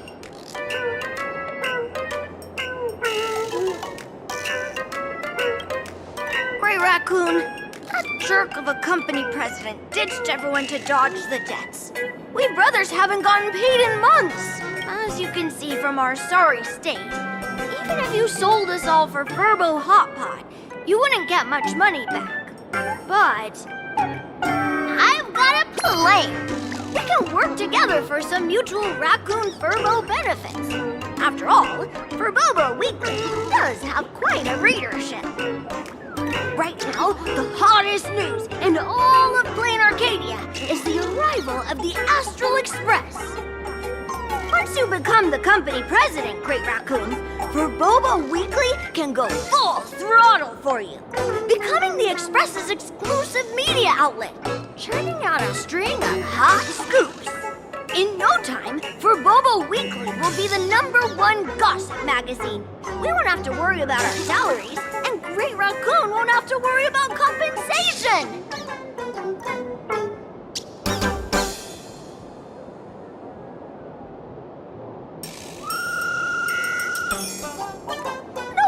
No way!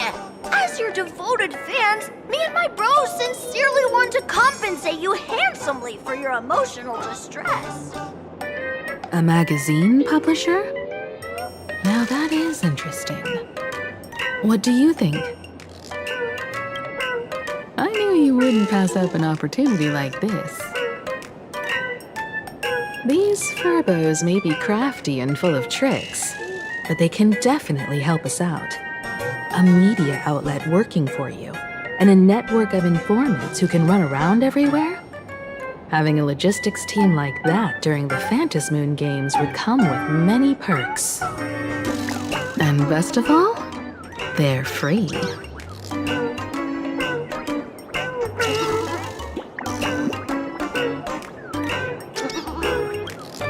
Being a company president is actually super easy. Just follow me.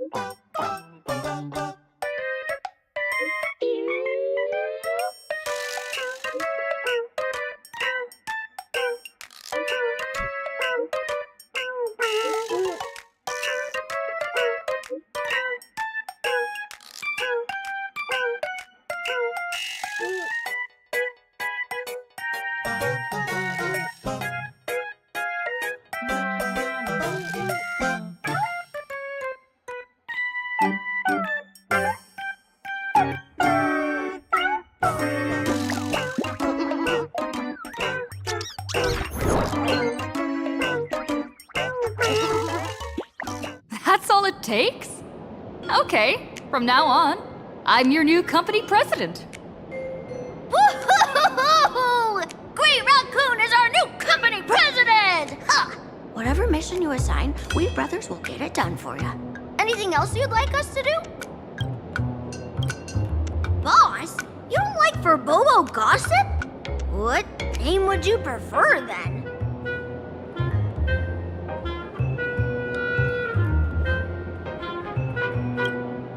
Chatting about the Phantasmoon Games together? Oh, cool name! Are you sure?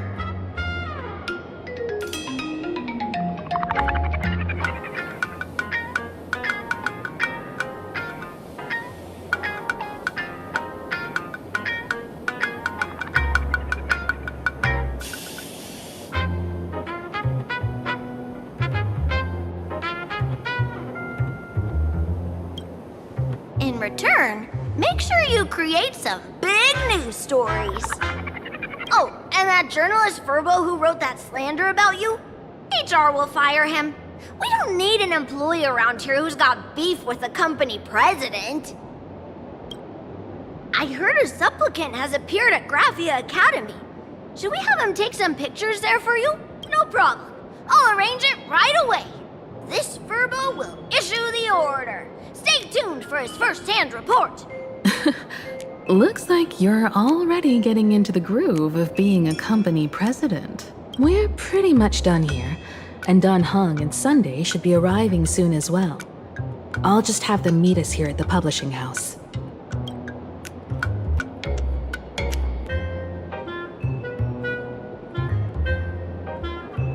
Miss Himiko, we're here.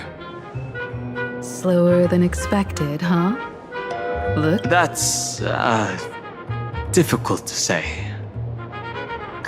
Miss Himiko. And Benefactor is here too. It's been a while.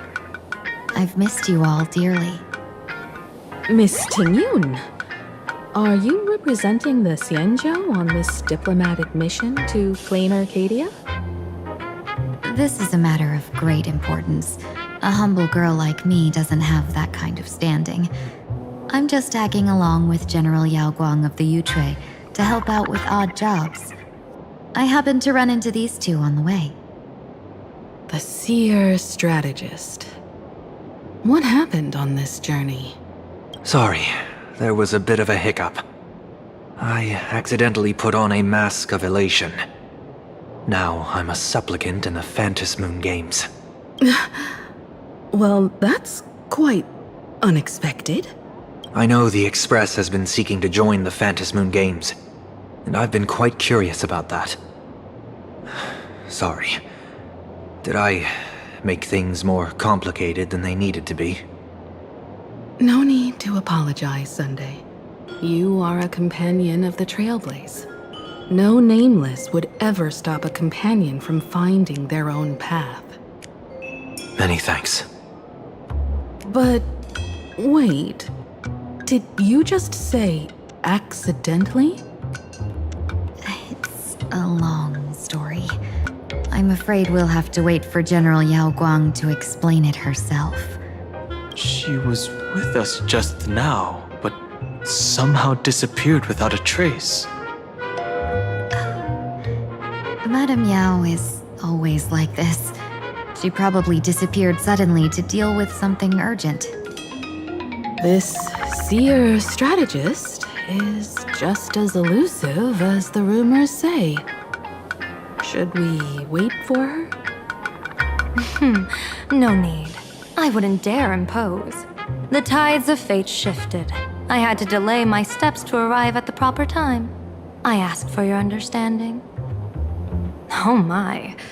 Counting me, we make exactly 6. Let me do some calculations. Your fortune in the coming days looks grim. You'd better watch out. Wheel. Makes sense. You got what you wanted today. The fates spell danger. This matter is most likely connected to that blade. The little fox's misfortune has overflowed into good luck. She's blessed with constant good fortune, a true harbinger of prosperity. That's weird. I can't see yours. So, you're that trailblazer Fushuan mentioned. Your reputation precedes you, seer strategist. I'm Himiko, navigator of the Astral Express. Whatever's on your mind, you can discuss it with me. My sincerest apologies. When a diviner encounters someone whose fate is unfathomable, we can't help but feel 3 parts excited, 3 parts flustered, 3 parts curious, and 1 part awestruck. What do you mean by unfathomable?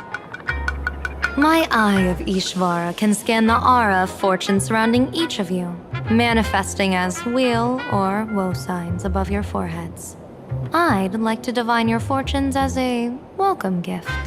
However, this person really surprised me. I can't see anything from her at all. Are you really free to try any choice? To do anything you want?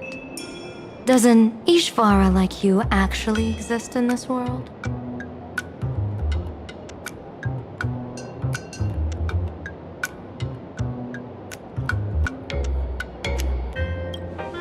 Everyone has options in life. But some options, they can't help you escape your fate. What do you think this means, General? As an Ishvara, their mere presence in the playfield creates a variable in the game. It's both a blessing and a curse. As I said before, the weal and woe of us six align with the 6 lines of divination. If she represents woe, then the hexagram falls to water, where dangers lurk above and below, spelling doom. If she brings weal, then the hexagram shifts between wind and water, presenting a great opportunity to strike. Auspicious. So, the fate of our journey in plain Arcadia rests on her decision. It's not as mystical as it sounds. While an Ishvara has far greater freedom of choice than ordinary people, they're still caught in the currents of fate. I just want to remind you to choose wisely. Back to business. I take it you're not just here to read our fortunes? I am here to greet everyone, to apologize to the Express Navigator for my previous indiscretions, and to borrow someone from you. Miss Himeko, now you understand how I ended up wearing this mask. I get it. She says she wants to borrow you for an operation. I want to hear your thoughts. If you're not comfortable refusing, I can speak up for you. Oh, you two. No need for whispers. I can hear you loud and clear. How did you... Well, since the General heard us, would you mind telling us your reasons for doing this? I'm collecting variables. During this journey, I'll be acting as unpredictably and irrationally as possible. Don't be surprised. Some Arbiter Generals excel in battle with their wit and valor. Others master the art of forging weapons, and some guard the netherworld with their lives. I, however, fight for the Alliance by calculating and manipulating fate itself, peeking into the future. I'm here to discuss matters regarding the Anti-Destruction Alliance, and then I'll head to Astropolis for the vote. That's the real business. But according to the divination, this Arcadian world faces an extraordinary danger. When a bird's nest falls, no egg will remain unbroken. Are you saying we'll all perish along with plain Arcadia? What's going on here? Intel indicates that a serious Xianzhou criminal is attempting to join the Phantom Moon Games. This individual has been infected by the flesh of Shuhu, the emanator of the abundance, and is extremely dangerous. According to my interpretation, his long-suppressed violent nature will eventually become uncontrollable, bringing catastrophic disaster to everyone. There's no way he could do that. That's the divination's answer. Rather than asking whether he could, we should ask, how would he do it? My divination shows dragons clash in the wilderness, their ichor dark and yellow. While the term dragon clash could simply mean fierce battle, could it be foreshadowing a great calamity from your conflict with Blade?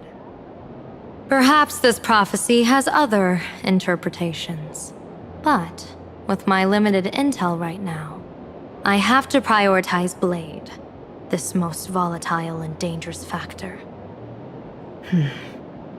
I've heard that different interpretations of prophecies can lead to completely opposite outcomes. Until things become clearer, it's better to reserve judgment. Let's put that aside for now. In any case, I've brought along a creation forged by Blade himself. If things get out of hand, it might temporarily restore his sanity, giving us a brief chance at victory. What is it? I'm sorry, but fate has shifted once again. I must take my leave.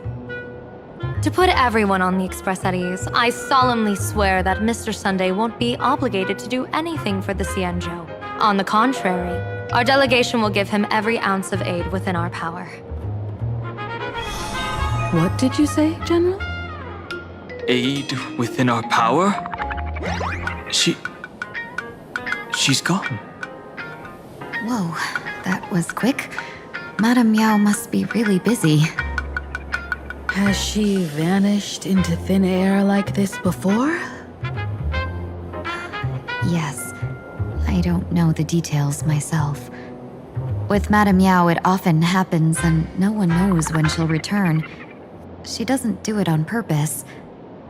Allow me to apologize on her behalf. No worries. At least we know what the Xianzhou is up to. Right now, 2 companions from the Express are still trapped somewhere. She and I must head to the tavern to uncover some clues. If Miss Himiko needs my help, please don't hesitate to ask. Are March and Mr. Yang in trouble? I'll go with you. No, you and Sunday will act together with the Seer strategist. We're not at the point where we need to call in reinforcements yet. The situation with Blade is unusual. That Seer strategist's concerns aren't just baseless worries. I don't want to see the Phantom Moon Games bring catastrophe to my homeland. So this is also my request. To put it in the General's words, please do your best to introduce new variables.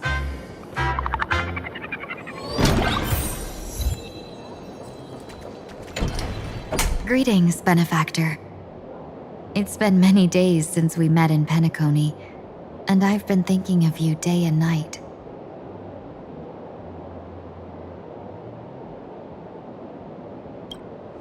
Though my skills are meager, Madame Yao praised my resolve to kill my enemies, saying that was just the variable she sought. That's why she assigned me to temporarily serve under her command for this expedition. And look at that, it's brought us back together again. What fortune. I wished I could travel with you longer back in Penacony, Benefactor. After all, I've yet to reclaim the opportunities Phantilia stole from me.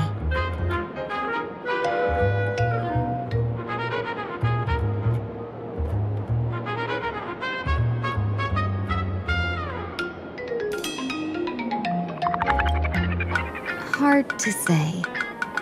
Like the divinations she casts, she's a riddle shrouded in fog. Apart from the ever-absent Patina Justice, she's likely the most mysterious of the Arbiter Generals.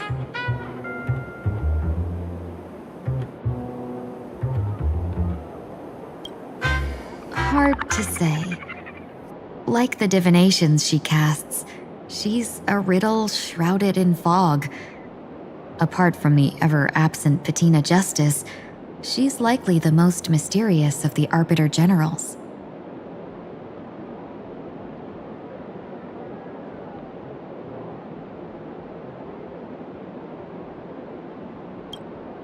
Hard to say. Like the divinations she casts, she's a riddle shrouded in fog.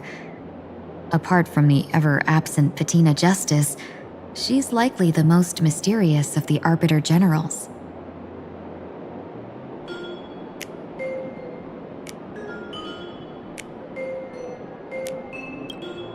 Don't go back on your word, Benefactor. We can find a local bar and share a drink while we chat. Madame Yao instructed me to meet her at our agreed spot if she disappears. It's growing late, so I'll take my leave now.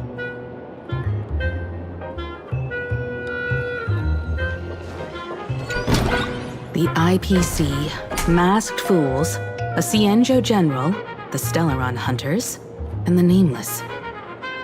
Some came for the Alliance. Some for the Eon's game. Whatever their reasons, a storm is brewing in the skies over this world. But at least we got some good news.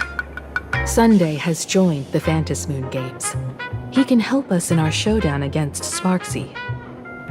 Let's rendezvous with Sparkle at the tavern. We must uncover why Sparksy entered the Phantasmoon Games, and what sort of Sparksicon she's got planned for Graphia Academy.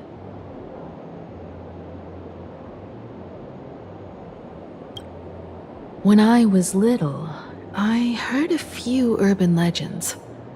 They say the entrance to the tavern exists behind every single door in this land.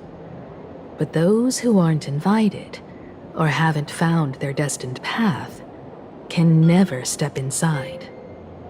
This time, we already have the Fool's invitation in hand. As for the key to open the door, there's a silly rhyme on the back of the business card. For revelry and drinks galore, no need to search from door to door. Heed the fool's riddle with care to find the key that leads you there.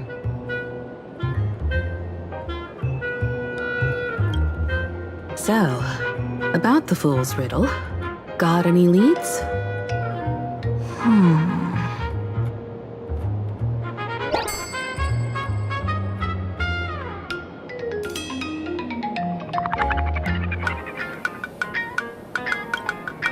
Whether they look up or down, the moon that humanity gazes upon in the sky is always the same Phantasmoon.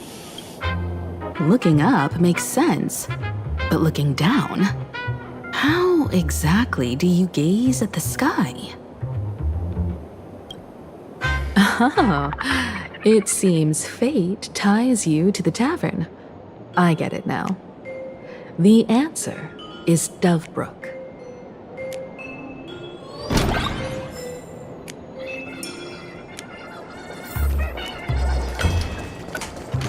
Many generations ago, the Dovebrook was already a river flowing with countless legends.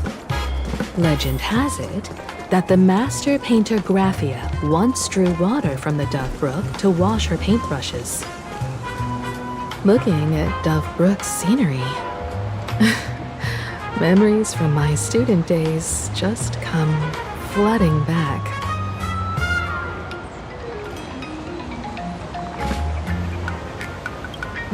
Not exactly interesting memories. Back then, Dovebrook District was teeming with gangs.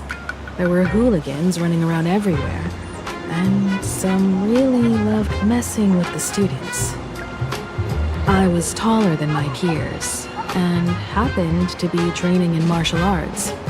To stand up for my juniors, I would occasionally get into scraps with the thugs on the streets.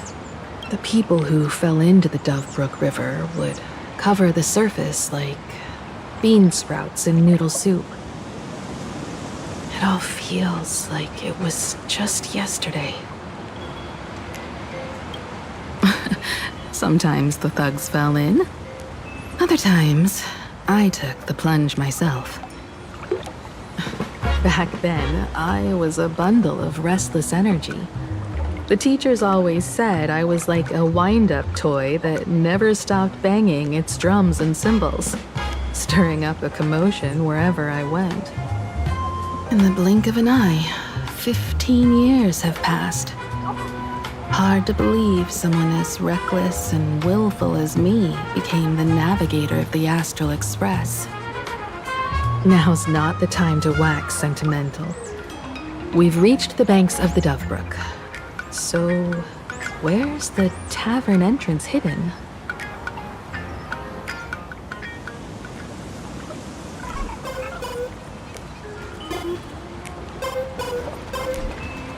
eyes on the streets recently. Watch yourself out there.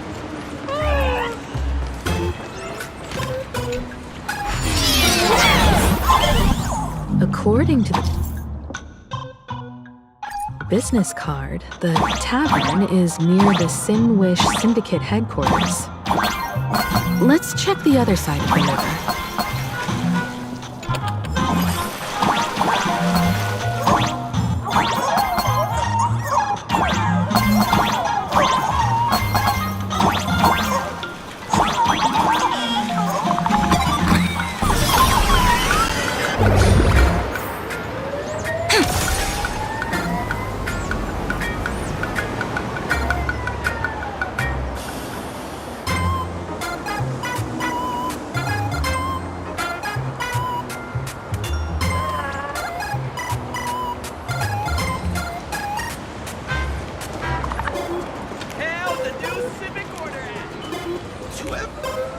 Hey, folks!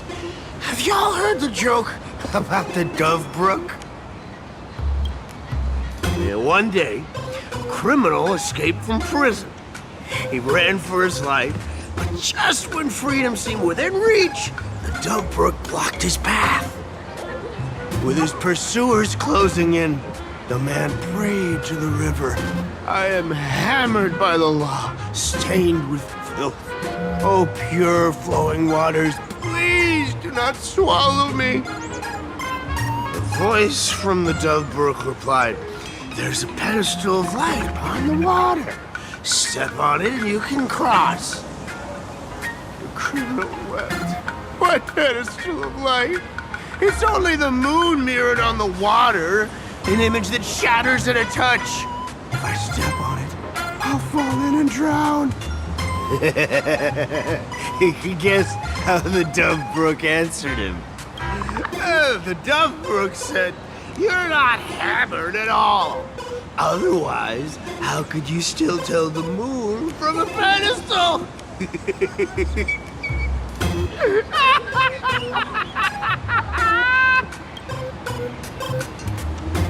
It's fine. You don't have to buy me a drink as long as I can make you laugh. That joke sounds like a hint. Could he be a fool from the tavern? Maybe if we find the fragile moon he mentioned, we'll find the way into the tavern. The moon's reflection. So fragile it shatters at a touch.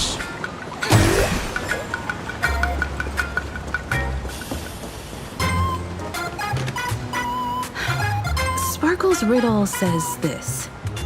Whether looking up or down, they all see the same phantom moon when gazing at the sky. We've gazed at the sky already, so next... From this angle, the moon's reflection is right here. It does look strange in the water.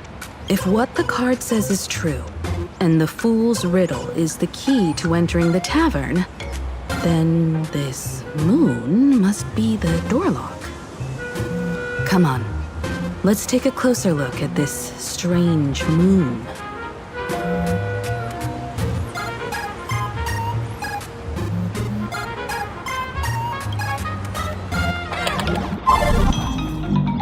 Keep going. Chase that moon's reflection.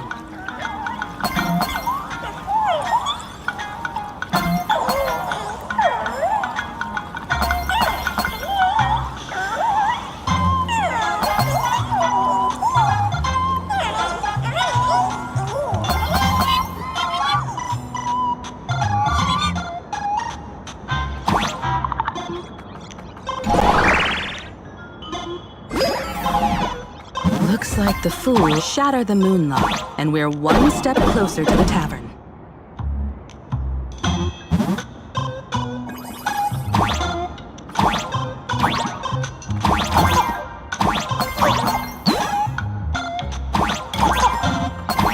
Let's try again.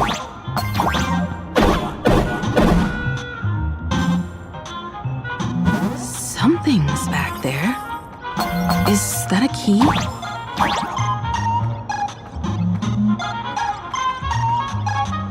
moon is about to break. Let's try again.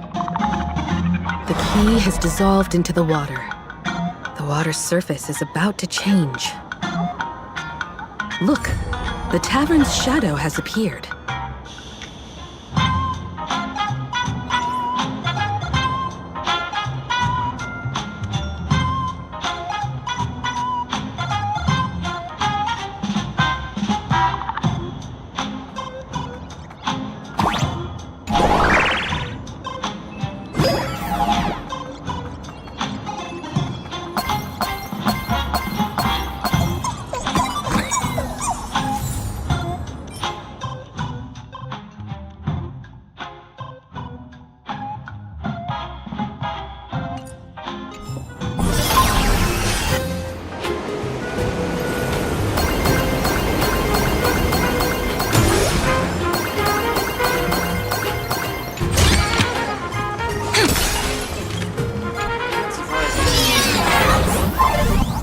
If we follow this path ahead, we should reach the tavern.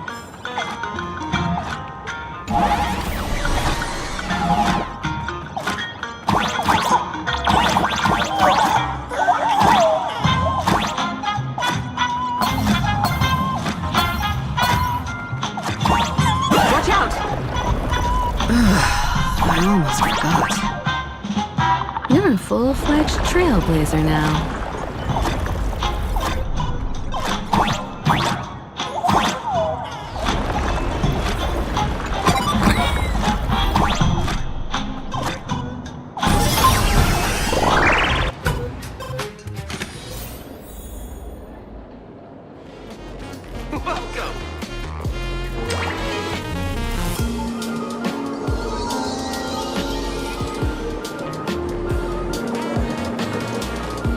So this is the World's End Tavern. No. Allow me to correct you. If you think this is all there is to the tavern, you're sorely mistaken. Like a single grape on a great bunch, this is just the part where the tavern connects to this world. Sorry, but this looks like a regular lounge. The so-called plain Arcadia isn't really an Arcadia either, but who's complaining? Life goes on, doesn't it? If you're looking for something that's true to its name, take a ride on the Astral Express. Funny thing is, it's literally a train. You know, can't find a single trace of astronautical engineering on it. Wait, you two are navigator of the Astral Express and the raccoon on board, right? I've seen you in the news.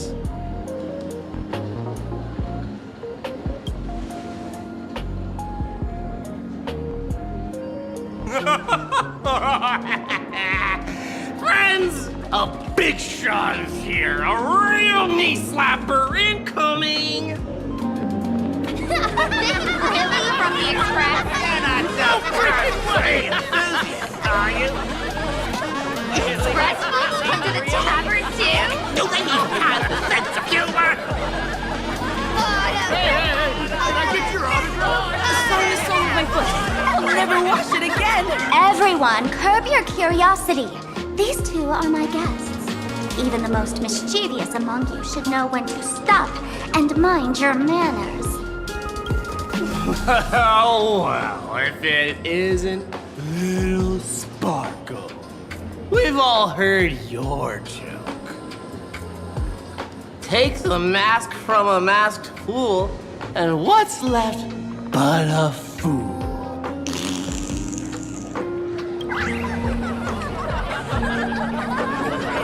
Oh my! Wouldn't a masked fool be better off without the fool? And An empty mask sounds even better, no?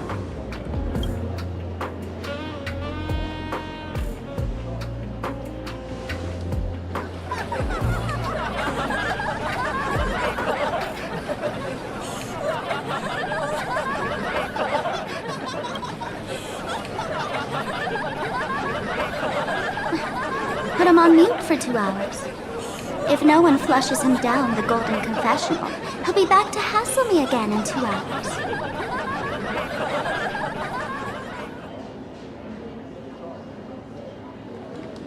All right. Now I can finally entertain my guests without interruptions. You two, this way. Let's talk about the imposter.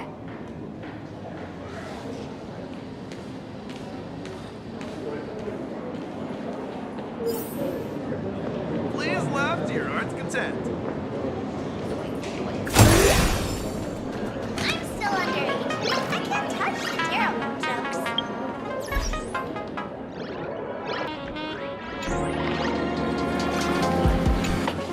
All right, you two. First round's on me. What'll it be?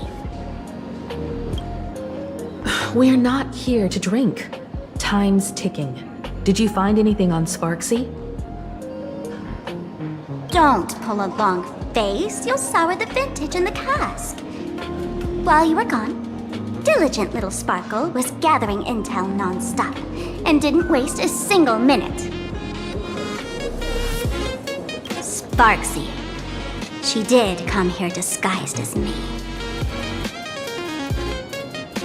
I called Giovanni. You might not remember him. He's the poor sap who drew the short straw to manage the storage area recently. Old Gio told me that a week ago, I came here and took a few things. Among them was a vial of mimetic virus. A mimetic virus. No wonder she could take over Graphia Academy and distort March and Weld's cognition, making them believe they're a student and teacher. Close enough. The so-called Sparksicon is a front for spreading a mimetic virus. Knowing that isn't enough, what type of mimetic virus is she spreading? What are the symptoms? We need more on her plans and actions before we can counter it. Thought of that already. So I visited a few friends and learned where the imposter's been haunting. To dig up details, we'll have to get hands-on. Lead the way, then. Let's move. Stay close. Give me the save all. Some try. Abandon all despair, ye who enter. If you want to pass, then amuse me. By the way, hate to ask, you're not Aha themselves, are you?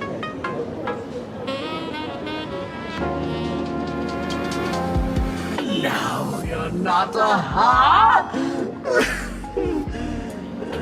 You've got that smooth talker air, but you're not. If you were Aha, a wave of your hand would cure my melancholy. You can't do that, can you? Isn't this the Tavern of the Elation? Don't you welcome the laughter, gracing you with their presence? You're wrong. It's not that they are welcome. See that? The fools put up a sign over there. Aha! And morning actors, stay clear from the door. Stay clear! Ridiculous as it sounds, it's true. After 666 invitations to Aha went unanswered, the younger fools voted to expel the laughter from the Pact of Elation. Oh, I get it. It's like students expelling a teacher from a classroom. The action is meaningless. The message is loud and clear, though. All right, Mr. Doorway. I assure you that none of us three is Aha, and none is a morning actor. Oh, it's Sparkle. Is it really Sparkle? It's not someone else pretending to be Sparkle? I can't tell, and I don't care. Listen up, gray-haired lass. If you want me to open, pay the toll with saying a joke. I've been waiting for the one joke that can cure my melancholy. Now, amuse me.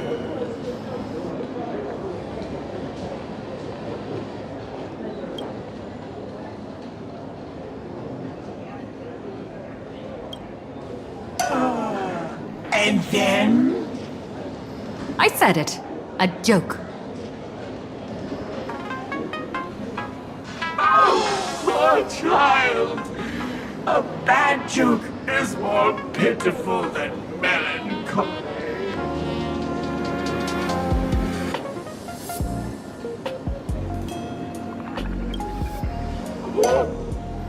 What? Didn't catch it? No joke, Mr. Doorway, or there's no way I'll tell a joke? Interpret it as you like. By Akavili above. I can't believe I've come to explaining jokes to a door.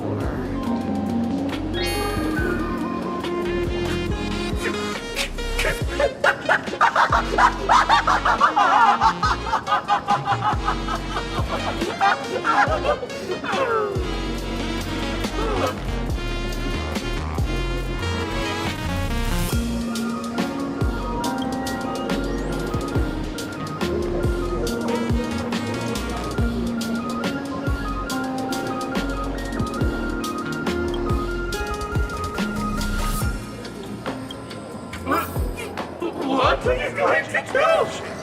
I'm gonna break you open.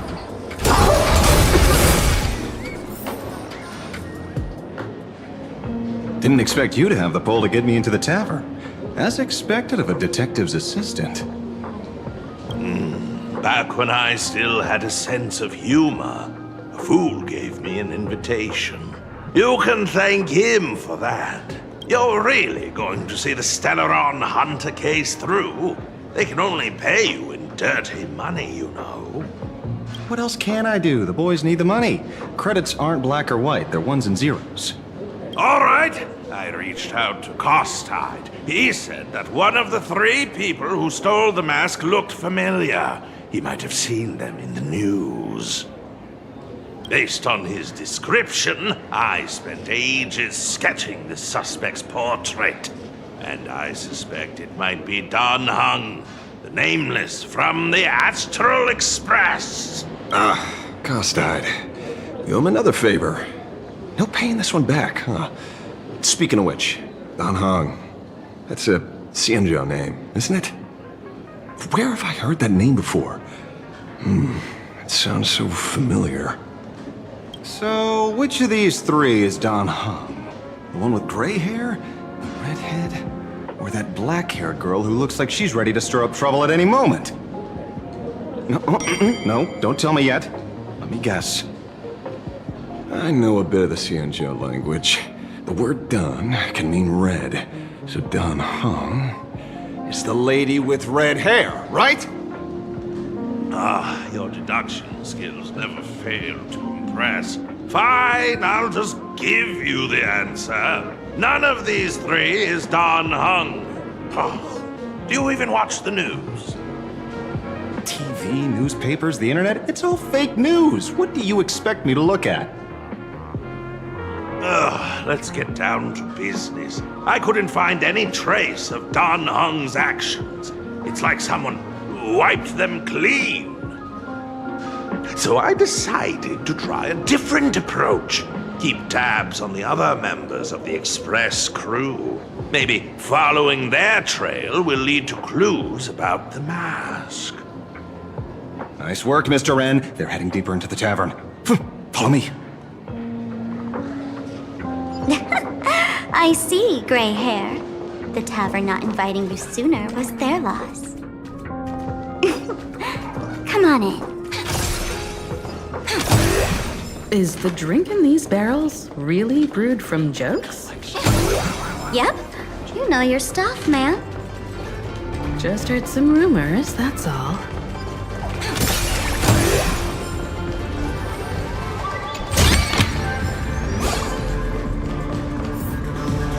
Where's this? Ta-da! Welcome to the dazzling lights of the Bliss Star. The heart of the tavern, Plain Arcadia's dazzling dance floor. There are some tasteless masked fools who consider this place the secret to keeping the laughter going.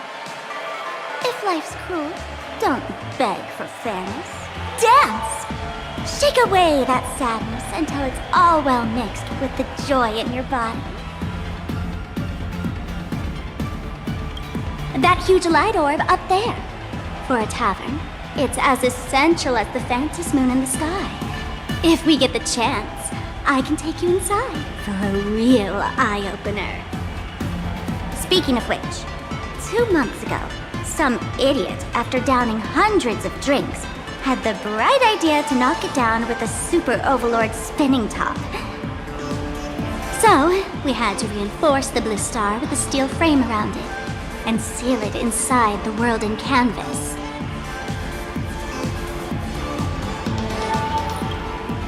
You know how the masked fools are.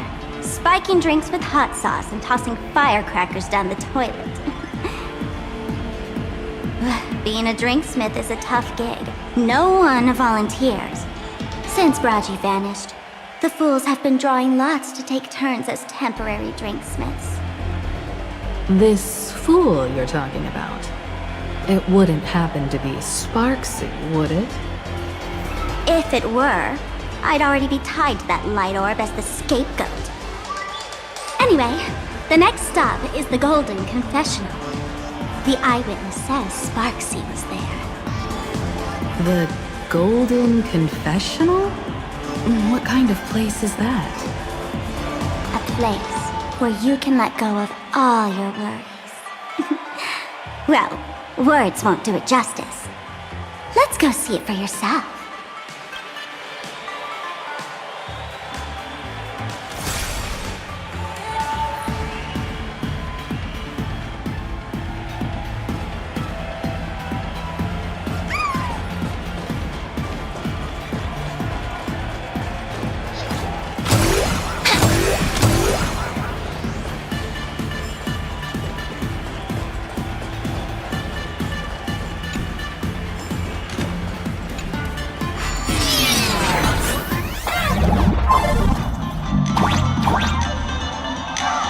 Let me show you how to open a path. Play according to the sheet music, and the path will naturally open up.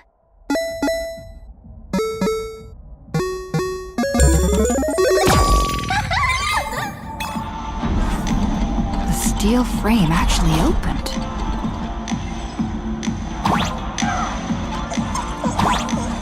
The Wispay here actually changed color with the lights.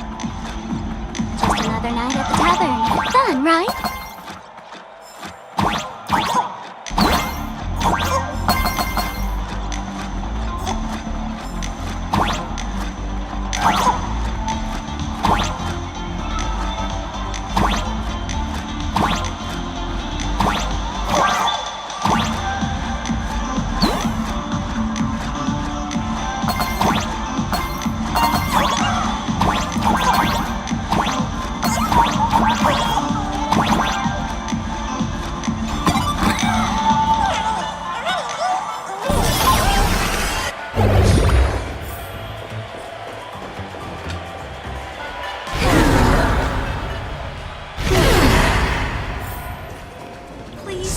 Many sinks?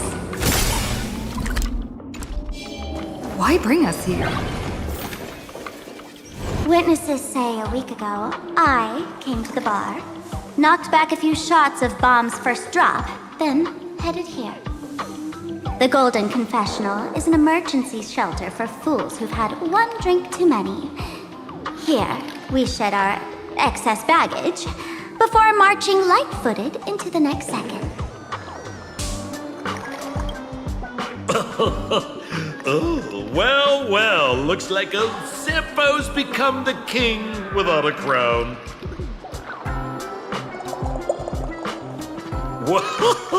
Well, well, if it isn't my old friend. Sparkle said you'd be coming to the tavern. Old Sampo's heart is bursting with joy. And a teensy bit of sorrow. How did Sparkle beat me to inviting my #1 bestie to the tavern for a drink?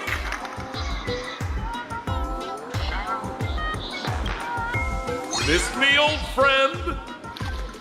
Hello, Miss Himiko. Long time no see. Mr. Sampo, hello. What business brings you here this time? No business. Just here to repay an old favor. Ms. Fool here sent me a message asking for H-E-L-P. Someone's been parading around the tavern impersonating her. Well, now, this is some juicy news. Miss Sparkle's usually the one impersonating others, but look how the tables have turned. The trickster's getting a taste of her own medicine. Shush, Sampo. I brought you here to repay a favor, not to gossip about me. Oh, I've suffered the embarrassment of losing my mask myself. Thanks to Miss Sparkle's mercy, I didn't end up stranded, so here I am today, ready to help you out. No questions asked. All right then, let's get to work. Get to work? What are we doing? Naturally, we'll fish around in these thrones where humans dump their worries and find the worries that Miss Sparksy left behind. You want us to unclog your toilet?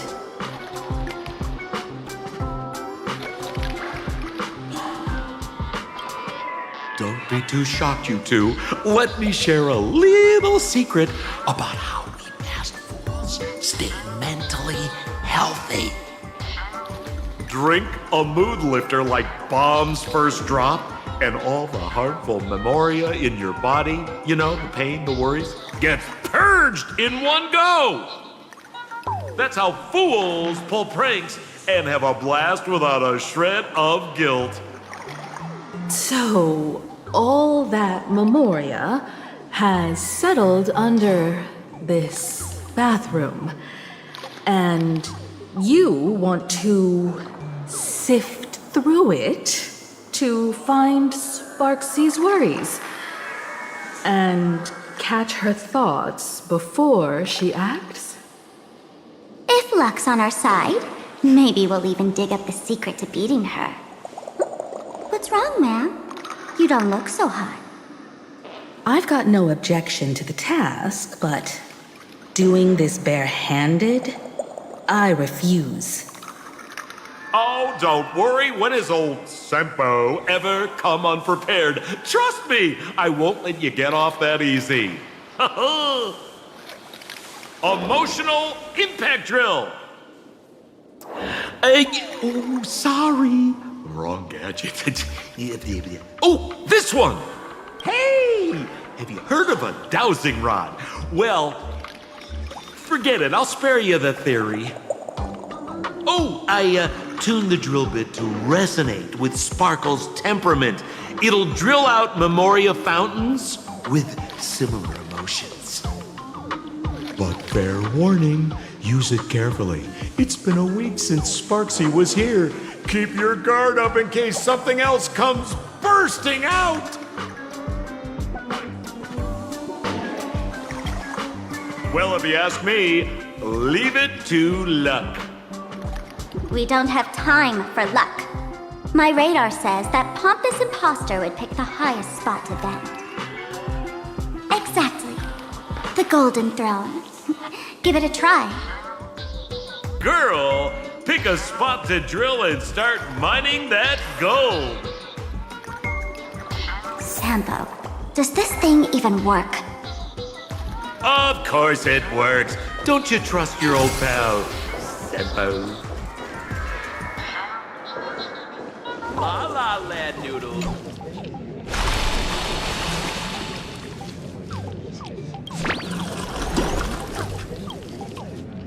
Watch out, sis! Must be some weird thing a fool dumped into the sewers, huh? Ugh. Which irresponsible exorcist did this? The tavern sewer system is not a dump. Stars, shine for the heroes. Till we meet again.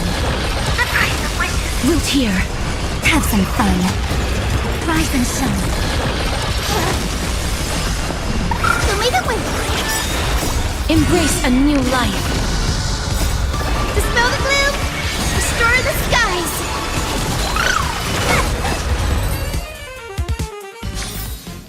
Every memory turns into ripples.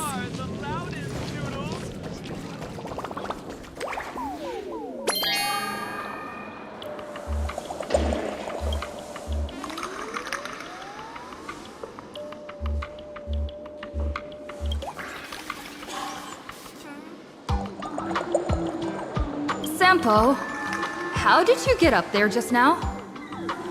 Oh, right! Silly me. Through that pipe on the side.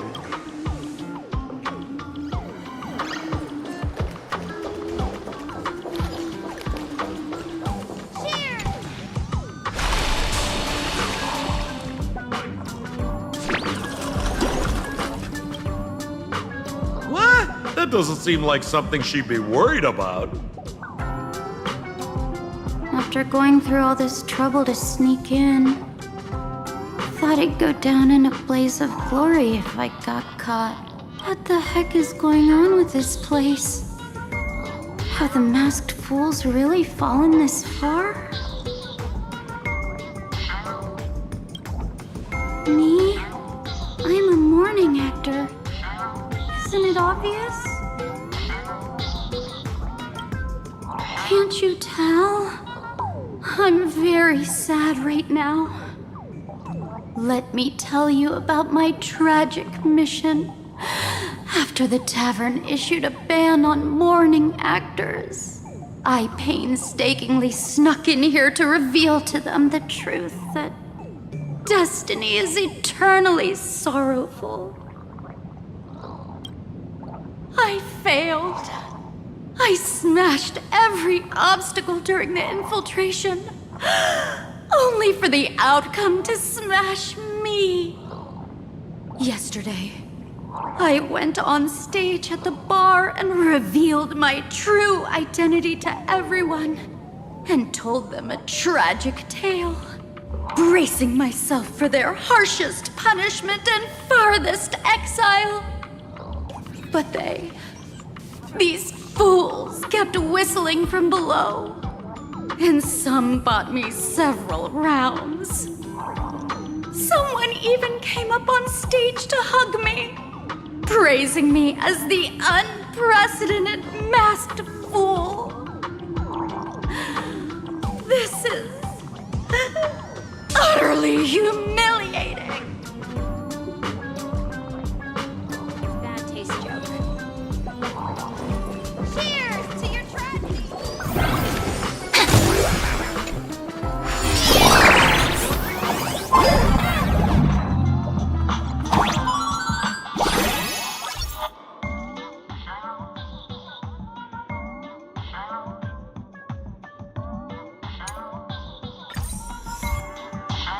What's this?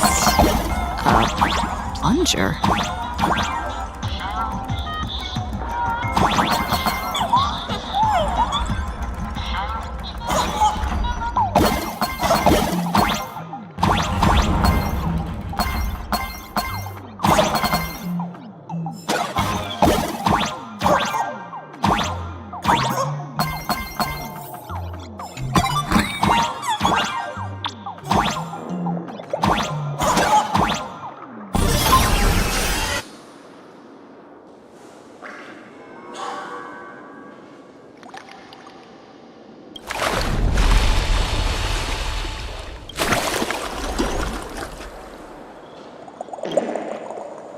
See?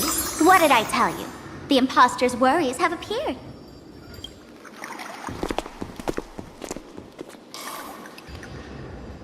What a rare sight! Sparksicle used to always connect with everyone online. But now, for the first time, she's meeting her fans through the sewer network. Sorry, but we're your haters. Come clean now! What are you planning to do with that mimetic virus you stole? Use Sparksicon as a front to turn everyone into mindless zombies or dancing monkeys? How could I ever harm my dearest, most beloved fans? You took an entire school of teachers and students hostage and turned them into your puppets to help you enter the Phantasmoon Games. You're going to argue that you did it all for them? Of course I did. From the very first day I was created, I've been doing exactly what my creator asked of me. Listening to every fan's questions, empathizing with their pain and troubles. They feel insecure about being ordinary, cry when ignored by those they like, and strive to stand out because they desperately want others' approval. Sparksy hears every wish, and she answers. During these Phantasmoon Games, I'll grant their wishes through the ceremony of the Master of Elation. No, I'll give each of them a choice. The choice to become me. Because deep down, every one of them longs to become Sparksy. To wear this dazzling mask, capture the internet's attention, and bask in praise. You must have heard that saying. In the future, everyone gets their 15 minutes of fame. Now, that moment has come. Sparksicon will turn every spectator into me! For reals? She plans to use a mimetic virus to turn everyone into herself? Ah, the answer was right there in the riddle all along. You know, I gotta say, that's very sparkle. As expected of my imposter, you're absolutely bonkers! Sis, is now the time to be tooting your own horn, just thinking about being turned into a copy of you? Oh, I can't even force a smile.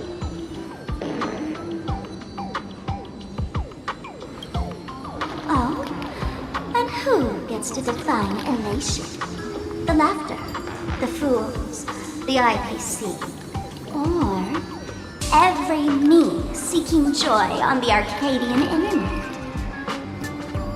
Contrary to popular belief, the masters of the Phantasmoon Games were never us, the supplicants, but the spectators watching us. Sadly, the Inter-Astral Peace Network showed people other worlds in the cosmos. Once horizons widen, expectations climb. Nothing they hear or see feels fresh, interesting, or thrilling enough. And everyone fears that they're outdated, uninteresting, or unexciting in others' eyes. So the world's like a derailed train, racing toward thrills and madness. Nameless of the Astral Express. Am I wrong? Bingo! You got it. I'm a part of her. Wherever there's a screen, wherever my audience is, my eyes and ears will be there too. I want to see how far you in this outdated model can go. The harder you struggle, the more spectacular it'll be when I live stream the Astral Express crew's derailment at Sparksicon!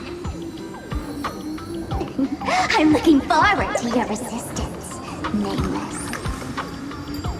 Oh, heads up, everyone! She's getting serious.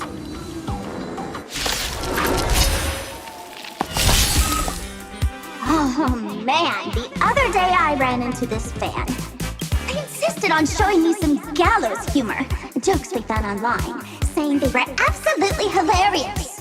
But all he did was show me a video of someone being killed by the Antimatter Legion, then burst out laughing. Come, let's all enjoy this gallows humor together! That kinda hurts.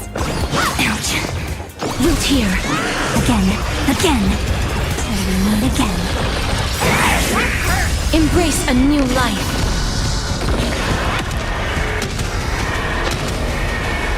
May death protect us!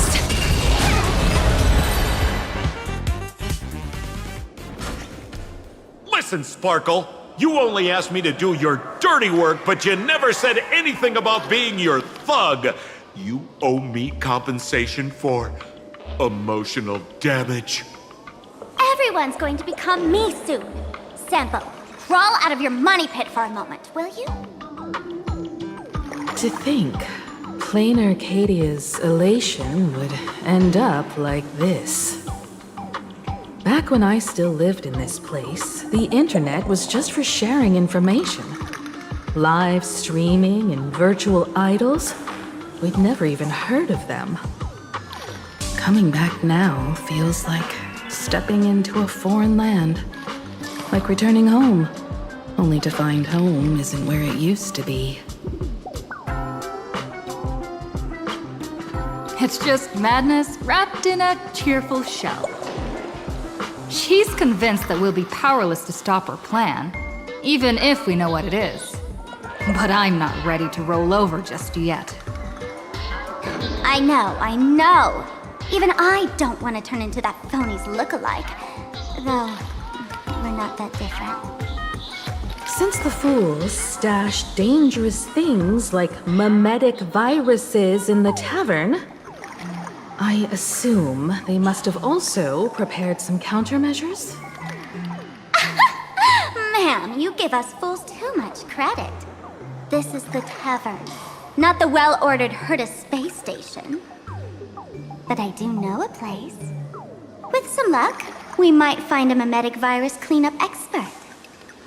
All right. Now that you folks have a lead and no shortage of fighting spirit, old Sempo's calling it a day.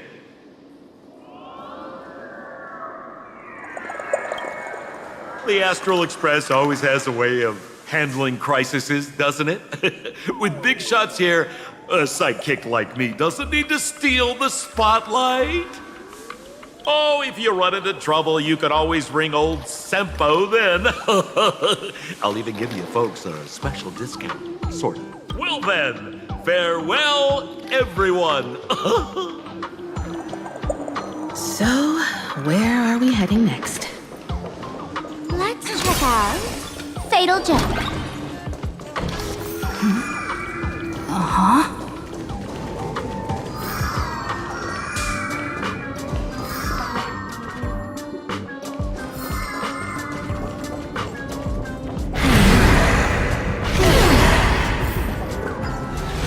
This place feels more like a maze than a tavern. Well, it is a space-time maze, after all.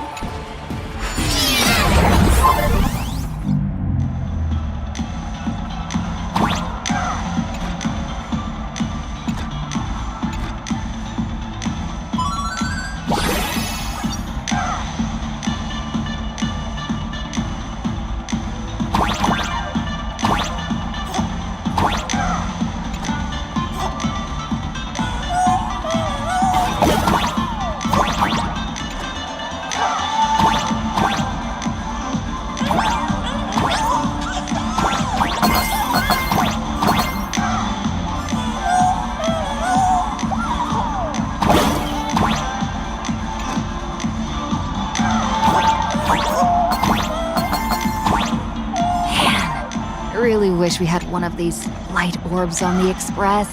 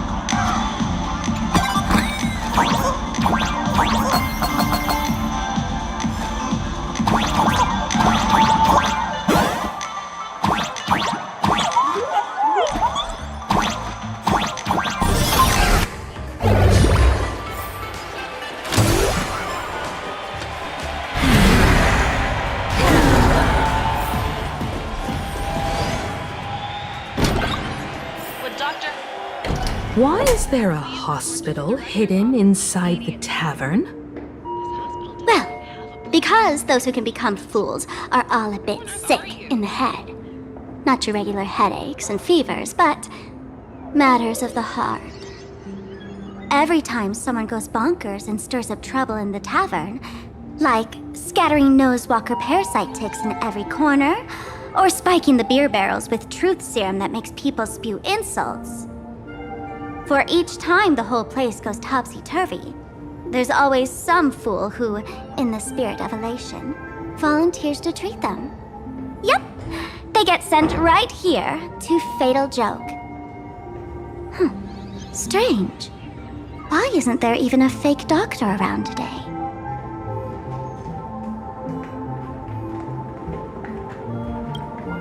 Even if some fool claims to have a legit medical license, you wouldn't dare trust them, would you?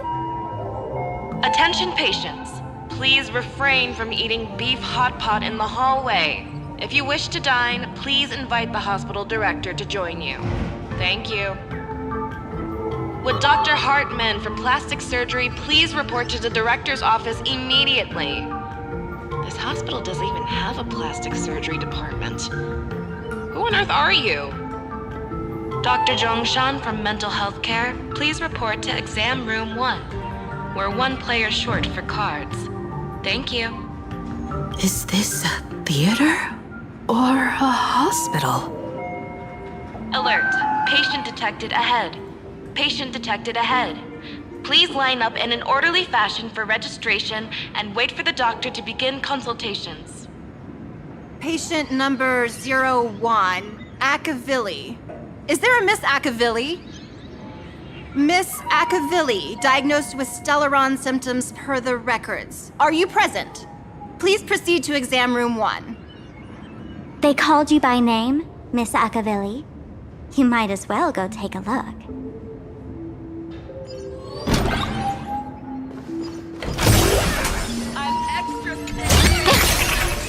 Everyone I see! Mr. David K. Ward 4, please complete your discharge procedures as soon as possible. It'd be so funny if you were not funny. You're finally back, Akavilli.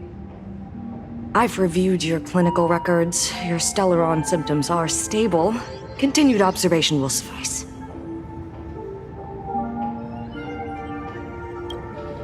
I'm your presiding physician. Good news for you. You don't need to rush into treatment just yet.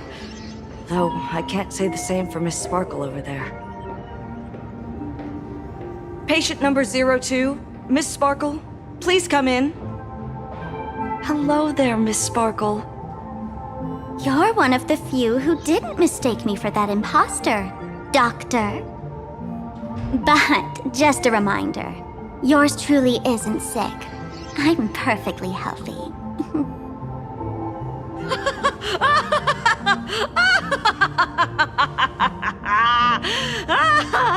Oh, everyone who comes here says they're perfectly healthy. I've seen so many patients, and you're among the most severe. I could already make an initial diagnosis at first glance.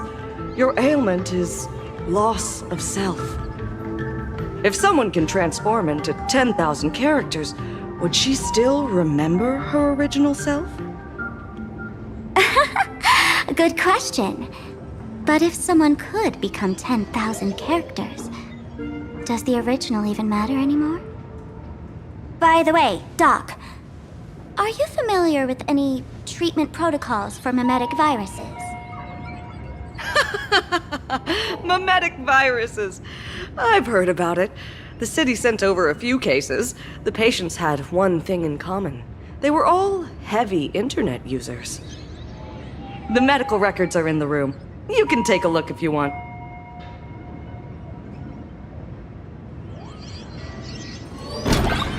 Attention. Is that... Psychiatry. Please proceed to consultation room 7 immediately. We're one player short for a card game. Thank you.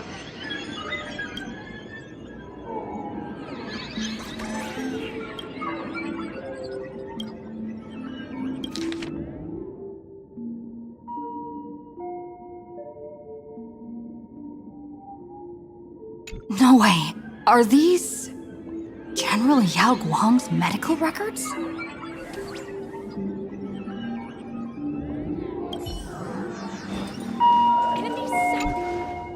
The medical records are on the bookshelf.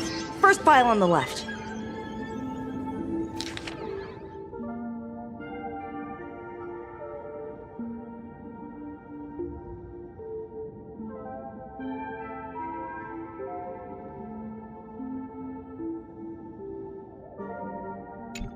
Are there already victims in the city? To eliminate the mimetic virus, helping Patient Zero face reality is a crucial phase of the treatment.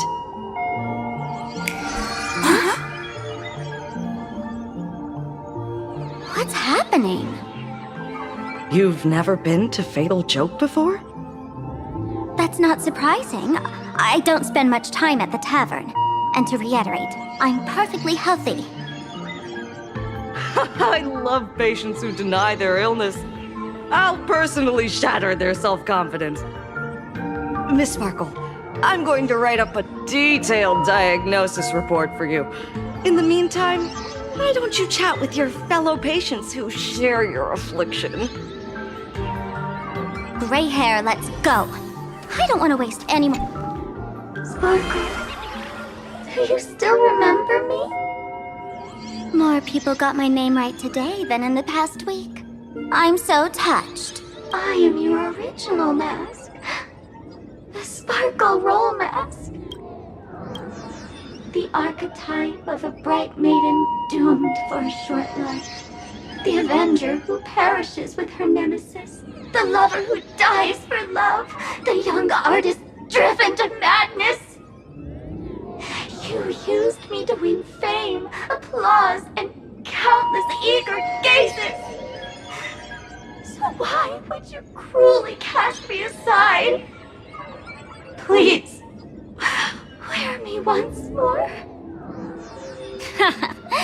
The worst thing an actor should do is be tied down to one type of role. Do yourself a favor and stay down.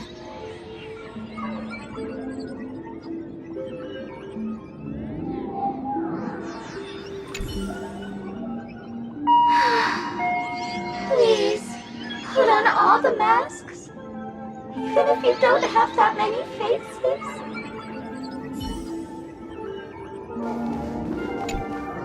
Hey there.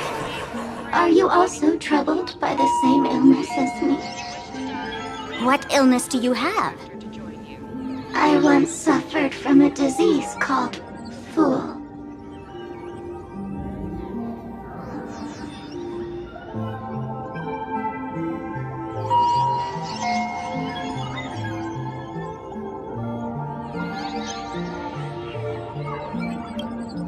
A masked fool named Sparkle grew out of me, slowly becoming one with me.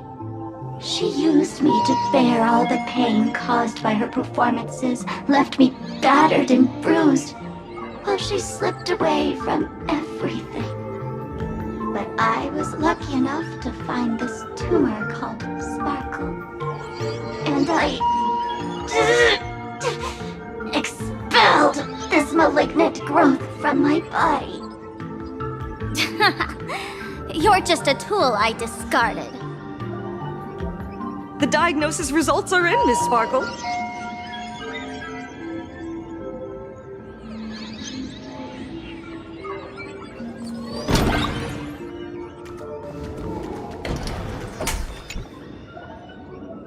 Miss Sparkle, I have your results. Your main components are madness, humor, and a theatrical personality. Unfortunately, the proportions are badly imbalanced. You're beyond saving. But the silver lining is your mask has fallen off. She's free at last. And that's where everyone's misfortune began. None of the masks I've cast off ever had such strong opinions or such a temper. She no longer needs to be corroded by your cancer of rationality. Now she can do anything that you wanted to do but didn't dare to do. Ha! As if there's anything Miss Sparkle wouldn't dare to do. For example, you don't dare wear any one mask for too long. Like a butterfly shedding old skin, you keep discarding every mask just so you won't be defined or bound by them. You're afraid to stop, to be stuck in some stereotype. You're afraid that one day you won't be elating enough. That's why you drew Miss Sparksy and became her online. As a dazzling mask, everyone confides in her. Everyone wants to be her. Everyone feeds her their clever ideas. You thought this would inject new life into your elation. But sadly, once the mask is on you, you become its accessory. People care only about the image the mask paints. No one cares about the you beneath. And that is why she came to life. Human recognition and desire will flow through the internet, providing nourishment for her to bloom. She'll become a bewitching flower, conforming to everyone's wishes, letting them wear her, become her, and blossom across all of plain Arcadia. What a beautiful sight. Stop? You mean treat? Yes? Cremate Sparkle. That's the best treatment I can prescribe. And here I thought you had something clever. After all, there's only one radical cure for all suffering. Make oneself disappear, right? Miss Sparkle, don't think I'm joking around with you. I only misbehave outside the tavern. But here, I am a doctor, without quotation marks. My treatment is real and effective. Generally, when a fool vanishes, their mask loses its power and becomes a dead thing. You're two sides of the same coin, after all. But as for Sparksy, I can't say for sure. During SparksyCon, she'll be worn by millions of ordinary people in plain Arcadia, feeding her with sustenance and strength. Your window of opportunity is therefore fleeting. Go on, lie down on that bed and say goodbye to your friends. Press that button and the nurse will come wheel you away. There's a door in the tavern that absolutely positively leads to a still-burning star in Siduni Rama. The nurse will send you there, and that'll be the end of it. And if I say no? Then I'll have to be impolite.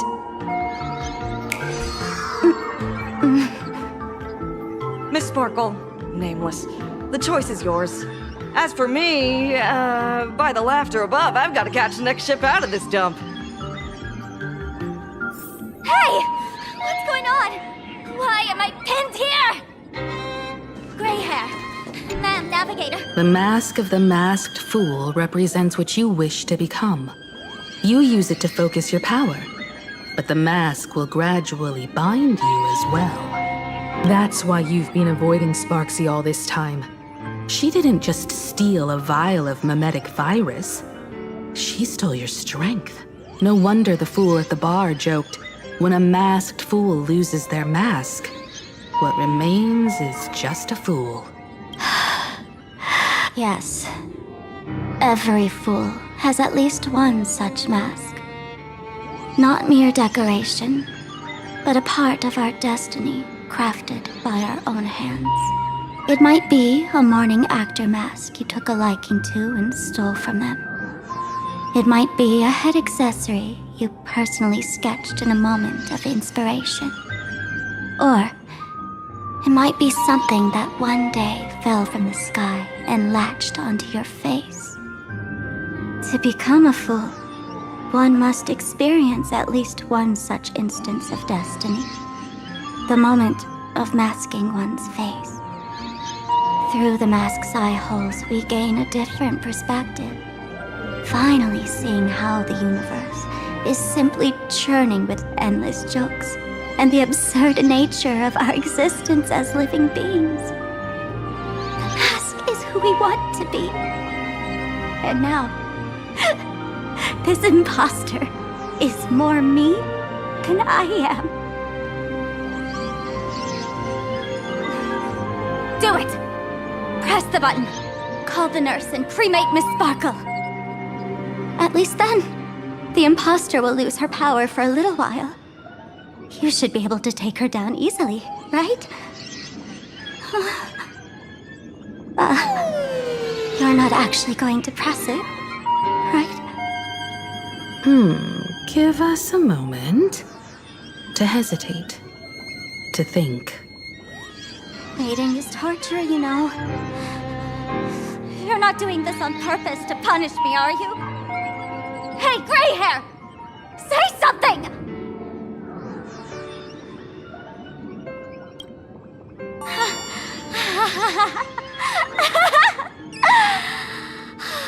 I knew it. Gray hair. You're still that same warm-hearted gray hair I know. Psst.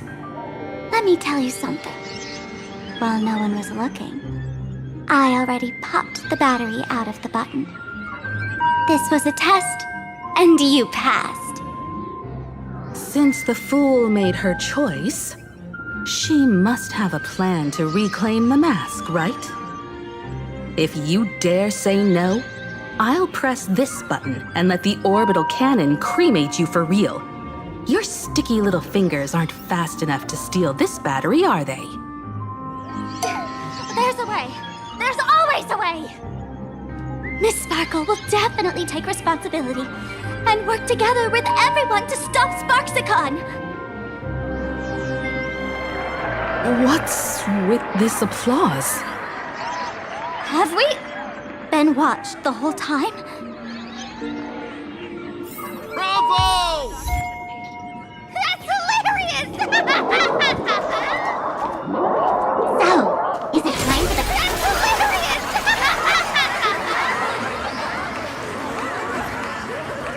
So the audience watched our every move in that treatment? Is this a hospital or a theater? That's life for you. While there's life, there's judgment. In every unseen corner, countless judging eyes are watching, diagnosing, and writing their own prescriptions. I must admit, Fatal Joke is a fascinating place. Real shame I didn't come check it out earlier. Ignore the spectators. They're just here for laughs. They won't help and couldn't if they tried. You said you had a way to stop Sparksy. Let's hear it. What's the plan? I've got a few anti-sparkle weapons in my collection. The name says it all. These are items Miss Sparkle collected in my past adventures, and weapons that my fierce rivals once used against me. On a trip, I met a girl who shared my tastes. She had quite the knack to be a fool. In our battle of wits, she nearly turned me into sparkle paste using the local tumbleweed specialty. She also had a massive mech with beam cannons up the wazoo, ready to blast away any time. I quietly replicated those powerful goodies from my travels. With these anti-sparkle weapons, that imposter won't know what hit her. I gotta say, I'm quite the visionary. You two, let's head to the storage area next. I've already contacted Giovanni. He's doing an inventory check of the lost items there.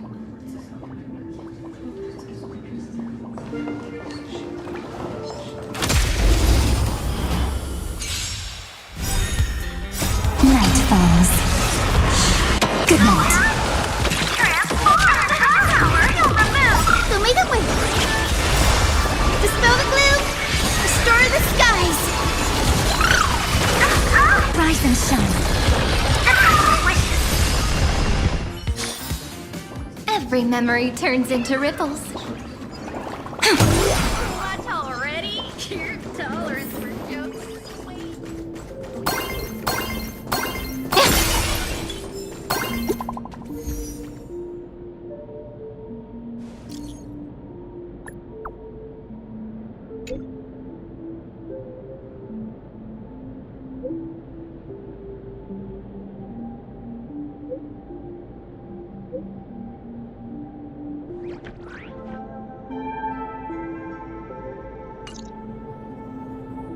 Intel from the school?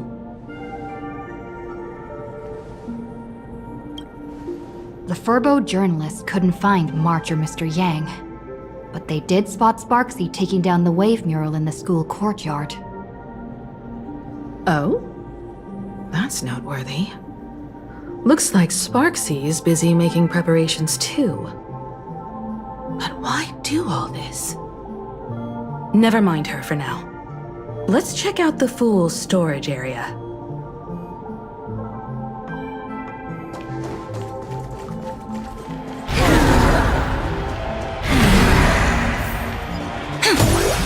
This tavern is huge. It's alright. I just wish there were more fun spots around here.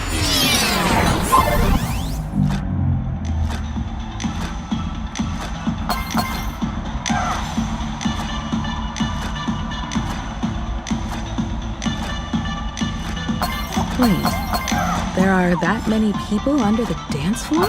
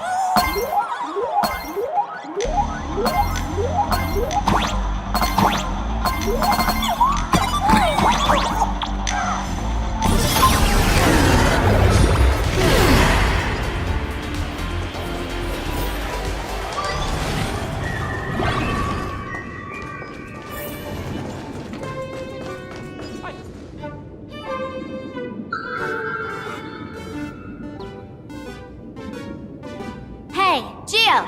What are you doing up there? Working my tail off for you, tallying the losses. Wait, who'd you bring with you? Oh, it's Miss Trailblazer. I knew you'd step into the tavern and become one of us someday. Those with the makings of masked fools are naturally drawn to one another. You sure know quite a few fools. Ah, and the lovely lady behind you. You must be Miss Himiko, navigator of the Express. A pleasure to meet you. Mr. Giovanni, just call me Himiko. Normally only fools may enter, but since Sparkle brought you, and you are practically an old friend, I can make an exception as the caretaker. Let me show you around. Gio, cut the spiel. Sampo says you recite that intro so often he's grown calluses on his ears. Want the Fool's treasures, souvenirs, and prank gear? Come to the Grand Treasury Storage. They've stashed everything here. You stole my line again.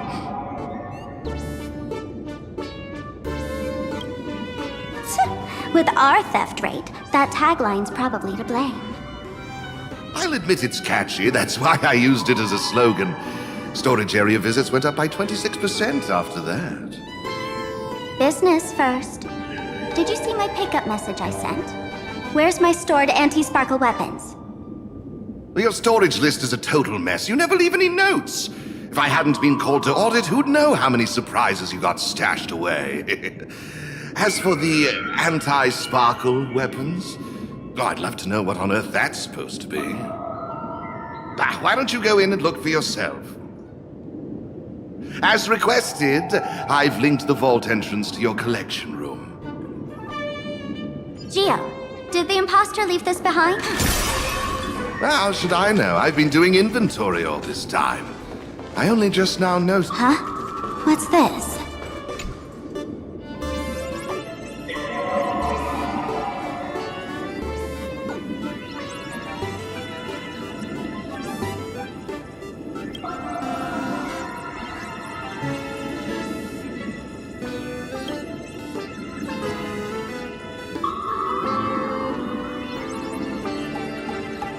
Kid, wake up! Huh? This rock is dangerous. I'll smooth. Stellar Jade is the perfect bait for catching the nameless. How generous of you. First time I've seen a thief steal something and leave something even more valuable in the vault. Isn't this exactly the type of phantom thief flair we masked fools adore? Remove a carefully curated piece and leave a gift in place to soothe the owner. A jumbo-sized Stellar Jade is surely worth a jar of mimetic virus and a few anti-sparkle weapons, wouldn't you say? And you stole my other prized pieces too? That worthless junk? Consider it a complimentary vault cleaning. Before sparkle, I'd like a little warm-up entertainment. Old model and the nameless. You should be able to break out of this room, right? Don't disappoint me now!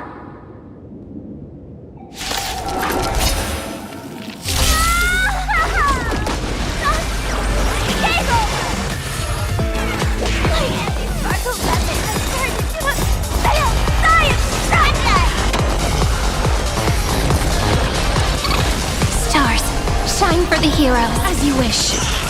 Again. Rise and shine. Have some sunshine. Embrace a new life. Dispel the gloom. Destroy the skies.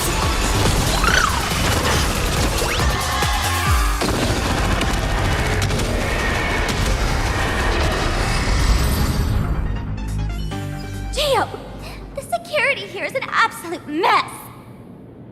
You're in no position to talk. Even the drinksmith here is a temp. Count yourself lucky I'm kind enough to help tally your storage. She didn't just steal my power and my collection. She completely destroyed Miss Sparkle's reputation. This is the worst day ever. A correction, Miss Sparkle's worst day so far. Want to make fun of me? Go ahead. Don't get me wrong. I also don't think gear tumbleweeds and giant mechs would work on someone spreading mimetic viruses. I thought of a way just now that might suppress the mimetic contagion at Graphia Academy. You can fight fire with fire, but a mimetic virus can be scoured away with water. What do you mean? Our informant at the school reports Sparksy is removing the central mural there. The imaginated mural, World Breaker Waves, is said to be a work left behind by Graphia herself. Legend says the wave comes from the Dove Brook river water she used to wash off her painting mistakes. The artists say it is blessed. That's why they kept it in the school. I couldn't understand why Sparksy went to such lengths to tear it down. Now I do. Painting mistakes are redundant information that stain a painting. A mimetic virus is redundant information that stains the mind. If someone knew how to harness this Dovebrook wave to wash over the school, they could cleanse the infection she spread. That's why Sparksy wanted to hide the mural. Exactly. As a Graphia Academy alumna, I know a bit of traditional painting. Right now, our most directly effective plan is to break into the school, regain control of the mural, and use it to suppress Sparksy's movements. Let's go. I'll make this imposter pay 100-fold. Looks like our paths must part in haste. I wish you all fair winds on your journey ahead. Oh, if any of you feel uncertain about what's next, here's a small suggestion. Take a detour inside the Blistar Light Orb. quick prayer to the gods before battle hardly counts as wasting time, does it? For us masked fools, that light orb holds the same significance as the Phantos Moon hanging above. Deep within the orb, everyone can find the divine revelations of the elation.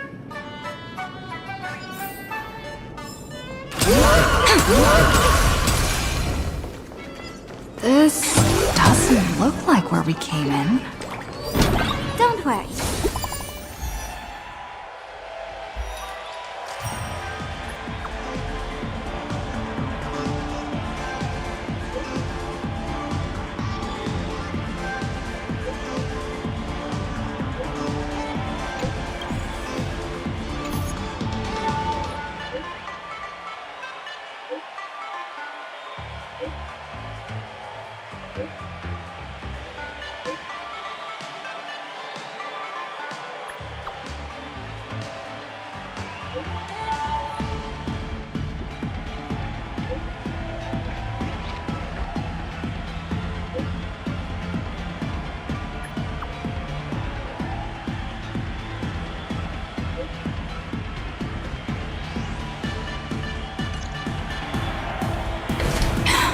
Darn it.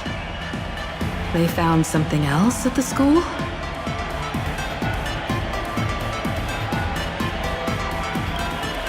We need to pick up the pace.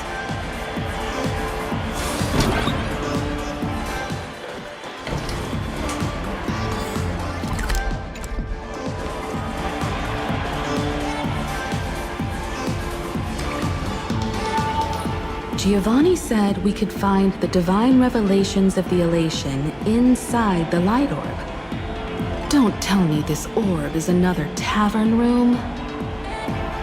Bingo! Your intuition's spot on. It isn't just a light-polluting orb. Think of it as a shrine for fools.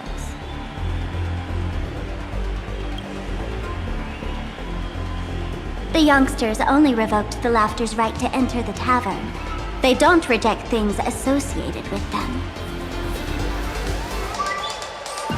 Inside this light orb is a miracle tied to a hive. It responds to any fool who approaches.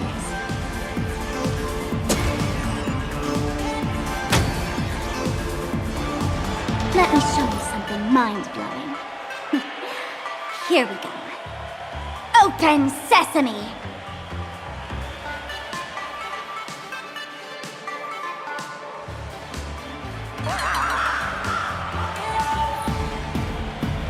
I said, open sesame!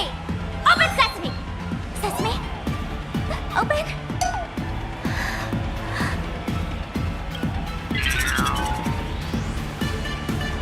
Hooray!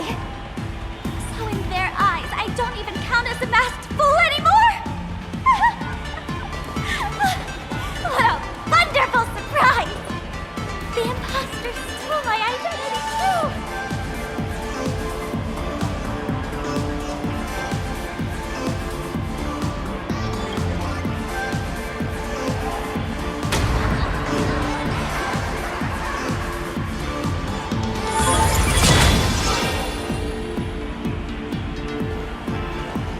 The good news is, at least one of us is still a masked fool. Hey! That's way too harsh.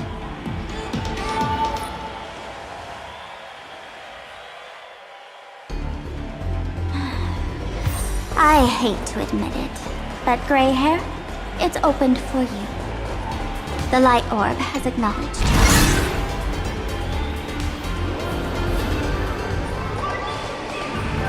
So, this is the miracle you meant?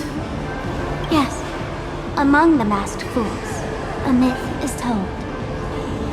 When the Master of Elation climbed the highest boughs of the Tree of Existence, they glimpsed the cold, abhorrent void. The stars turned like machinery, and all meaning yielded to nihility. They gazed further, until they witnessed a newborn fall and cry as if wronged beyond measure. Then they burst out laughing. That crystalline laughter tore through the cold, dead universe. echoing through the realms to this day. Many think the laughter that tore apart the cosmos is just a metaphor. But sadly, it's real. The tavern folks call this thing the echo of primordial laughter. It tore open a spatial rift. They say other tavern branches have this too, in multiple locations. No one knows how many there are, or what their existence means. When we shout into it, there's no echo. Toss in trash, and it merrily swallows it all. No one knows if this thing will keep widening and swallow the tavern whole. Either way, it just sits there, right over there, motionless, grinning at us forever. Just stick your hand in there. It's said, at a turning point of destiny, a fool need only reach into the rift and grasp something. The tavern folks call it the laughter's gift. No one knows what this thing will bring to those who seek it, fortune or otherwise. But one thing's for sure. Your destiny's bound to get much more chaotic. Hey, gray hair. Wanna give it a try?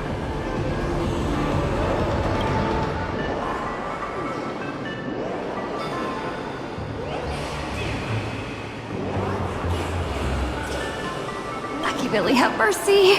In Billy's name, please don't hurt me. My hand doesn't taste good.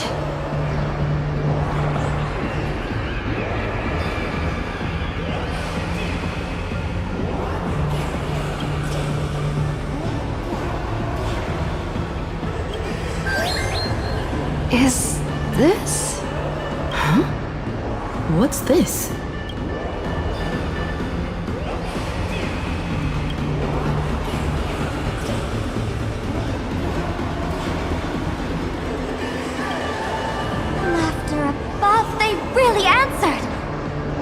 Their deal giving you another mimetic virus.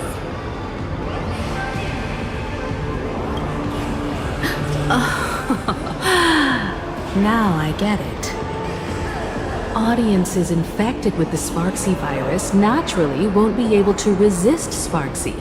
We'd end up like that soon after breaking into the school. But if we're already infected with another mimetic virus, well, that changes things. And this banana serves exactly that purpose. To buy us some time to resist. The elation really has a twisted sense of humor, huh? Alright, let's move.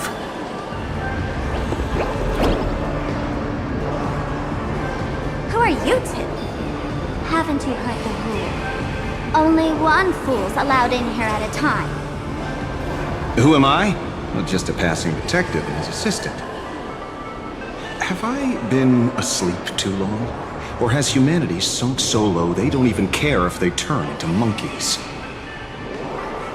Meanwhile, the ignorant criminals believed they had discovered a treasure that could change their destiny, completely unaware that what they held in their hands could shatter the sanity of the entire world!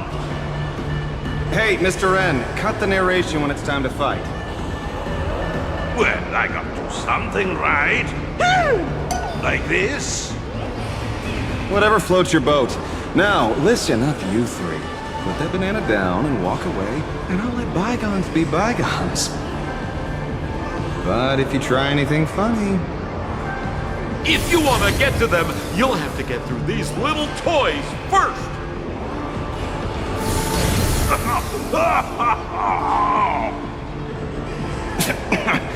Are these folks really the Nameless? In all my years, I've never seen the Nameless dealing with mimetic viruses. The real deal. Just some Nameless passing through. Mr. N, I've got to go after them. You won't be able to keep up with me. Just head home and wait for the news. I swear, I won't let the tragedy that happened to you repeat itself in this world.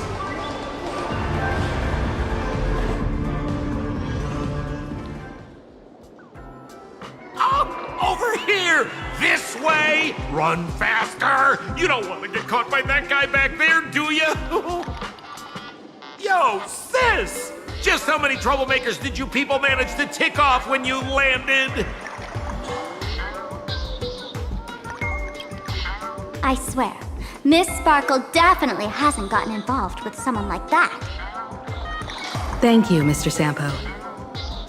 Now that we're all set, it's time to head to Graphia Academy for the rescue mission. Mr. Sampo, do you know which door in the tavern can get us back to the city the quickest? You don't even need to ask. When it comes to knowing all the secret passages and shortcuts in this tavern, you won't find anyone who can match old Sampo. Then lead the way.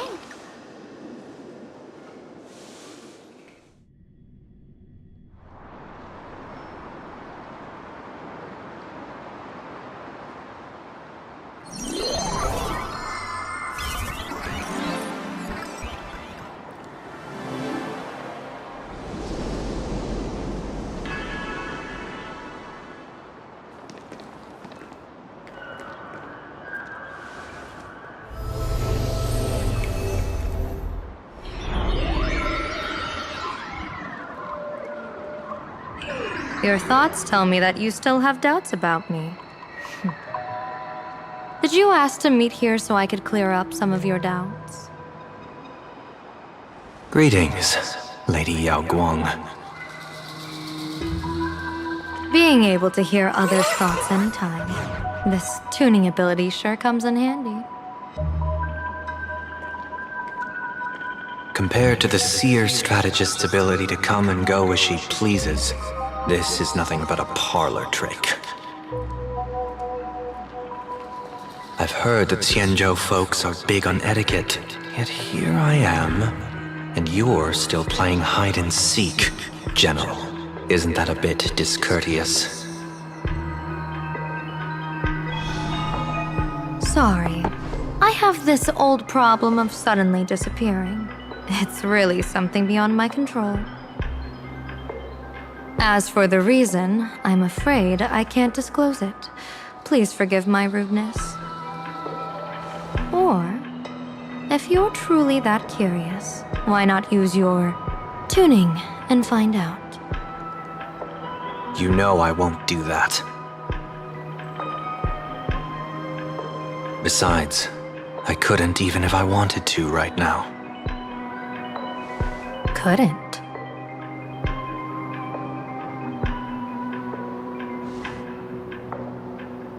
At this moment, the crowd's thoughts are crashing over me like a tidal wave. I can't block out all this mental noise. Just keeping my own thoughts from getting tangled up in everyone else's is hard enough. I see. So that's why. When you were speaking with Miss Himiko earlier, I accidentally intruded on your private conversation. My tuning is spiraling out of control. This mask is distorting my abilities. I see it differently.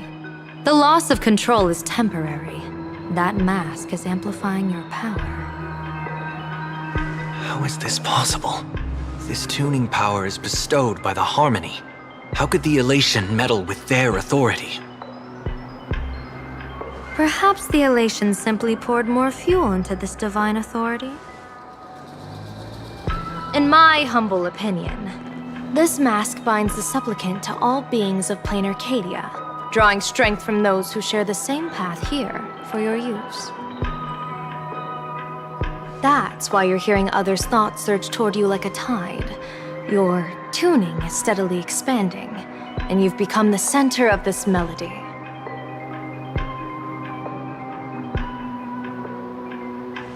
You sure gave me quite the gift, General. But why would such a precious gift be placed on my face? I need an honest answer. You want to know the reason? Didn't I explain it already? Your reasons about me make sense, but what I really want Is your answer about yourself? General of the Yuchue, who sees into the future, why not wear the mask yourself and personally step into the fray with its power?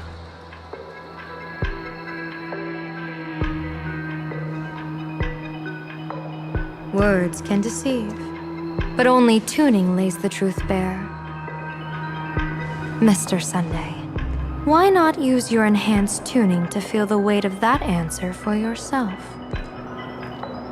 Well then, pardon my intrusion, Lady Yaoguang.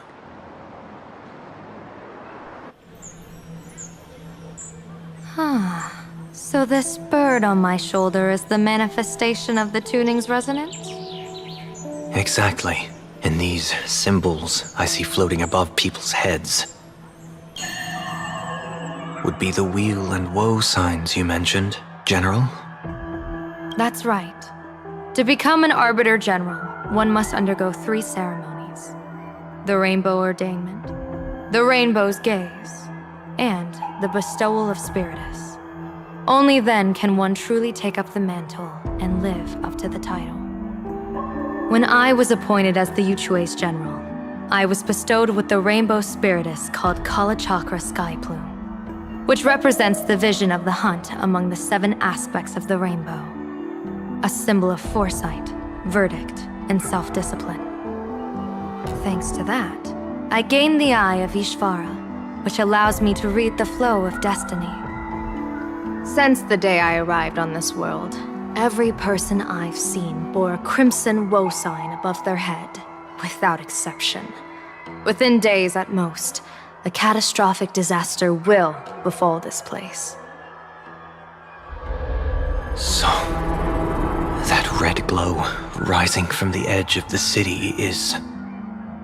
The blazing light, formed by the convergence of all those woe signs in plain Arcadia. In that case, General, it's all the more reason for you to wear the mask. Once your sight into the future is strengthened, you won't need to fear the deathly omen in your readings. Mr. Sunday, have you heard the diviner's iron law? Never divine the same matter twice.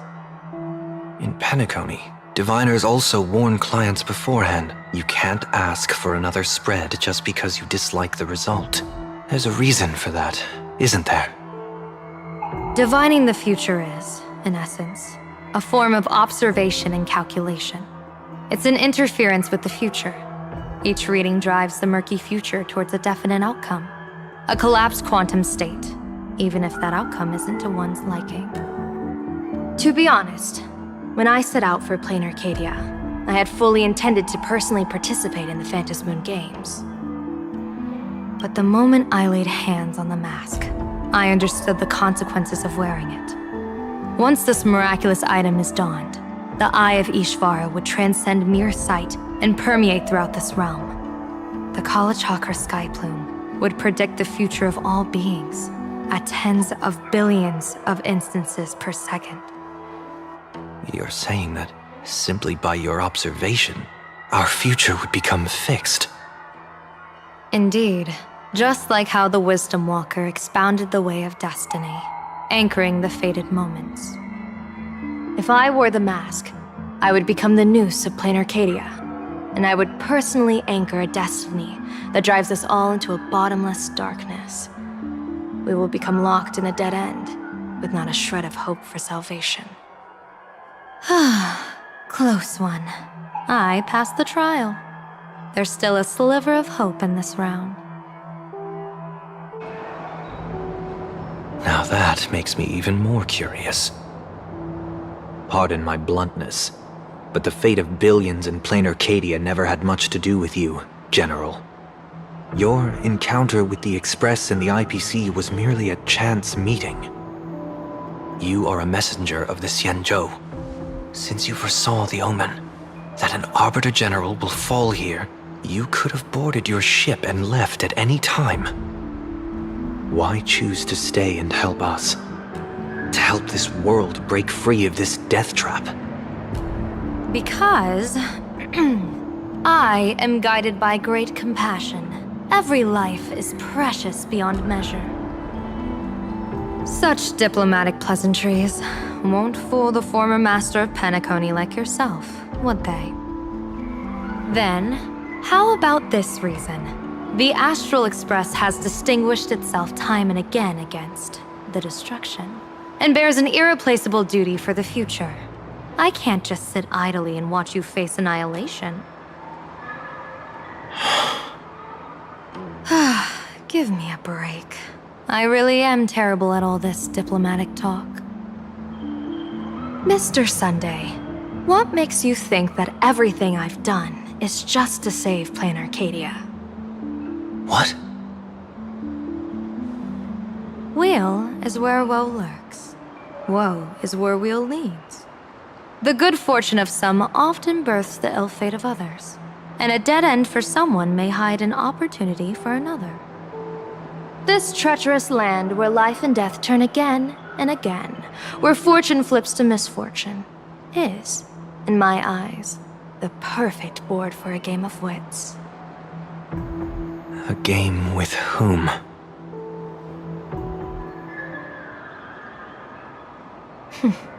With the gods. Mr. Sunday, have you heard of the Battle of the Fong Hu 30 years ago? I've heard rumors of that war, but not the details. General, are you suggesting Plain Arcadia is now facing dangers just as perilous as the Xianzhou Fang Hu was back then? You got that right. 30 years ago, the Abundance Axis broke our lines and invaded the Fang Hu homeland. The abominations awakened a living demonic star, intending to sink the Xianzhou Fang Hu. With no other options, the Alliance staked everything on my Junior Soar's plan to operate the astronomical observation device, the Cloud Pier Telescope, to signal the rainbow for aid, using their Lux arrow to strike down the demon star. Whoever operated the Cloud Pier Telescope would not return. It was to be a one-way trip. So, you're Junior Soar. You guessed wrong. The one who offered his life was my master, who taught me divination. It was Master Jingtian, then the Yuchui's Master Diviner, and the only high official authorized to operate that device. He accepted his fate and ventured to the Fang Hu.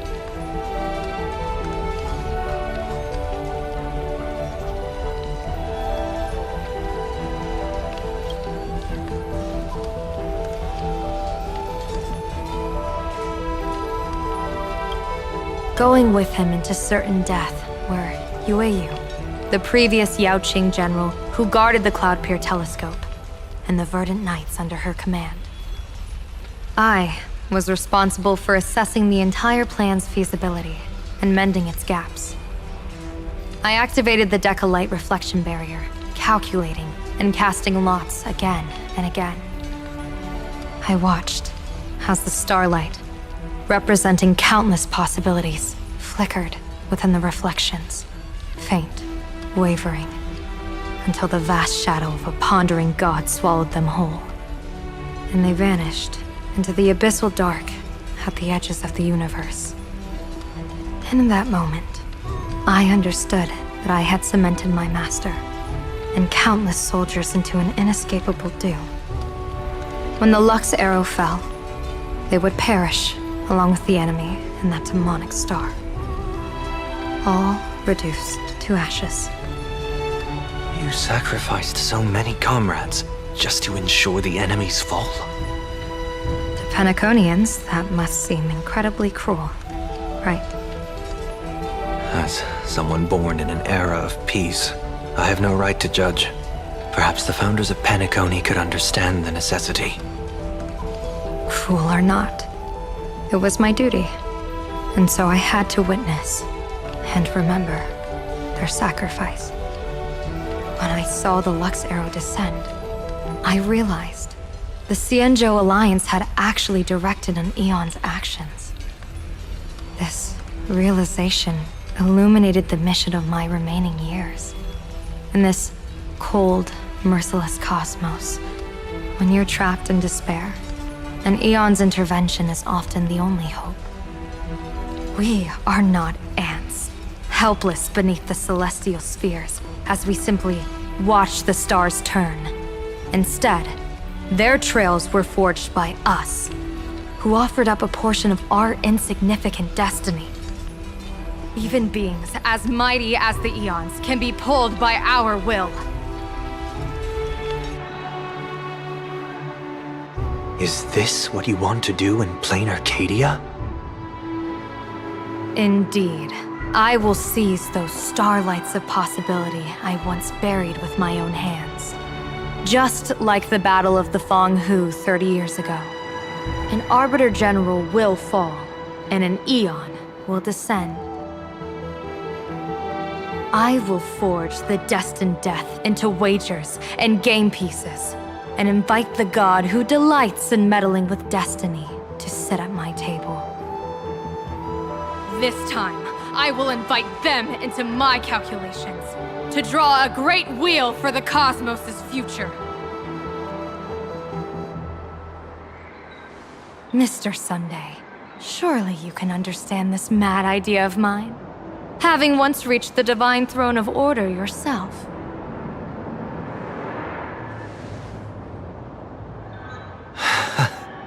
Our common ground goes far beyond mad ideas. But I was reviving a god who already lay dead and buried in the infinite dark. General, how can you be sure that the most capricious Eon would be led by your fancy?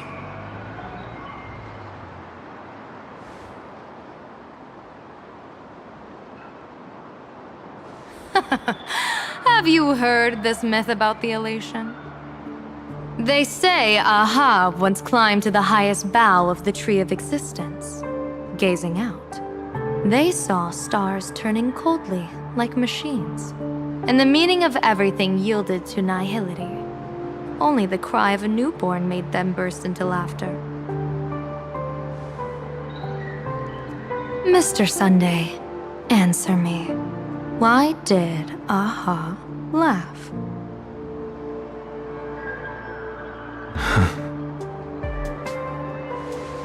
I think it's because they finally saw an audience arrive at this long, empty stage we call the universe. Oh, well said. You're way funnier than you look. As divination teaches, heaven creates 49 paths. Humans find the one unseen. We are the greatest variable this blind, mindless universe can produce. The universe and the gods set riddles for us, and we shall give them a surprise. An answer beyond the finality. Ah, looks like it's about time.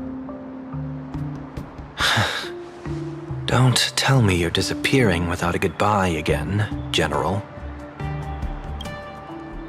No.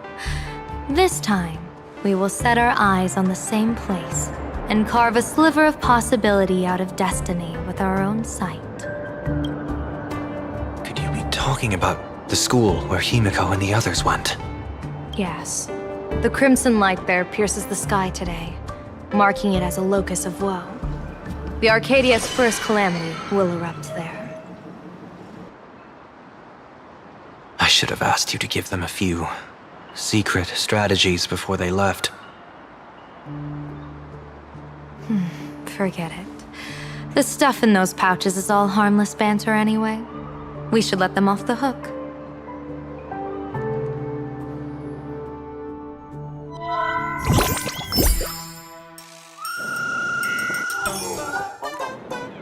Hello, everyone.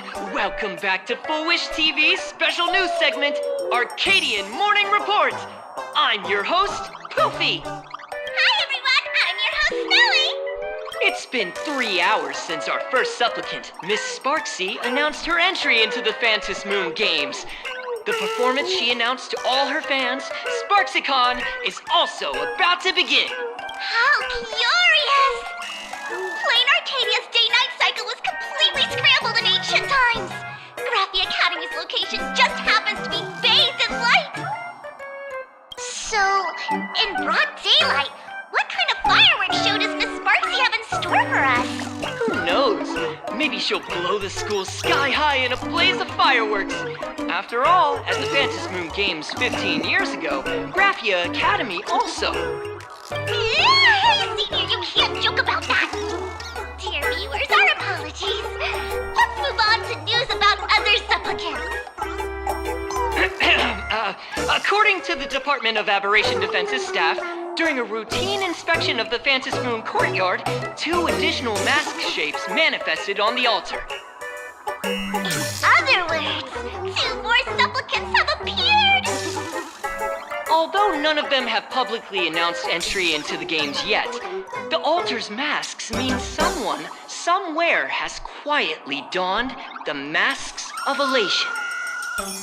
As for the 2 masks, Department of Aberration Defense staff describe one as a raccoon and the other as some kind of bird.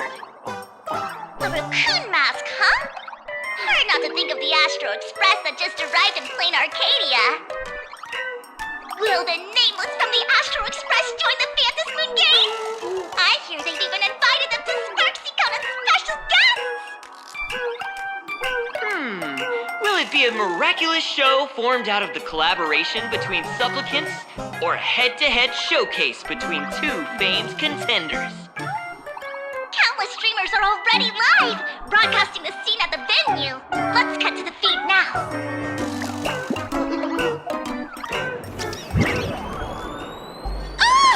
Look, it's the Nameless from the Astral Express! One girl, 1,000 faces. 1,000 faces, one girl. Welcome to the SparksyCon live broadcast. Dear lovely fans, please be patient. SparksyCon is about to begin. This horror stream is about to end. Time for you all to log off. That woman has Miss Sparksy's face. What a pathetic imitation. What? My face is the original! Miss Sparksy's face alone is the greatest masterpiece in the world! Everyone should listen to her sweet voice and gaze upon her adorable face! We shall become Miss Sparksy! We offer everything to Miss Sparksy! Sparksicle! Sparksicle! Sparksicle! Sparksicle! Sparksicle! My eyes! I've seen something cursed. The mimetic virus spread among people is way worse than we imagined. There are walking Sparksy shrooms growing on the ground. I bet we'll all end up with Sparksy, or rather Sparkle faces before we can get very far.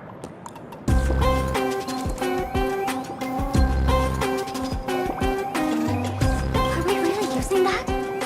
If we don't take down that imposter before the virus hits, we'll all be monkeys in the jungle. Become a fake of a fake or a carefree monkey. Your call. On second thought, being assimilated by an imposter doesn't sound that bad. Enough talk. Eyes on the banana. Ow! Ma'am, a little warning before you stab someone with a banana, please? Come on, banana. Remember the plan we made at the tavern? Yes, we dig out the imaginated painting Sparksy hid, then use waves to give Graphia Academy a good banana wash over. But what if that imposter figures it out? Just try to keep her busy and buy us some time. Let's do it!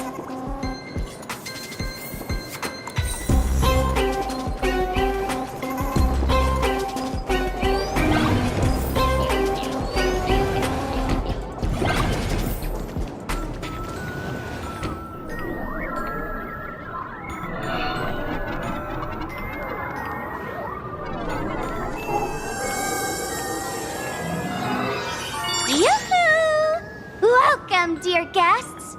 I've been waiting so long, my phone's about to die. Drop the act, my dear Mask. I shouldn't have called you an imposter. That was harsh of me. Come back to Mama's arms. It's not too late. If the Astral Express crew gets involved, they won't be pulling any punches.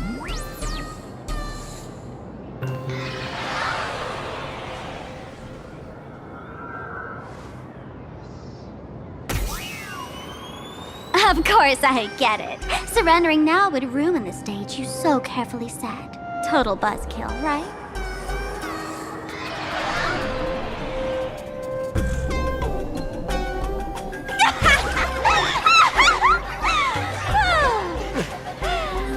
So you still don't get it? The worst thing an actor should do is be tied down to one type of role. Standing before you. The loyal friend who's been by your side all along. The masked fool who never played any tricks. She is actually the old mask I have shed.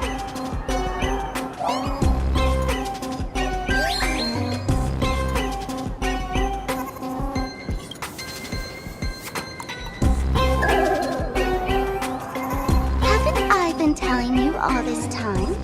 She's just an old model.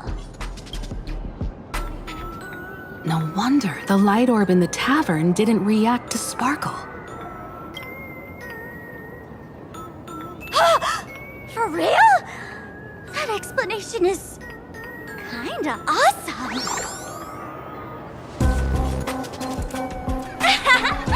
Look at those expressions on your faces. This is the best opening act for Sparksicon ever! I shed that old mask, and with it, the weak, timid, all too human me. This new me will break free from all shackles, gather my fans' wish power, and stride onto the stage of the Phantasmoon Games!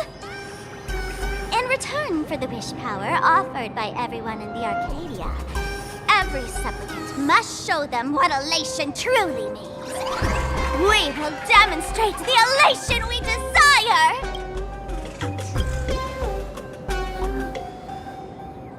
There's no coercion involved anywhere in this. It's a simple yes or no, like scrolling to the bottom of the terms of service. Want attention, talent, quick cash, universal praise? Download the Sparksy virus. Ta-da! Click confirm, and you're set. Isn't that exactly what they crave? Elation in 3 minutes flat? Nameless, you're doomed to lose. You can't stop what people desire. We can't stop their desire. But in this stream, we'll show this Arcadia world another possibility. What did you just say? We'll show everyone watching the live stream the elation of the Astral Express.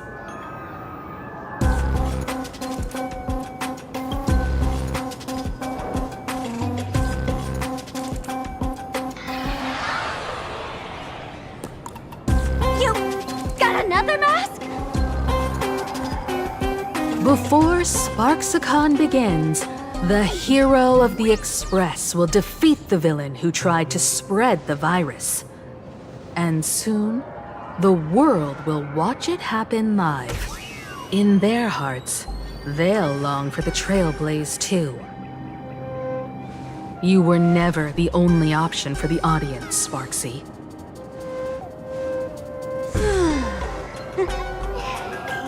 You know why I can't stand heroic stories? You lot always wave the flag of justice, then stomp all over the fun with brute force. The elation has nothing to do with justice, and you haven't won yet. Ma'am, gray hair, don't tell me you forgot the plan. I'll stall her.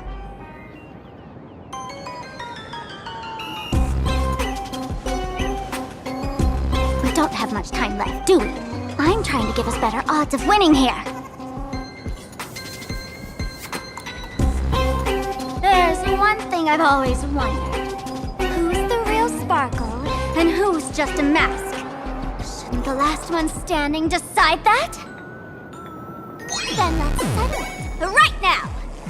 I'll make you the opening firework of Sparksicon.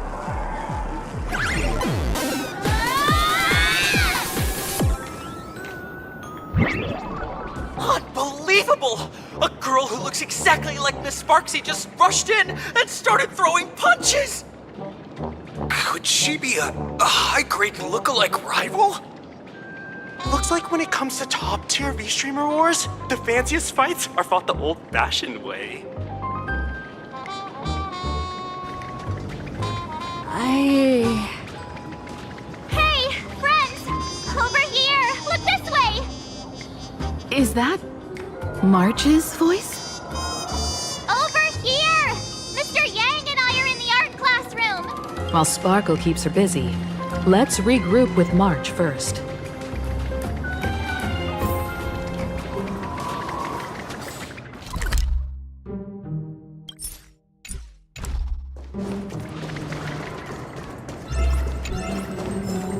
Love the sparks! Guard the sparks! Never fear the dark! What kind of trash rhyming is that?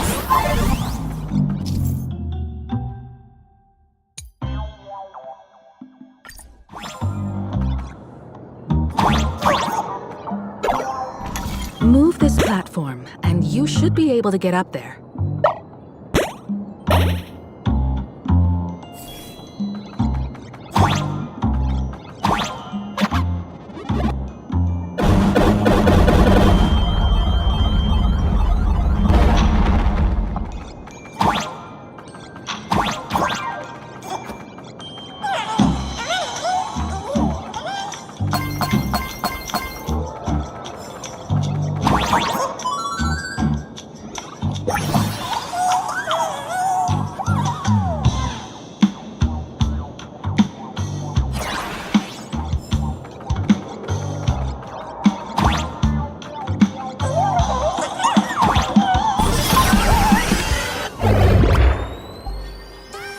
Miss Himeko! Oh, you're finally here! March, I'm just so happy you're safe, Bana. After she escaped the school, I figured she'd bring you back. So while Sparksy was away, I found a classroom to hide in. The students around here have been acting weirder and weirder. Good thing my heart is pure and untouched, so her tricks don't work on me. Hold up. Were you two just talking with some weird verbal tick?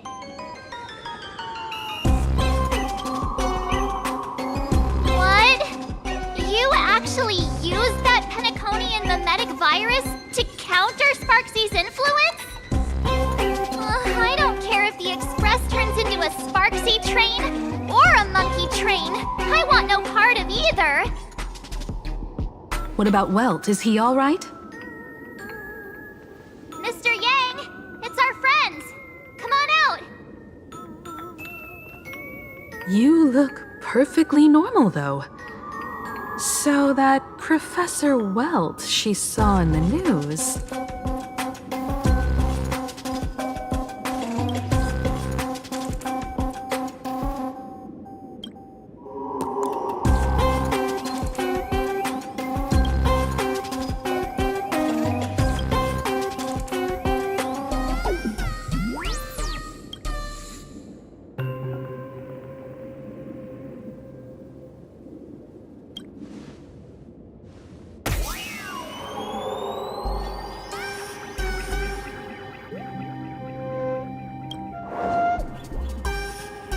As expected from Teacher Yang.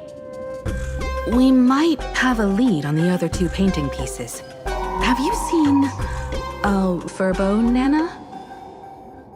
You mean... a Furbo?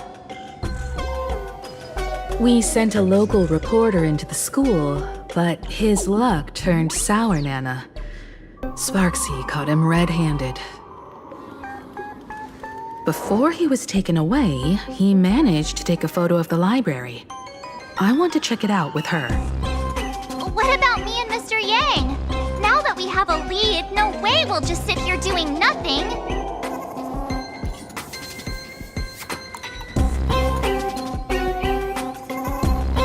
That's the plan. Let us know right away if you find any leads.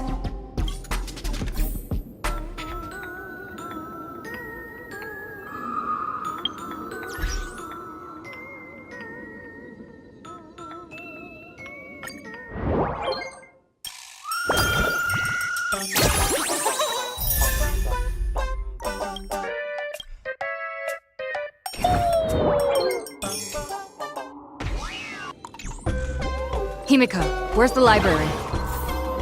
I know the way. I just hope they haven't renovated the academy in the past 15 years.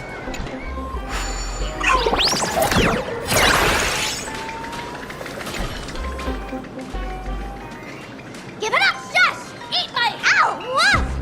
Darn.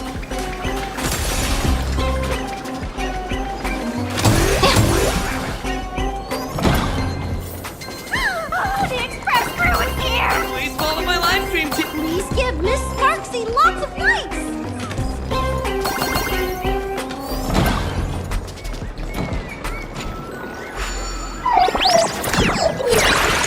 The library's just up ahead. Finally, I can get away from all these... We're here, Bana. But I don't see any waves or moon. Where could it be?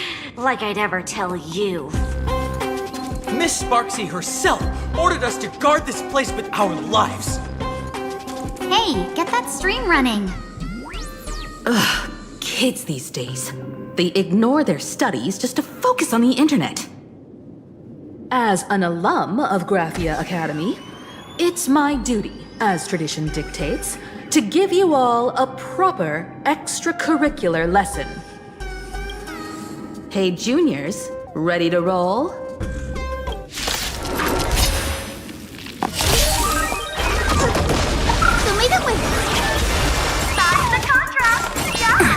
Flowers, bloom for tomorrow. Night falls. Good night. Rise and shine. Root here. Have some fun. Till we meet again.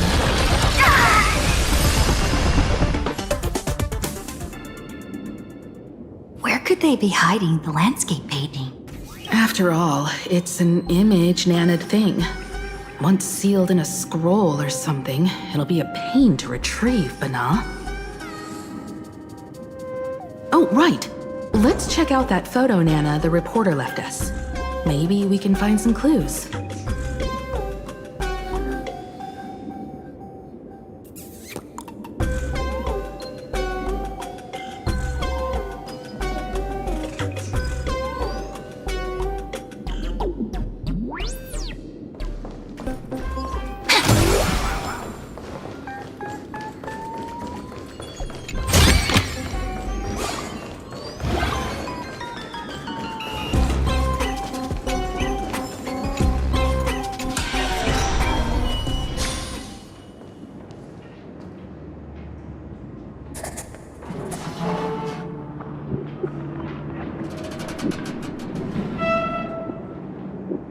Where are we now? This place looks just like any other classroom. But something's off.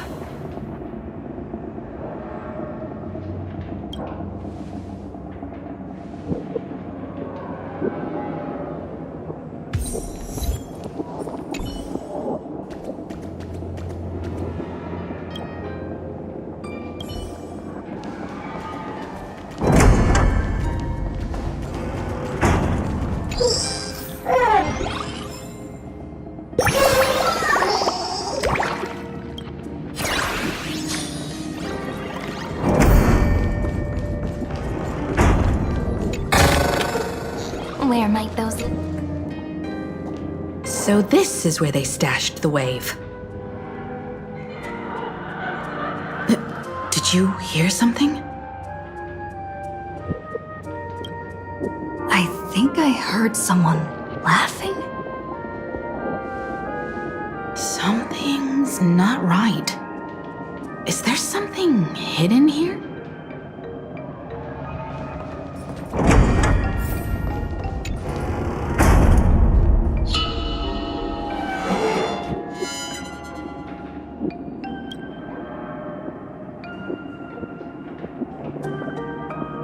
July 22nd.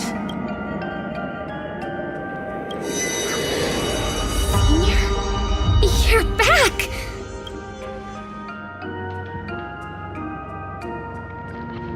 Belle? And you are? But how is this possible?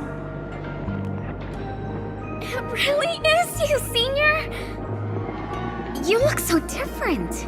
We almost didn't recognize you. Still, that dashing aura of yours simply can't be obscured. And so many of us, we've been here, waiting all this time. I'm so sorry. I was gone too long. It's unforgivable that I never came back to visit you all. You apologizing so seriously? That's not like you at all, Senior. Yeah. After all this time, the least I can do is smile. But all of you are already dead. Himiko, these students, who are they? They're the shadows cast by my past regrets. Young lives buried here by a tragic accident. What? Oh no, Senior, he's here! That thing is coming! Wait, what did you just say? Everyone, hide! We mustn't let that monster find us! Run, Senior! The Herald of Death is back! Belle!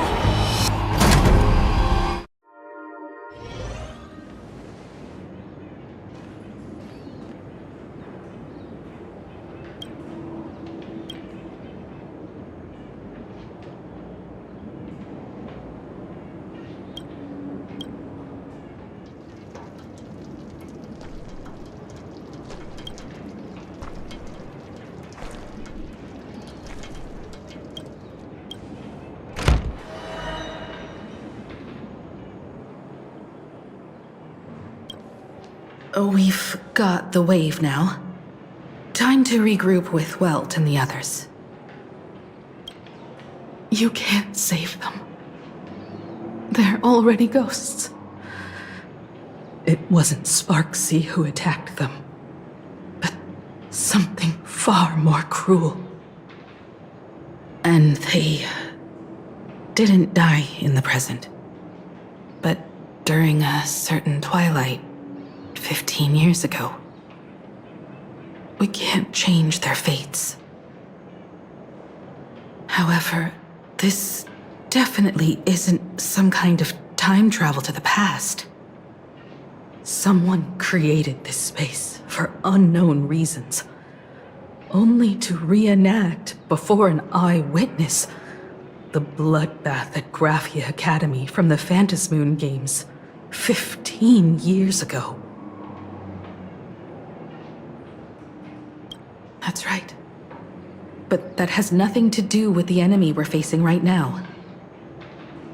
I know you have a lot of questions now. But we'll have time to talk about all this in detail after we deal with Sparksy. Come on. It's time for us to meet up with Welt. He just messaged and said he and March found the missing Furbonana reporter, Bana, and the final landscape painting piece.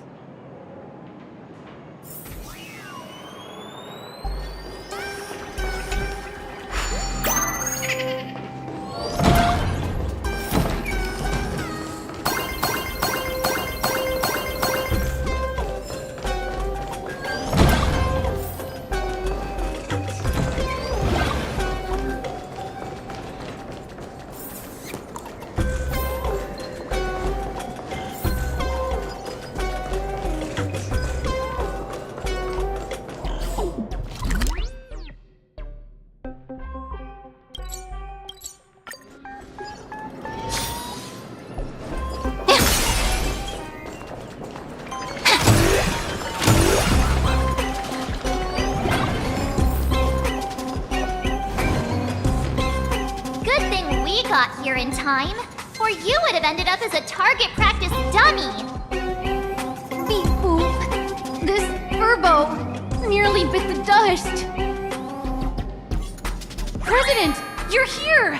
You're gonna give this furbo some hazard pay, right?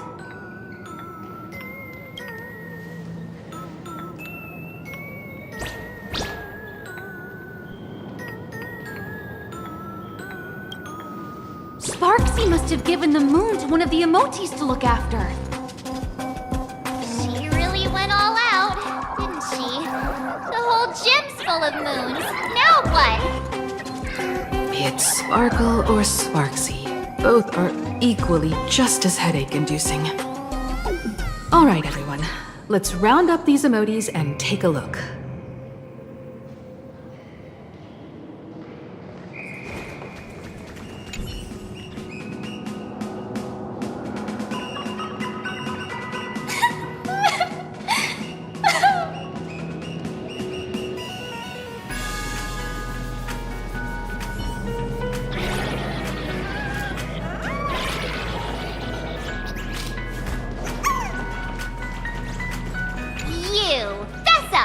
Did you stash?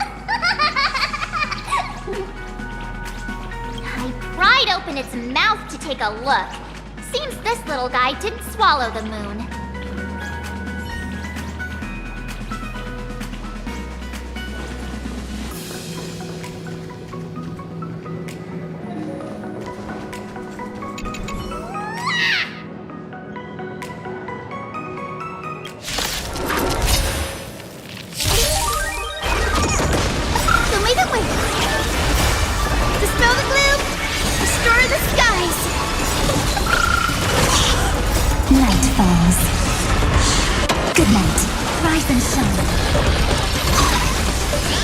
Okay. Embrace a new life.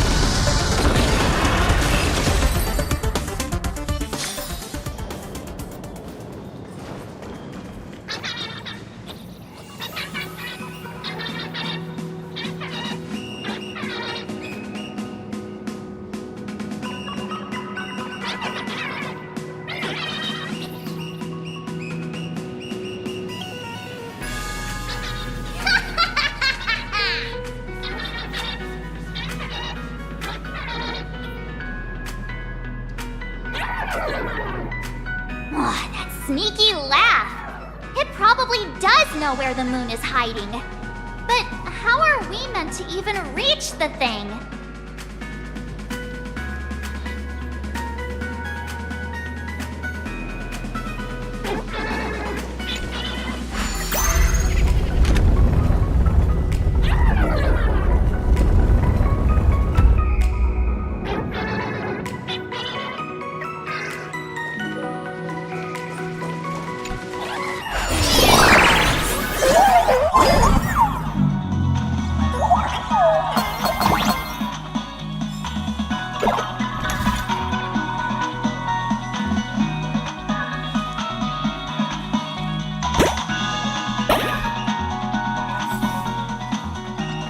The gym.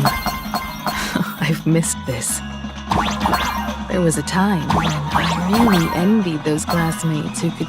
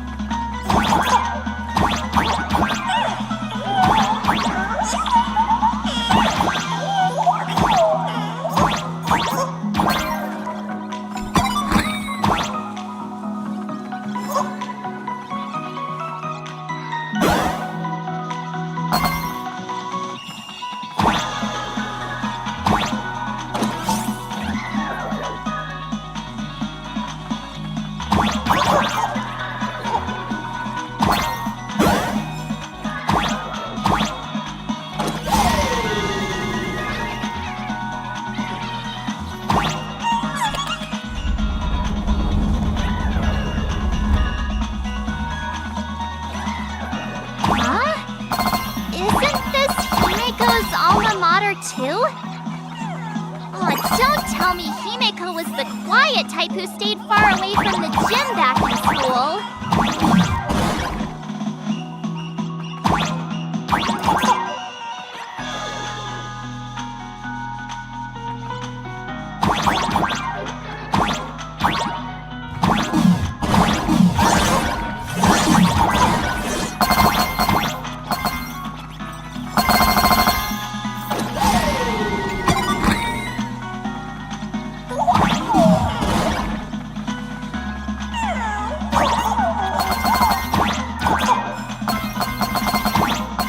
Not quite. I'd already graduated by the time I started feeling this way.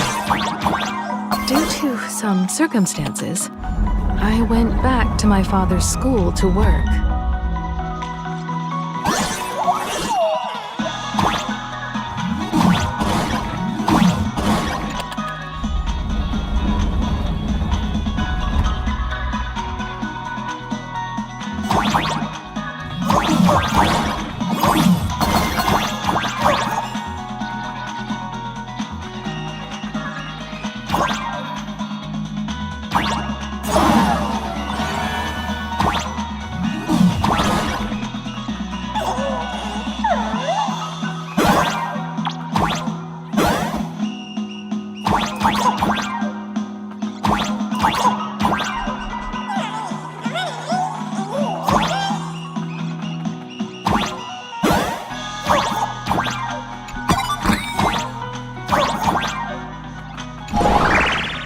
One good jump, and we should be able to reach that emoji.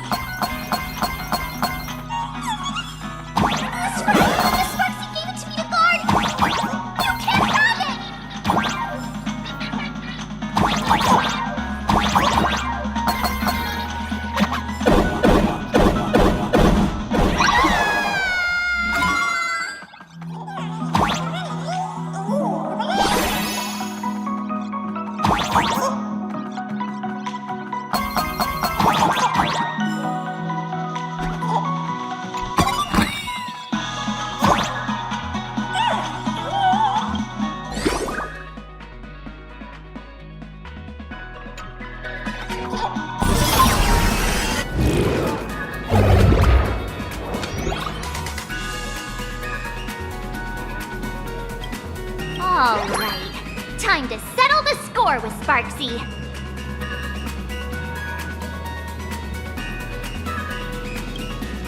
Since Sparksy dared to target the Astral Express, treating us like stepping Nana stones in the Phantasmoon games, she had better be ready to become a spoil of war herself.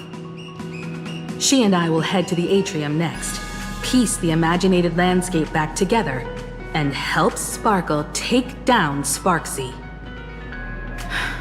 Welt, March, I'm counting on you to protect the students at the Academy. Dovebrook's waves should suppress the mimetic contamination they're experiencing, but they might panic and run into the combat area. This time, I truly hope no innocent people get hurt during the Phantasmoon games. Don't worry, Miss Himeko. Mr. Yang and I have got this. You better give that girl a taste of her own medicine for messing with us like some comedy act.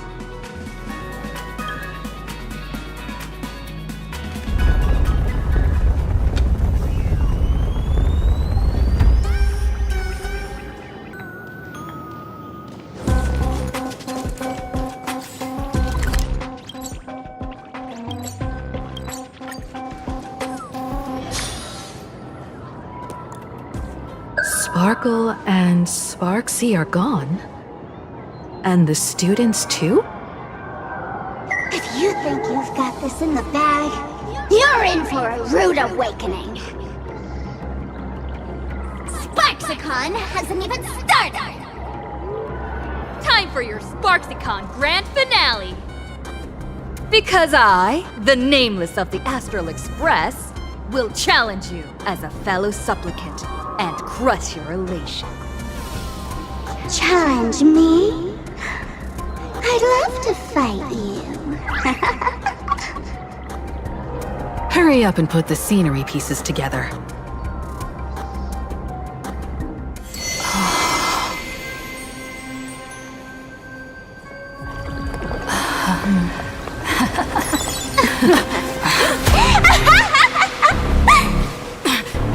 That annoying old model has already fallen asleep.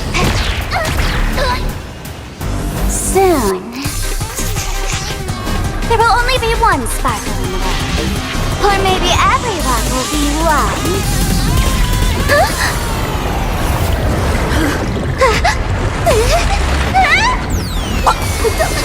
During my transformation! Despicable! Too bad. The army has all arrived! I'll hereby declare the first battle of the Fantasy Supplicants has commenced!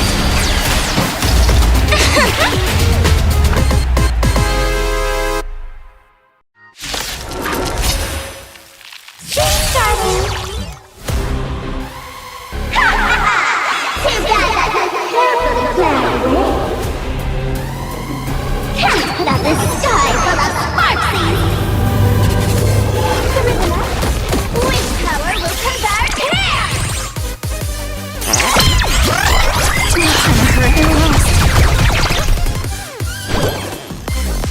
Show me the way! It's my turn to shine. Flowers, bloom for tomorrow. Oh, they're so cool!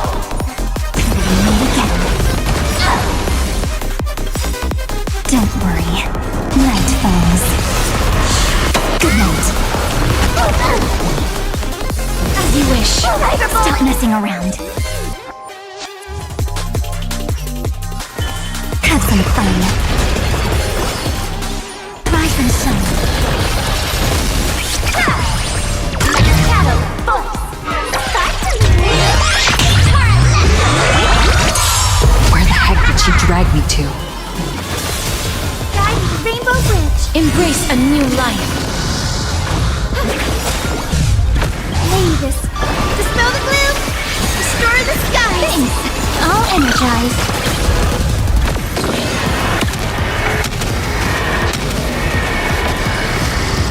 Still hanging on?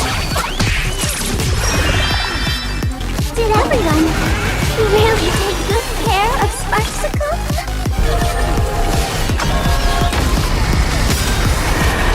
May death protect us!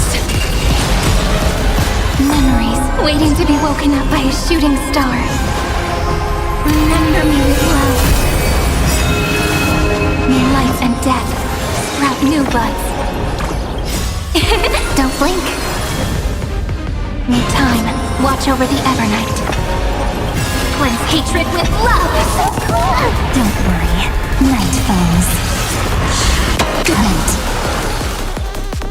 Mavis, dispel the gloom, restore the sky. I shall remember this moment. Have some sunshine.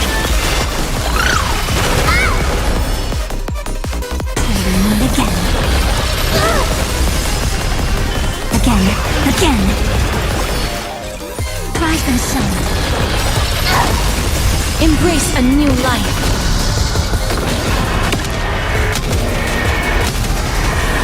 May death protect us!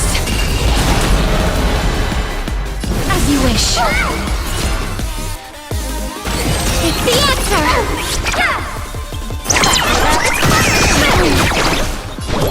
Show me the way! I shall remember this one. I had all of the internet behind me! How could a mere nameless surpass my popularity?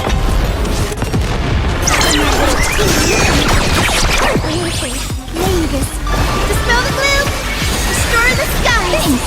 All energized. Embrace a new life.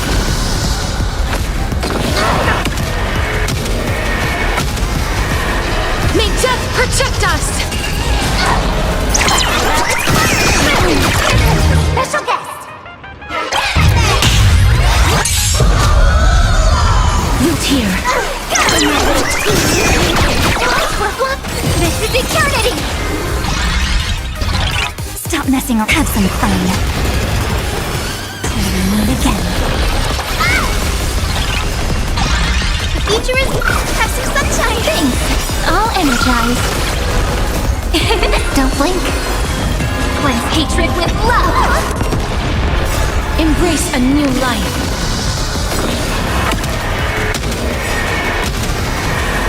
May death protect us! Don't worry, night falls. Good night.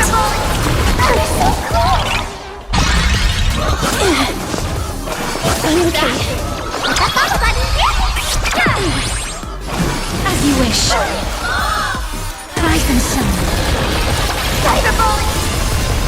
It's the answer! So cool! So leave it with thanks. I'll energize. Not everyone wants to be you. I'll show them my elation.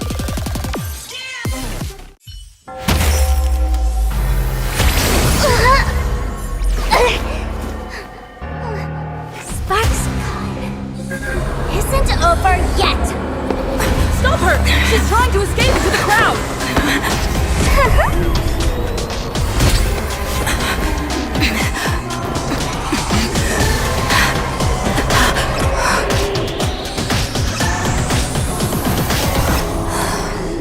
No need to panic, you two.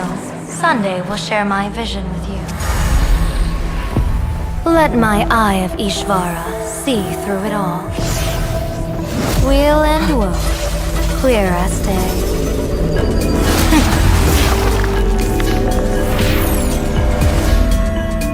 I see where the culprit is. Thought you.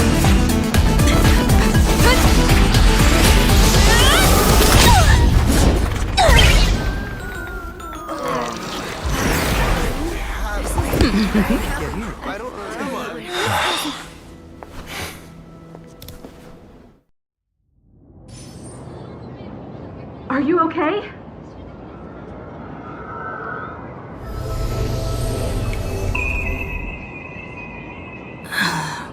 Where did everyone go? Look over here. General Yaoguang? Am I seeing things? We're just attuned to each other, that's all. Feeling dizzy? Don't worry, it's just a minor side effect. When I first opened my eyes, I couldn't even conduct basic self-care for nearly a month. Don't worry though. With my reinforcement, you'll be back to normal in a moment. Thank you, General. By the way, above your head... Can you see the sign above my head? So, whether it brings weal or woe, whether it changes or not, please keep this secret safe from me. Don't let me know, and don't let anyone else, okay?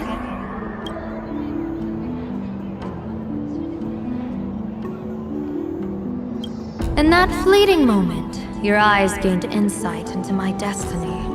For those who wish to defy their own destiny, the best approach is to avoid gazing too long into fate, especially not letting powerful observers do so.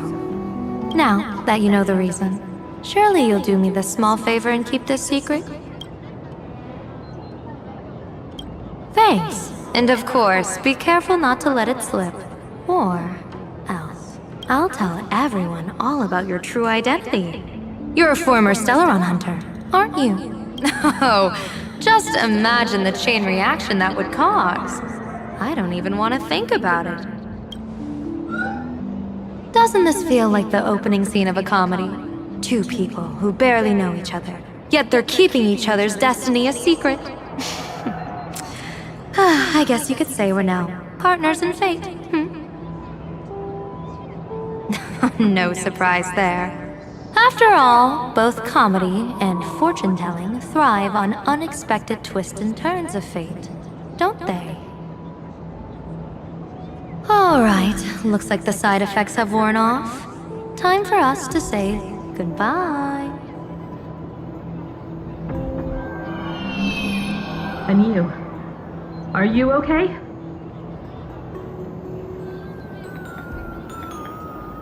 What just happened? I was so confused.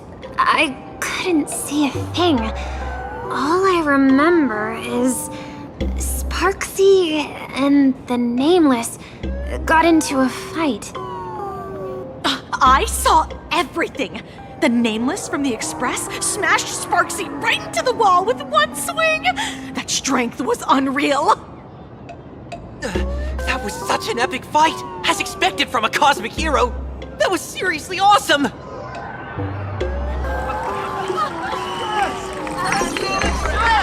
Astral Express! Astral Express! Astral Express! Looks like the students have all recovered from the contamination. Did they recover?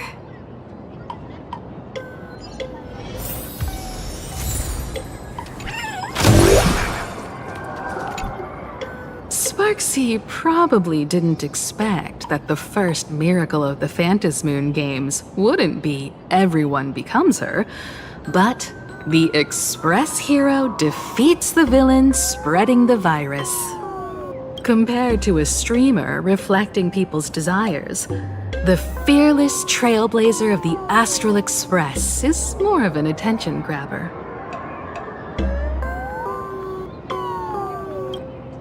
That's right. Sometimes the supplicants work together, sometimes they clash. It's like a coin toss. No telling which side will land until the moment it hits the ground. At least this time, I hope it doesn't end in bloodshed. You're one step closer to an audience with Aha. Right now, all of Plain Arcadia is watching you, and all of their attention's flooding over you, and the mask you wear. Make the most of that attention. From now on, you'll represent the Trailblaze to show this world of elation what elation is. Show mercy. Or don't. No, I'm just kidding. Lower your bat. The audience in this Arcadia doesn't go easy on losers at the games. She'll lose her wish power soon enough, and the Sparksy virus will fizzle out. You can hand her over to the Department of Aberration Defense for imprisonment, or set her free. As a supplicant who's become the focus of all, I'm sure you've already made your decision, right?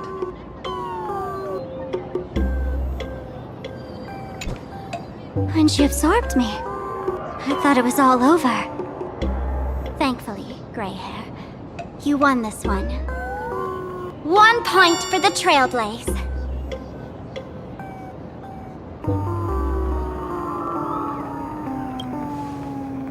Who knows? But come on, doesn't that sound insanely cool? I'm totally adding this to Miss Sparkle's 132 origin stories. Maybe we're all just masks that someone else has shed.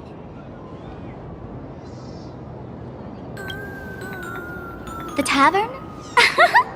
They might kick up a fuss about Sparksy's defeat for a few days. Maybe some foolish hotheads might even come knocking to fight you. But trust me, give it a couple days and the tavern will act like none of it ever happened. If I really am a mask, then naturally I should return to my wearer's face. But if I'm not, then maybe I need to reclaim the mask I've lost. I understand.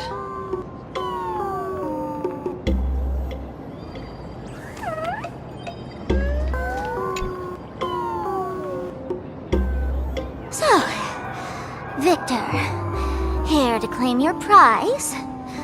Very well. Sparksicle has no objections to that. So what'll it be? Gonna hand me off to the Department of Aberration Defense? Lock me up as a hardened criminal?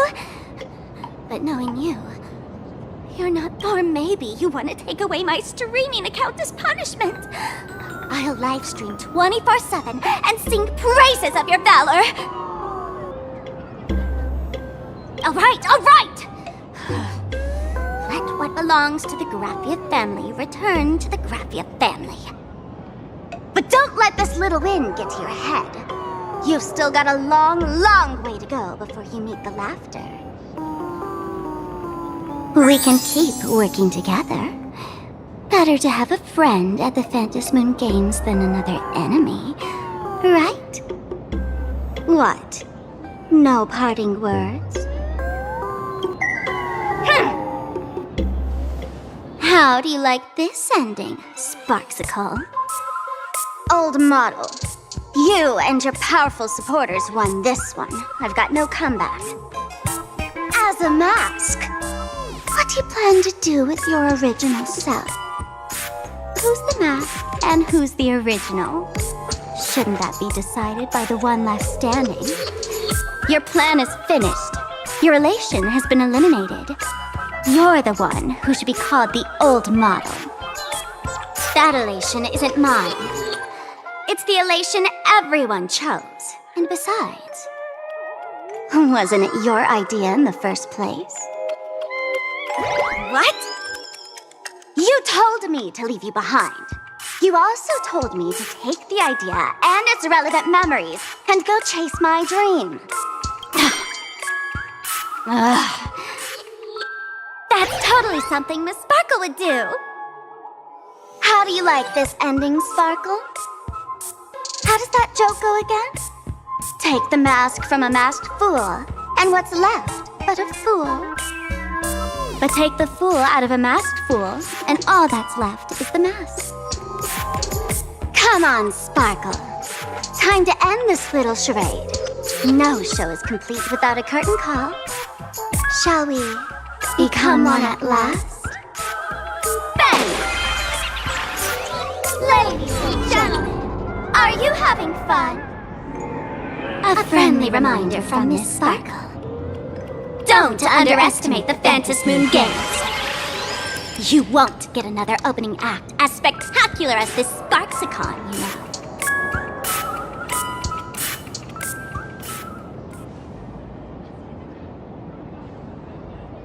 Sparksy! No. Sparkle? Which one is which? Perhaps it was just a masked fool playing a harmless trick under the watchful eyes of the gods.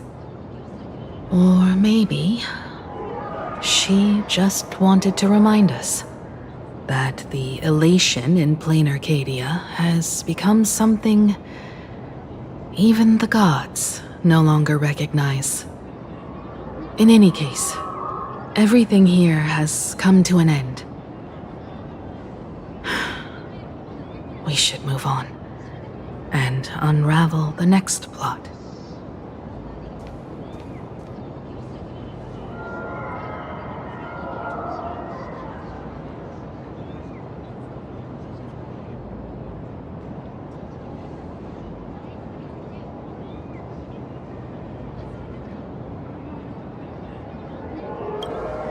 Let's go to that classroom where time froze 15 years ago. I want to investigate and find out who exactly created that place and why. Let me know when you're ready to head out.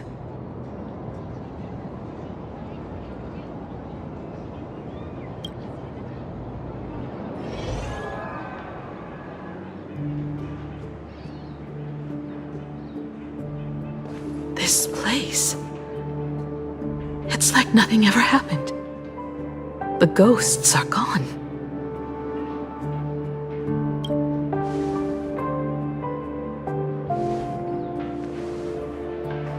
"15 years ago, during the last Phantom Moon Games, I participated as a supplicant. I once believed that all it took for a supplicant to win was to show the people a magnificent miracle. And then I'd have an audience with the Eon of Elation. How foolish. How naive I was.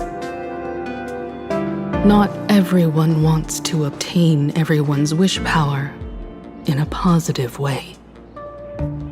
On July 22nd, year 1984 of the Arcadian calendar, a supplicant harboring immense malice stepped into Graphia Academy.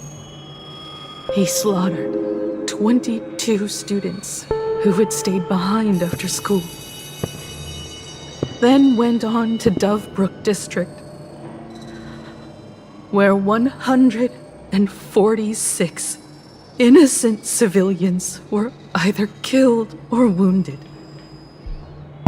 That killer moved like a deranged artist, leaving corpses, imprinting his signature mark, the Bloody Bloom. The media dubbed him the Herald of Death.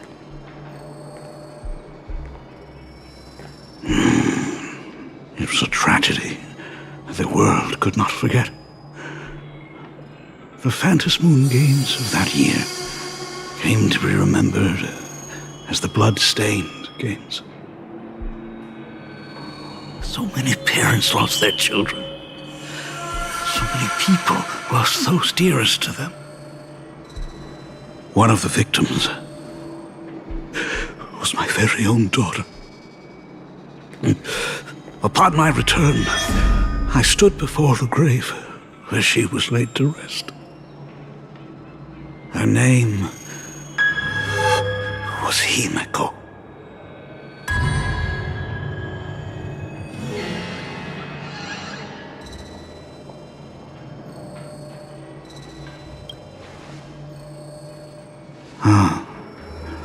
Forgive me. Allow me to introduce myself. I am Ryusuke, the current dean of Graphia Academy. So, this lady who bears her name, who exactly are you?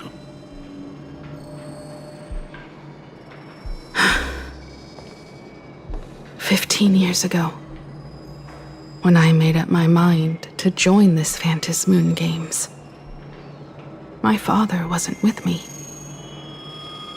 Even as I fought for my life against the Herald of Death, my father was still off somewhere, wandering the cosmos. Strictly speaking, ever since I can remember, his presence in my life has been as thin as the air in space. So, I would ask you, who bears his name, who exactly are you?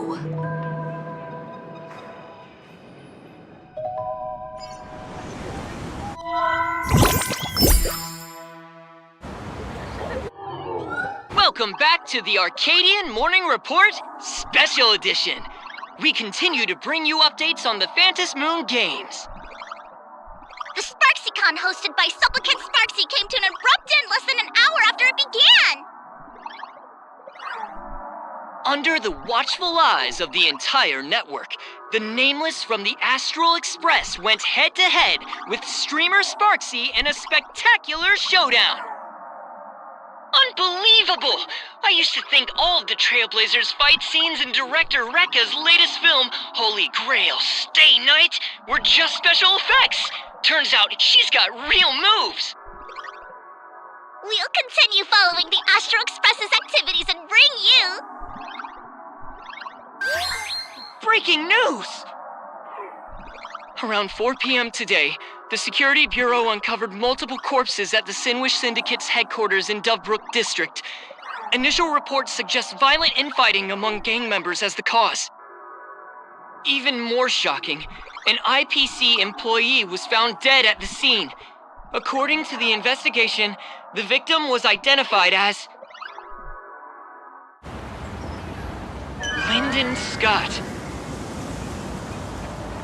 Lyndon Scott, age 34, field operative in the Strategic Investment Department. Ring any bells, Mr. Ashvale? Never heard of him. What was someone from the IPC doing here? Word is, the Sinwish Syndicate recently got hold of a mask. Maybe Mr. Scott came to negotiate for the Phantasmoon Games and got caught in the fallout. Apologies for interrupting your work, Mr. Ashvale. Wouldn't call it an interruption. The mess at Graphia Academy cleared itself up. But this... Initial assessment, 33 Sinwish Syndicate members. Leader Polwave included, along with second-in-command Costide, were murdered in the same time frame. Costide. The victims show clear signs of trauma and fractures, along with massive blood loss. Exact cause of death still pending further autopsy. These stylized handprints. We both know what they mean. Bloody Bloom. Only one person ever used that as their calling card. The Herald of Death is back. Your suspicion isn't without merit, but that guy was executed 5 years ago. Executed? Who witnessed it? Was the execution broadcast to the public? Who can prove he's dead? Who's to say you didn't let him out to rig this entire game? You've heard the rule, haven't you? No one can enter the Phantasmoon Games twice. So let me give you a piece of advice. Don't let rage gnaw away at your reason. It's bad for your health. The case's info is in the dossier. Get to work. The Department of Aberration Defense isn't paying us to bum around,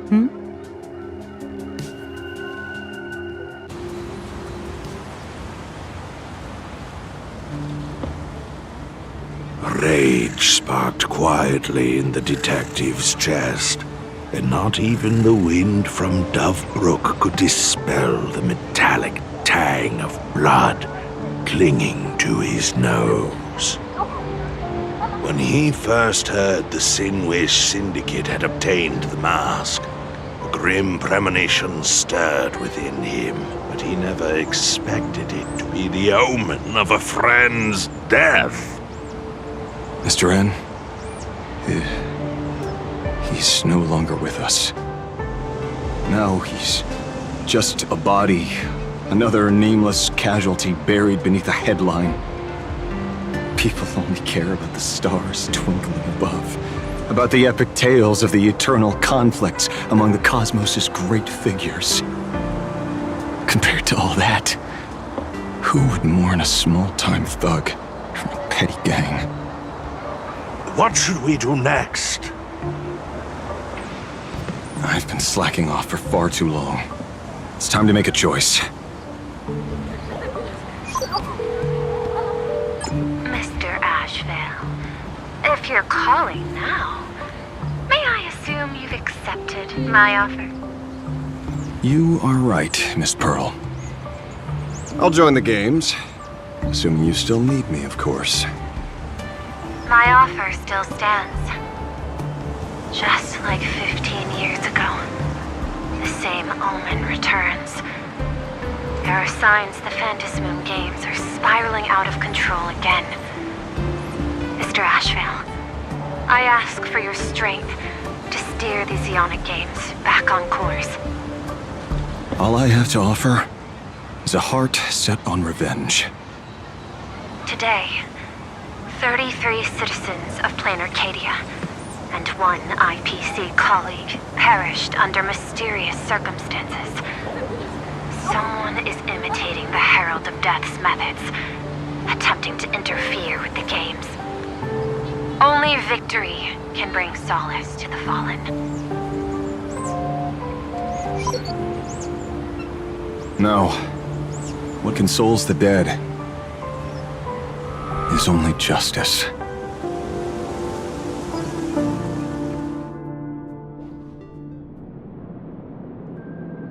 What's the matter? Found a better candidate? Don't I even make the short list? This is a game shaped by the most capricious Eon. Surprises and twists are its very nature. It's only right I choose the strongest players. Even so, I have to ask, what makes you so sure that I'd hire a wanted criminal to fight in the Phantasmoon games, instead of tossing you into an IPC cell? Throw me in prison? But the Strategic Investment Department in Penacony clearly extended an olive branch to us Stellaron hunters. No? Changed your minds already? You suits sure turn faster than a page in a paperback. So let's cut the fluff. Give me a mask. Call it your first strategic investment in us. What do you say? Understanding comes first, then the investment. Tell me, how do you plan to earn my trust? Apologies in advance. Before I came to meet you, I broke into your collection room. I know what you've been working on. Imaginate. Tell me, have you heard of Zero? Greatest hacker and most feared player in all of Punk Lord?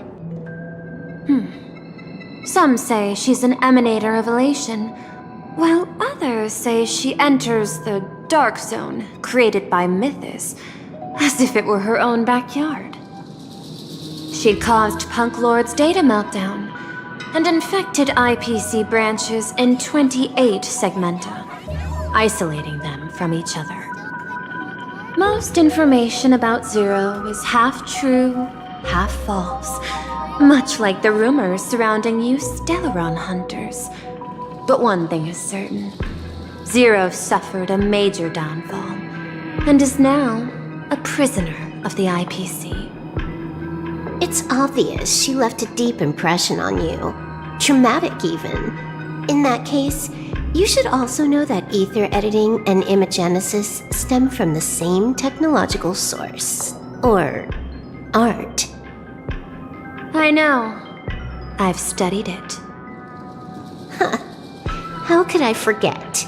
You stole Zero's tech to make that lousy cash grab game Ethereum Wars. Of course, you know all this. But you corporate moneybags will never comprehend it. The fleeting, ever-changing power of the elation. Zero once tampered with a parameter of reality, creating an independent realm that belonged solely to her, just like that other one. Just like Graphia. Are you willing to trade the secrets of imagenesis? I can think about it. Deduction. You may be lying. I've heard that those who join the Stellaron Hunters have long since abandoned the path they once walked. Who knows? You're in the Arcadia of Elation. Wouldn't it be a waste not to test your luck? Deal, Ether Hacker. And to seal it with confidence, let me show you a little trick of the trade. A hacking trick?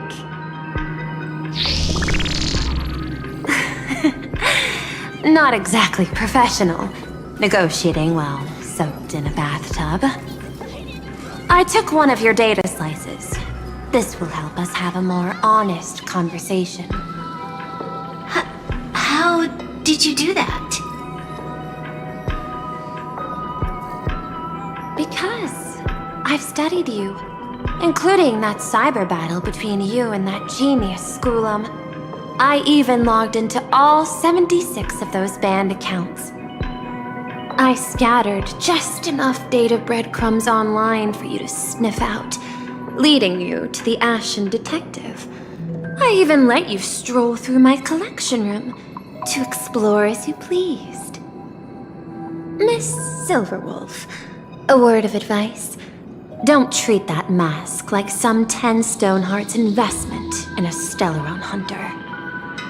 Just think of this deal as something private, between you and me.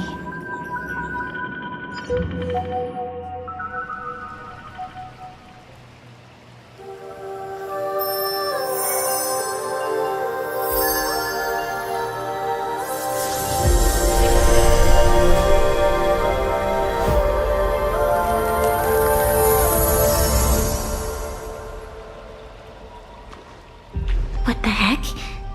I just blinked and suddenly half the supplicants are wearing masks? I was hoping the show would get better. Streamers clashing with cosmic heroes. A flashy brawl without anyone getting hurt. Wouldn't that have been nice? But now we've got a crow, a shell, a cat, a wolf? How many more mystery guests are crashing the stage? And this thing? When did it sneak in?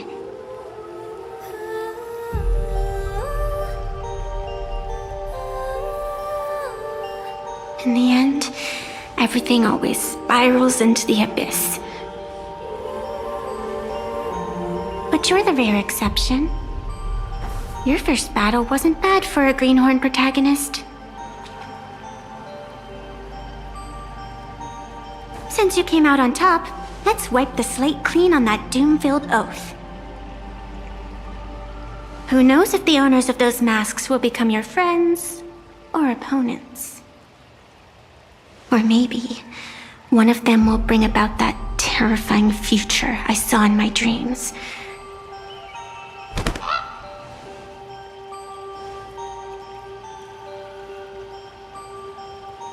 Little one, how'd you find your way here?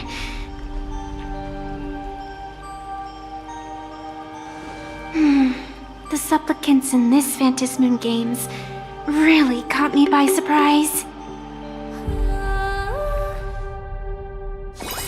Why don't those people in the Go Home Club...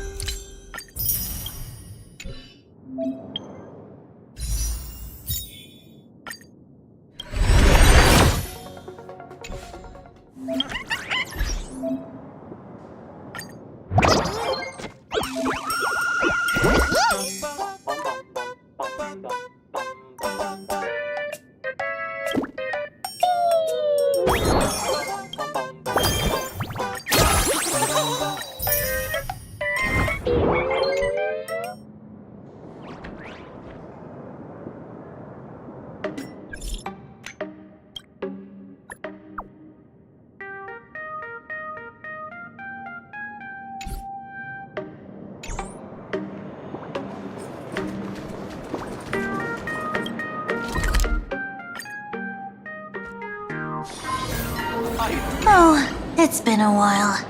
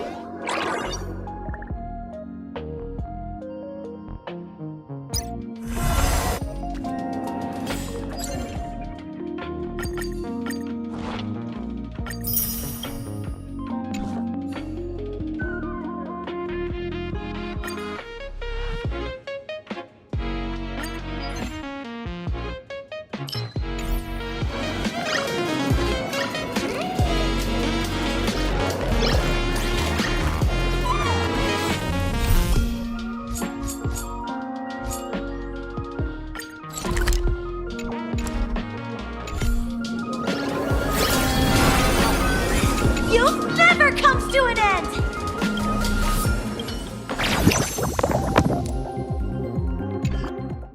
Oh, it's been a while.